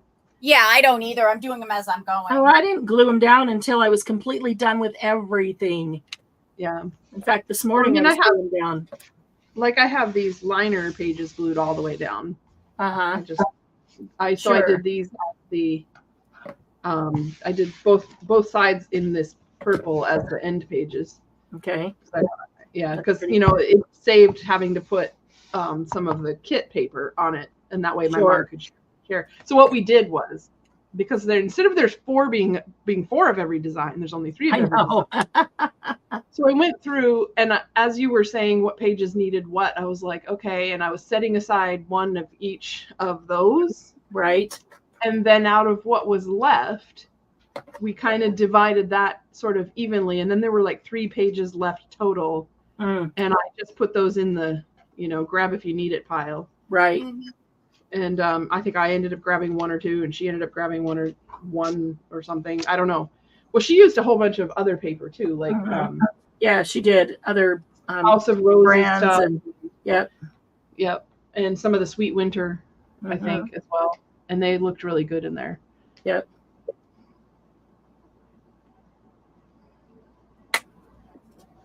Oh, it's even more clear now. You can almost see the leaves on the paper underneath. Yep. What it do? Is it glossy accents, or what did you? Okay. Yeah. And this shiny back here is literally of course it does. Now it doesn't want to focus. Okay, there it goes. Of course not. This is actually an envelope plastic. So I cut out the envelope, the window, and then I put a frame of this embossed paper around it, and I had just run my ink pads over the embossed areas in different colors. And then in the center of that, I glued an offcut of that green background with leaves paper from the kit, because it was the perfect size. And then it really needed a focal point in the very center. So I messed around with a few things, and then as a joke, I put this. I put 1 of these on the cover, and I went, "Oh, okay." And then I said, "Okay, now I just need to gild it." Right. And my mom said, "No, paint it magenta first, then gild it." Wow. And that joke looks pretty darn good. Yeah, it was a perfect color. So I did use this stuff, and I didn't have any gloves on, so I had to wash my hands right away afterward. Yeah. You're so good about that. I'm not. I know I should be. So here's my philosophy. I do not believe that my art should kill me. You know what I mean? Like I totally agree with that. I totally agree with that. Enough crap every day, car exhaust past my house, pollution, crap on my food because I can't always buy organic, blah, blah, blah. Right. So I figure if I can just be good about my art supplies, then I can enjoy doing my art for a long time. Yeah. That's my internal philosophy. Totally agree with you. I do not disagree. It's my own little reward system. It helps keeping me do it. Yes, Leah, that is one of the is that the silicone version or the other one? I can't remember if those are the Stamperia. Yes, Stamperia frames. I have them down here. I can show Leah. I used up the rest of an open Stamperia clay that day because I was afraid it was going to like mold or something. No, it won't mold, but eventually it would dry out. So what I do when I put it away in that container is I just take a baby wipe that's fresh and I put it in the container with the clay and it stays moist. Oh, that's a good idea. Kind of like, you remember the bear for the brown sugar? Yeah. It's kind of like that idea. Okay. So I bought 3 of the silicone molds through Marianne. Here's one of them. These are the potion apothecary jars or they're all potion bottles and perfume bottles and things like that. Okay. And so here's what I made. They all dried curved, Marianne. So really, but what I did find out is that if I paint the back with glue, it turns flexible enough that I can flatten it out, unglue it onto whatever I'm doing. So it actually turns out okay. But so these are some of the potion bottles that kind of come out of that. Interesting. Here's another one. So, put some charcoal in the. I wonder what would happen if you laid them face down to dry instead of laying them on their back to dry. If they would curve the other way, or if they would be flat. It didn't matter. I did both. Oh, you did? This Okay. one, the first ones I ever did. See these? These are very flat. Yep. I laid them on a book guts, paper book guts, and let them dry on their own, and they didn't curve at all. But these were even though these were laying on a table and I was flipping them over, make sure that the one side was always exposed to air. Right. They dry curved. So I think that they have to be on something porous to actually dry flat. So that air can get to the bottom too. At the same rate, yeah. Right. So or a similar rate. So anyway, here are the frames. Oh, cool. And there's these little corner embellishments. What I also do is I leave them in the molds on something flat overnight. Oh, I do too. Yeah, because then they're sometimes longer than overnight. If I don't have time to get to them the next day, they might sit there for a week. Yeah. It also helps because they like they get stiff enough to take out without damaging all the detail, which is nice. Right. The more detailed they are, the longer I let them sit there, and the thicker it is. Yeah. I'm excited to do this. Like this purple and teal together. It looks very peacock colors. Oh, that one's going to be super cool. Yeah, and these have the acanthus leaves. I love acanthus leaves. That's cool. It's essentially like a mariner's compass, right? Basically. But it's got runes on it. And some of them look like they're real, and some of them look like they're made up, but they're very cute. We make up our own. Well, I can see some of the zodiac signs, and I can see some of the Nordic runes. Some of them are Nordic runes. Some of them are Egyptian runes. They're just all over in it everywhere. Yeah, I really like these silicone molds. They're pretty cool. They're just more expensive than the others, but they are cool. God, by a lot. Not by a little amount, by a lot. Yeah. So that was a little bit of a deterrent to buying too many. With the HPP discount, they're still they were very pricey even with the discount. Granted, if you take care of them, they'll probably be good for a very long time. Oh, yeah, I'm sure they'll last forever. I will tell you, we did a test. I did the cut. The Crayola dry clay is still squishy when it's fully dry. Uh-huh. Has a little bit of spring to it, so it's not really ideal for this purpose. Okay. I don't know if you can. I have one over here. And it's even lighter in weight. Oh, it looks like one piece broke off. Okay. It does sort of fully harden, but if I were to squeeze this really hard, I would flatten it. Right. It's like it has more air in it, and I think it has some oil in it so that it stays flexible for longer. Interesting. Literally, I can kind of wiggle this and bend it without putting cracks in it. I can't do that to the Stamperia clay. The Stamperia clay is harder, like it's got baking soda or something in it. Right. I gotta go check the stove. I'll be right back. I hear it.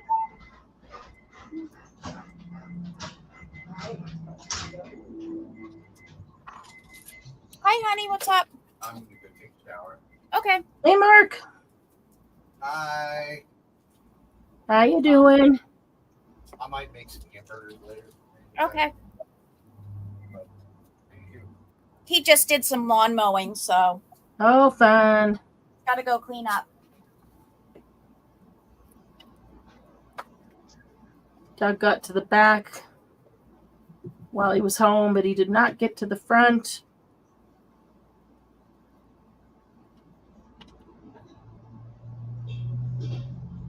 See, and Mark had gotten to the back like last week, but didn't get to the front. And so he did the front this week. Oh, that's going to look good.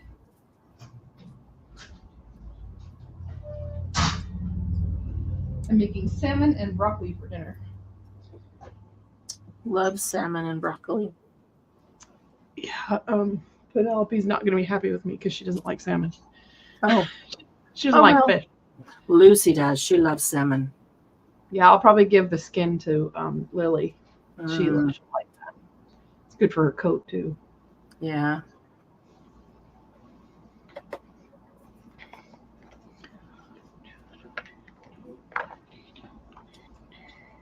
Elixir of Dreams. Here, this will go with your journal there, your journal cover. Cool. Yeah. That is kind of cool. Wishes. I didn't know that said wishes. If fishes were wishes and wishes came true. It's a butterfly. Oh, this is cool. I don't know if this was something that the clay did or whether it's in the mold. I think it was something that the clay did, but it makes it look like an ancient piece of pottery that's cracked and repaired. Oh, that's cool. That is cool. I was like, ooh, that's neat. Love that. Yeah. Oh, dreams. Oh, and I have to show you this. So that out. I tossed my phone across. So this table was out and we had been crafting together. That's when I made this thing. And I don't know if I posted it on Facebook. I think I did. That's when I made this little journal. And so I had these all out on the table drying. And I tossed my phone from the doorway over to the couch because I had my hands full. And I didn't toss it far enough. And it landed on one of these. Oh, no. But it's so cool because it looks like it's been broken. Yeah, you could actually place it like it got knocked off and broken. Right? I thought, oh my gosh, that is so cool. That is kind of cool. And the natural break, where if you tried to break it, it would have just looked all weird. Right? Can you see this one? Where are you at? Ooh, ooh. I always love those colors together. That is teal and purple. Yep. Love that. And they can cut those out and do them on top of each other. Oh, and there were a ton of these little teeny tiny cornice-like embellishment things in here. Oh, that you can put on corners and around things. Really cool. And then the sort of Egyptian-like one had a bunch of these things, like tablets almost. So those were really cool. Huh.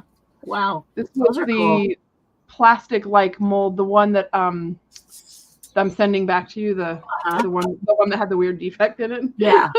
Yeah. But it's all clean and doesn't look like it's been used. Oh, no worries. I didn't even notice it until afterward. It was really as long as it doesn't look like you caused the defect. No, yeah, you could see it was a thing from the mold, like it squished out while they were making it. But I didn't even notice it at first. And then I looked down when I was putting them all away and I was like, what is that funny lump? My mold has a lump. Yeah, it has a growth. Yeah. I love this little tablet. Oh, that's cool. Broken tablet thing. Yeah, that is cool. I was lucky I didn't break this one when I tossed my phone. Oh, yeah, that's pretty neat. This one dried pretty flat. Actually, these are flatter than the last time I saw them, so they may be continuing to dry inside. Yeah, that's true. Lots and lots of tiny bottles. Oh, here's a heart. Tiny bottles are so cool. Right? Is it going to focus? Come on, look at my thumbs. Hey, maybe we should make some tiny bottles from that to use in our cabinet of curiosities. Ooh, that would work. Yeah, this could fit in there. See? Shouldn't take very much. Yeah, that wouldn't take very much clay. No, not at all. Cool. So it sounds like Leah and maybe Lindy and Casey and I and possibly Irma might all do a collaborative journal together on What? I don't get to participate? I was there. Yeah, of course. Whoever. I didn't see you say anything about it. But I don't. Honest to God, I don't remember what the subject matter was. I'd have to go back and watch it again. The subject matter was true crime. Oh yes, that's right, true crime. Yes, and you were. I think. Ooh, that would be fun. Yeah, you should let your DM in on it too, because yes, we were all lovers of true crime. That's why it was suggested only three papers per person. 3-page signature, which is 6-page, but 3 papers. Signature, you can kind of keep them to each person's signature together, but then you have enough pages together that we can. You could actually do something on it, but not so much that you got to fill a whole book. And then I could make the cover the right size based upon how many signatures are coming to me. Mm-hmm. I think that would be so much freaking fun. Yeah. First, I was thinking, no, everybody should do their own book because that'd be so cool. And then do a live where everybody shows their different, true crime books. And then I thought, a whole book on true crime. Yeah. It's harder to set aside that kind of time than it is to set aside time to do it. To do 3 pages, 3 papers. Yeah. And then I'm thinking, okay, how do I represent true crime in that without? I don't think I'd want to use any serial killer's real name. Lots of blood. And I don't want it to look like a zombie. I was going to put some of that on there and I forgot. I only did the silver. Well, I'll have to wait for it to dry and then I can put some on top of it. Like document things and police notes and that kind of scribbles would be really awesome. Yeah. And you could make up funky names for. Yeah, make toe tags and. Right. You could use Kool-Aid wrappers. Kool-Aid wrappers. What do you mean? I don't get it. Oh my gosh! Like they get the people all died that cult because they drank the Kool-Aid. Oh yeah. Isn't that way? That's awesome. Yeah. Don't drink the Kool-Aid. Yeah, and by the way, I can come up with a lot more of those. Okay, good, because you've only got 3 papers to fill, and then you can help me with ideas for mine.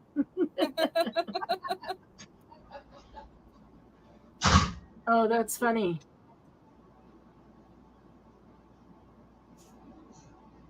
I'm like, yeah, I don't want to use any particular serial killer's name or particular story.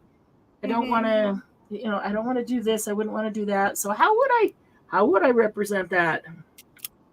Well, you could pick like. I love the Kool-Aid idea. That's fantastic. You could, blow up a house like not Columbine, like Texas. Oh, yeah. I would probably go with cultists.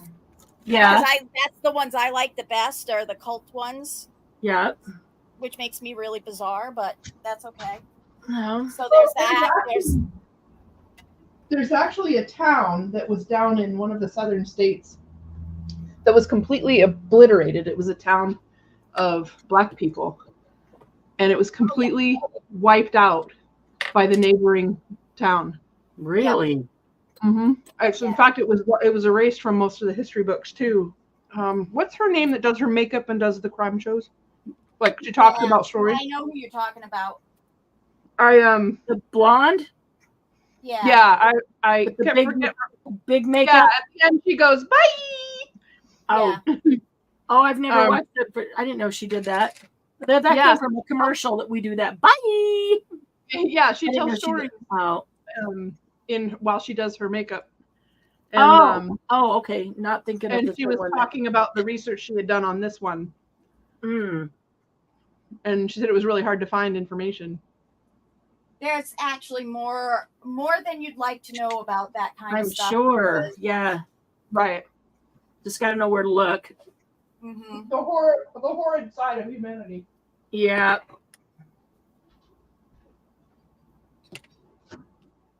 Yeah.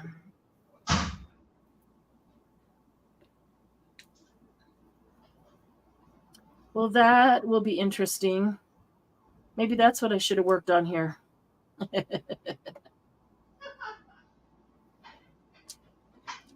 No, I've been itching to get my fingers in lunar paste anyway, so.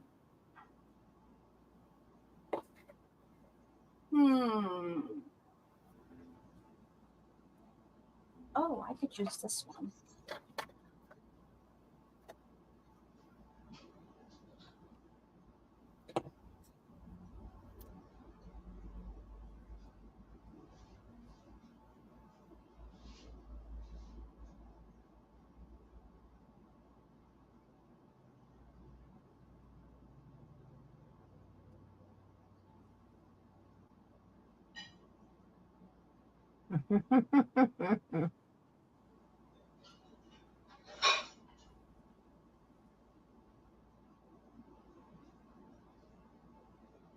Let's see here. Yeah, that's not. Oh, Madonna Santa. Come on, guys.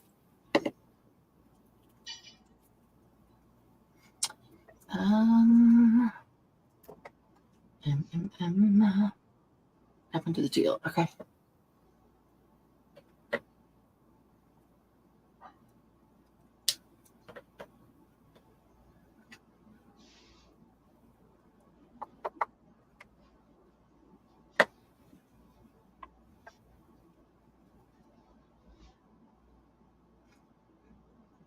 That's not going to work.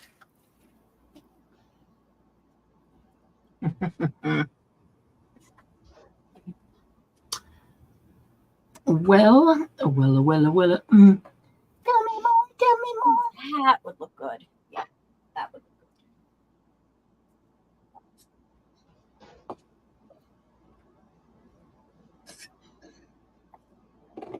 good.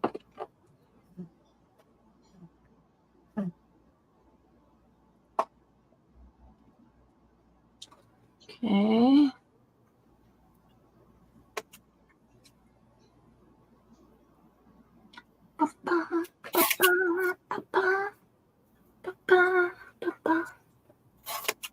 Okay, got that one.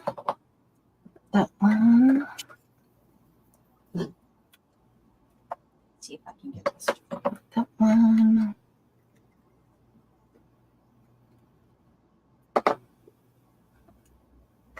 That one.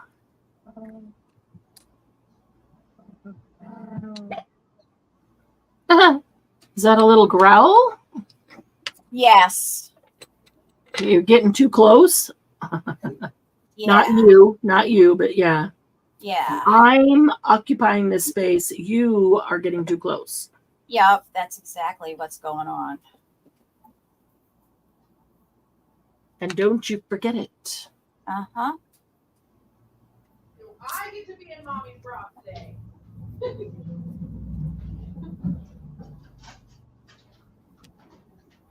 Or maybe shirt. Sorry. Shirt.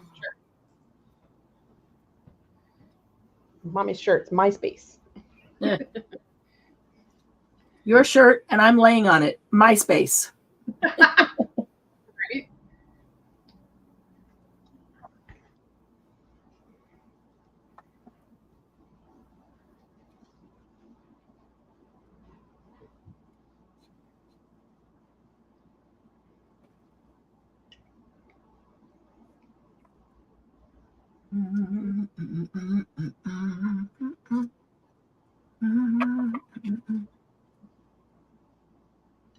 DM, you haven't made those collage photos, but you've seen them, right? Or have you? Yep. Did you see the video? Actually, I haven't made them, but I made some. If that makes sense. I haven't made them officially, but I think, and I haven't really watched it, but I think I made. I think I did a good job when I did it. Yeah, when we're done here, show me what you did, and see if that would fit in with. Oh, that's tomorrow, isn't it? Yeah. Actually, I did one in here. Oh yeah. Yeah.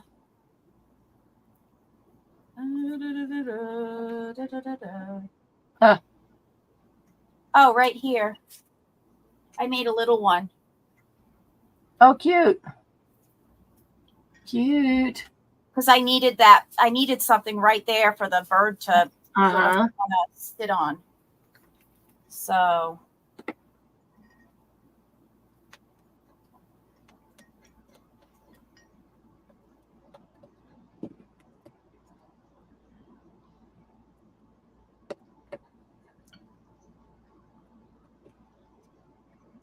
Let's see.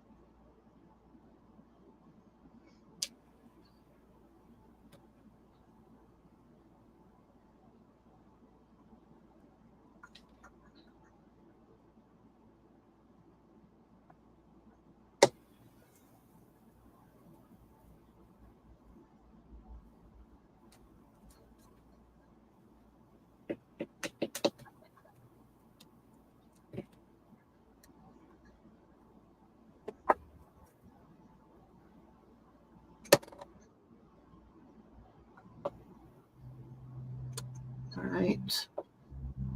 One more color.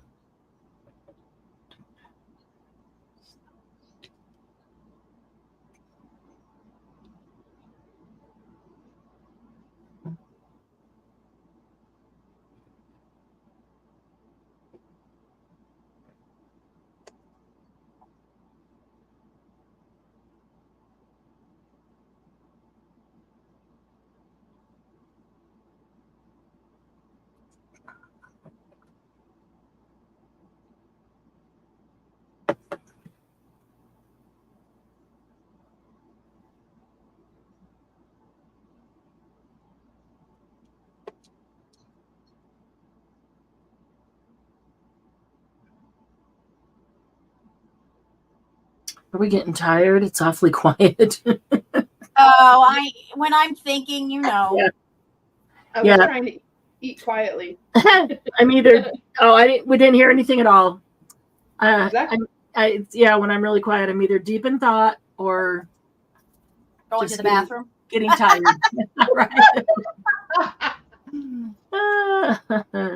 Getting tired. Yeah, I'm probably getting to the end of my productive point, and so I was just hanging out at this point. Yeah. Well, if I think I'm just about there too. I just want to finish these 2 pages or the face of these 2 pages. Make something for dinner for me and Lucy. And chill on Netflix. Yeah. I need to finish Your Honor. I'm in season 2. And it's weird because, I was telling you that episode 1 of Your Honor is not representative really of what the whole rest of it is like. Episode 1 was very graphic and bloody and ew. It like sets up the whole reason for the story and then it's gone. And now it's a regular drama show with, So like a political court drama show? Nope. Actually don't spend a whole lot of time in court. Now and then there are some court scenes. Just had one, in fact, the final episode of the season, then that was the what's the word, the culmination, of course, of that of the season, and so it was very appropriate. But the show in general does not spend hardly any time in court at all. Yeah. Well, I might have to check it out now that you've mentioned it, and I've also just finished something else. I don't remember. Okay. I think you might like it. I'm just trying to decide what color for this last. That's teal, so I don't want something that's going to be conflicting, but maybe this light green.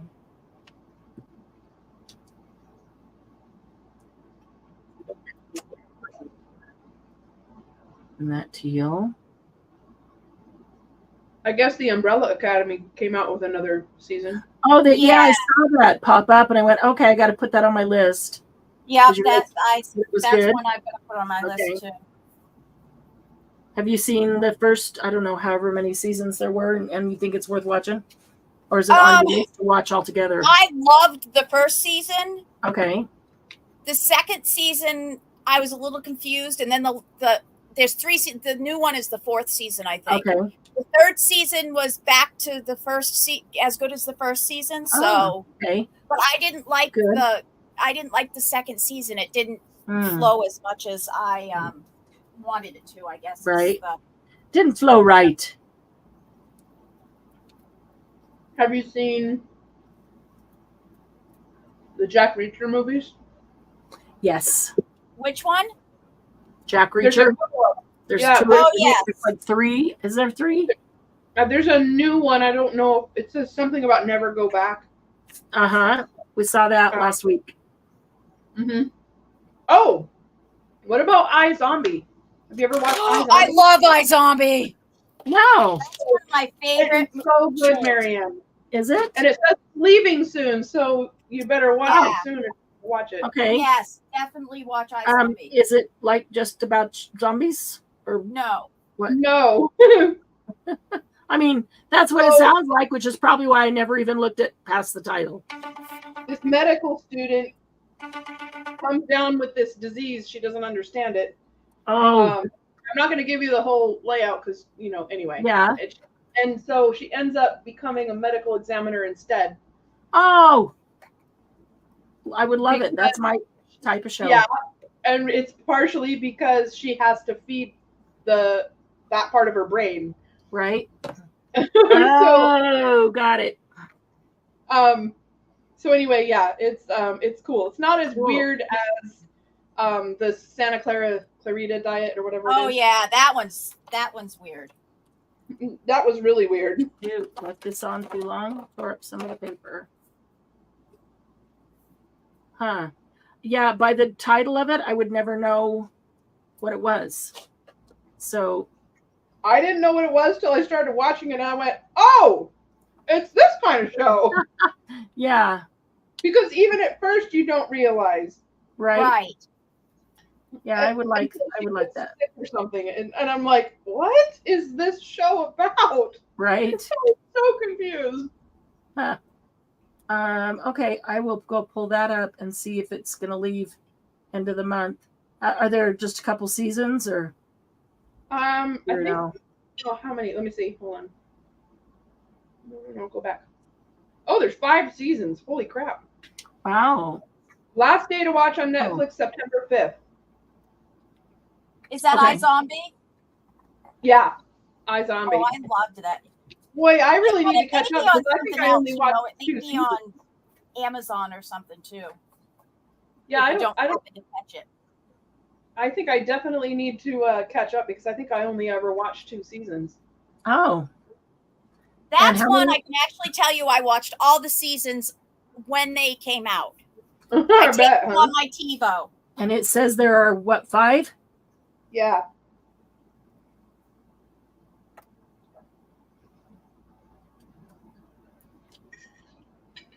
There are 5 on Netflix. That doesn't mean there's only 5 in the whole series. Right. Right. I think. I mean, it might. I don't know if you think it's not many. I think that's how many there were. I don't think there was any more. I just know Netflix has a habit of putting only partial seasons out there. And then they come out, new season added. Yeah. And they're like 5 years behind too. Right. Mm-hmm. And it makes me mad because they take away my favorites. The first time they did that was when Doctor Who decided they were no longer going to be syndicated to American networks. Uh-huh. And they pulled back to like only BBC, and now you can purchase seasons on Amazon. But I was really bumming because I loved Doctor Who. I tried to watch it and I started from the very beginning, and somebody told me that I shouldn't have done that. I should have watched some of the newer ones before. I've never watched it. New. Yeah, the Netflix started at like the 9th Doctor, and it was really good. So then you might be interested enough to want to see beginning, the originals, which weren't as good as later on. Mm-hmm.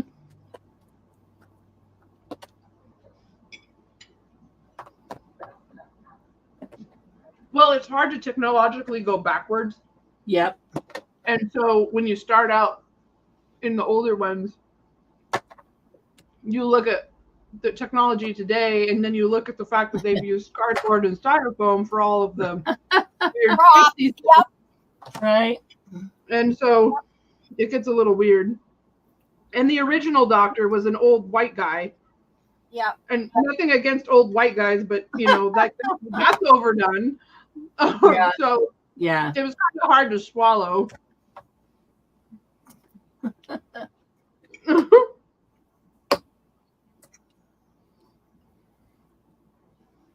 Okay, how does that look?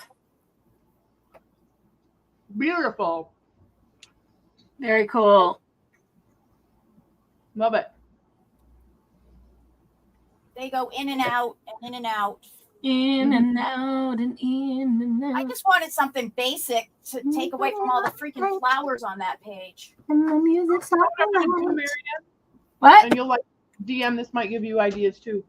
What I'm gonna do is, so this is that 2-pager. Yeah. Right here. What I did was the other 2-pager I put in this way so that it flips out, and I'm gonna stick a journal signature in here. Mm-hmm. So that it's shorter than this short page, but then you have an extensive space of journaling to write in. Yeah. So okay. I said there's only one that flips like that, but I see you're talking about the one that we cut in half. The other one you're referring to is the page that we cut in half to make a. I made a second one because these were the 2 pages. Right. So you know how we made this one? I just made a second one just like it to make this page.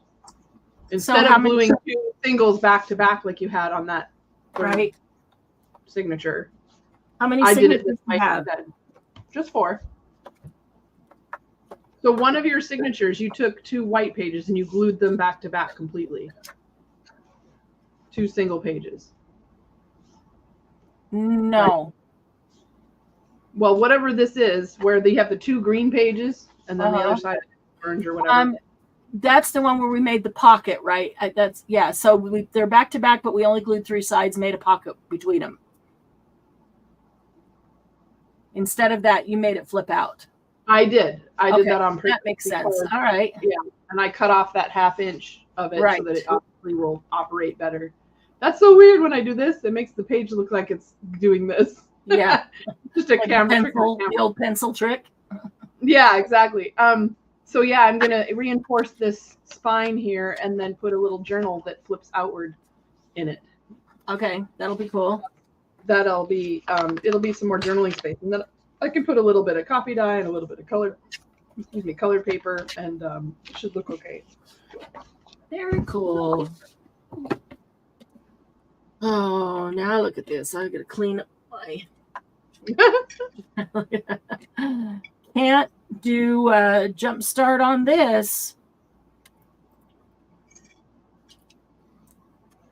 Oh, the fun of messing around. Yeah, it was fun just to play. Like, I mean, we've been working on stuff for the last few days, but that was specific with a specific goal. I mean, DM's still working on it, but it's going to take me longer. For me, this one just to play. And DM, the way yours has been done, yours already looks very decorated. Because the graphic 45 paper. Yeah. There's a couple pages. There's not much I have to do on them because of the graphic 45 paper. I love I just got to figure out a way so to make them more than just the plain page. Right. On the second one, the one that I did yesterday, I did take a couple of the pages I flipped around. Instead of using the one that I did in the first album, I used the solid teal on the back that I like so much. So I did that on a couple of them, but so I didn't decorate them when I was doing it with everybody during the workshop. I just showed them how decorated the first one. So I did it last night. I set up last night and finished that book, and I used the pink viewfinder thing that you used. Used the brown one. I used the pink because it was perfect against the teal. And I sat there for the longest time. I had several things and I kept configuring them and going, no. I'd configure it and no. And I'd add some more embellishments and no. And I was going to take the viewfinder and I had all like tickets and, stuffed all the way around it. And I stuffed it all around it, but I didn't glue it. And I finally just said, all right, just set it down and go to bed. It's 1:00 in the morning. Oh my God. Go to bed, come back and look at it tomorrow. Because nothing looked right. And I know if it didn't look right, don't glue it down. So I came back and looked at it this morning and took off all the crap around it and all the other things on the page and about half of it and just really cut it back. And I'm like, it just needed to be simplified. I was trying to put too much on the page, thinking that it just didn't look like enough. And because that viewfinder, what I didn't say during the workshop, well, I did during the prep. The prep thing was the 2 1/4 circle, and you put that on and use that as a photo mat. And so I left it with that center being ready as a photo mat, so somebody could put a photo in there.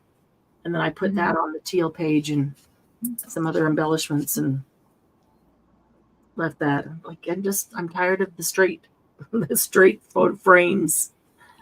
This will be different, nice, round. I kind of would like to have done with it what you guys did and do my own thing, but I feel bad. You did it workshop, so I can. I can't do that in the workshop because then people can't follow, and so that's why I thought there's enough stuff left over that I could take that and even make a junk journal with all those pretty colors. And I thought about doing that today while we were doing this, and I thought, no, I've looked at them enough. I need to take my eyes away from them. Look at something else for a while. There is something you could do if you wanted to make a do your own thing junk journal sort of style thing. You could get a similar setup, like the embellishments and the paper highlights it or whatever, and then the paper and the folder and the cover and all that, and then do one say, this is a craft with me.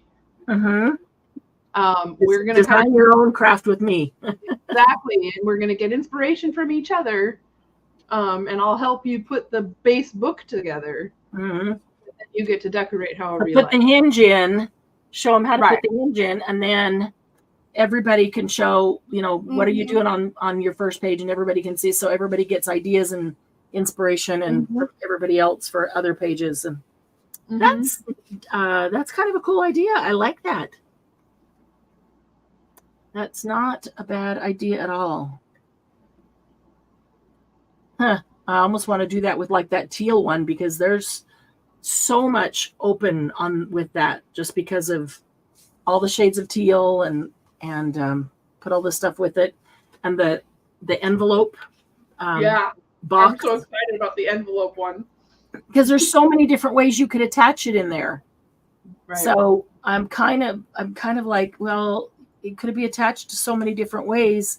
What if we just let people decide their own? But I'm like, yeah, that's really hard with that. But it could be. We could put those who already did it have a spring binder, the ring binder springy thing, because that came 2 to a pack. So we used one. So those who took that last workshop have one of those, because that could be put in the center. I don't know. I need to go check for. I haven't been downstairs. I need to go downstairs because I think I ordered one of, or 5 or 10 or whatever of everything of the colors of composition books that she made, and I want to see if there's a teal one or close enough. I'm pretty sure you showed one. I remember a maroon kind of color. There's the black. There's a maroon kind of. It's not red. More, dark blood red or maroonish.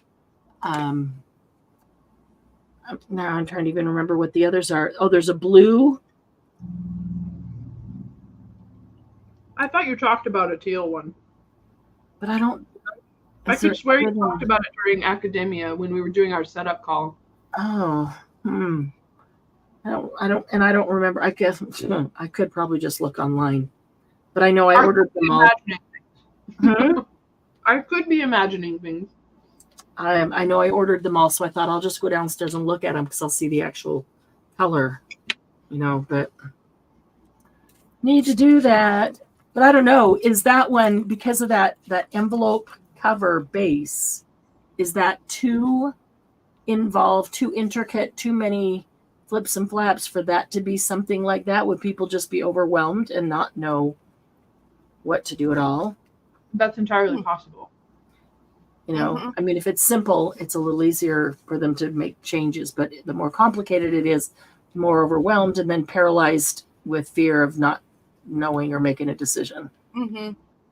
But, or you could do a simple, super duper base decoration of it. Like, here's how you assemble. Here's the stuff. One, could make one as a sample, and if they wanted to copy it, they could. Right. And then you set up the base, and then they copy you on that part, but then the next session is all about decorate however you like. I don't know if they would do that, but it would certainly be a good question to put to your group. I would like people to do their own. Like, if we just put it together as a base and you give us like a pack of colors and just have everybody do their own. So I mean, it may take longer because you get the paper and the ephemera and all the stuff, but not going through it and going, put this here, put that there. Right. I agree. Yeah. But DM and I are kind of like that too. Right. Some people, the reason they go to those classes is because you're guiding them through how to make it. They don't have to try to figure it out because they don't feel comfortable or confident doing that. So they want to come away with something that looks cool, looks put together. That I think it's worth asking your most often attended group. And that might divide, like this group, it might divide it where part of them would really like to do that and part of them wouldn't. And I could see that there would be allow more people to come in. Some people would really like that. Some people probably wouldn't. Interesting. I'll have to think about that. Like, you have so much of that purple one. What's the name of that one? That one? Oh, the Minte. Minte. Oh, that would be so cool. Using that with some of Jen's paper and the teal and the purple and the dark, what's it called? Nightfall. Nightfall, that's it. Nightfall. I don't think I ended up ever getting any of that. What do you mean? Everybody's supposed to have some Nightfall. I think I was promised some Nightfall and I never received it. Oh. Yeah. I think we did.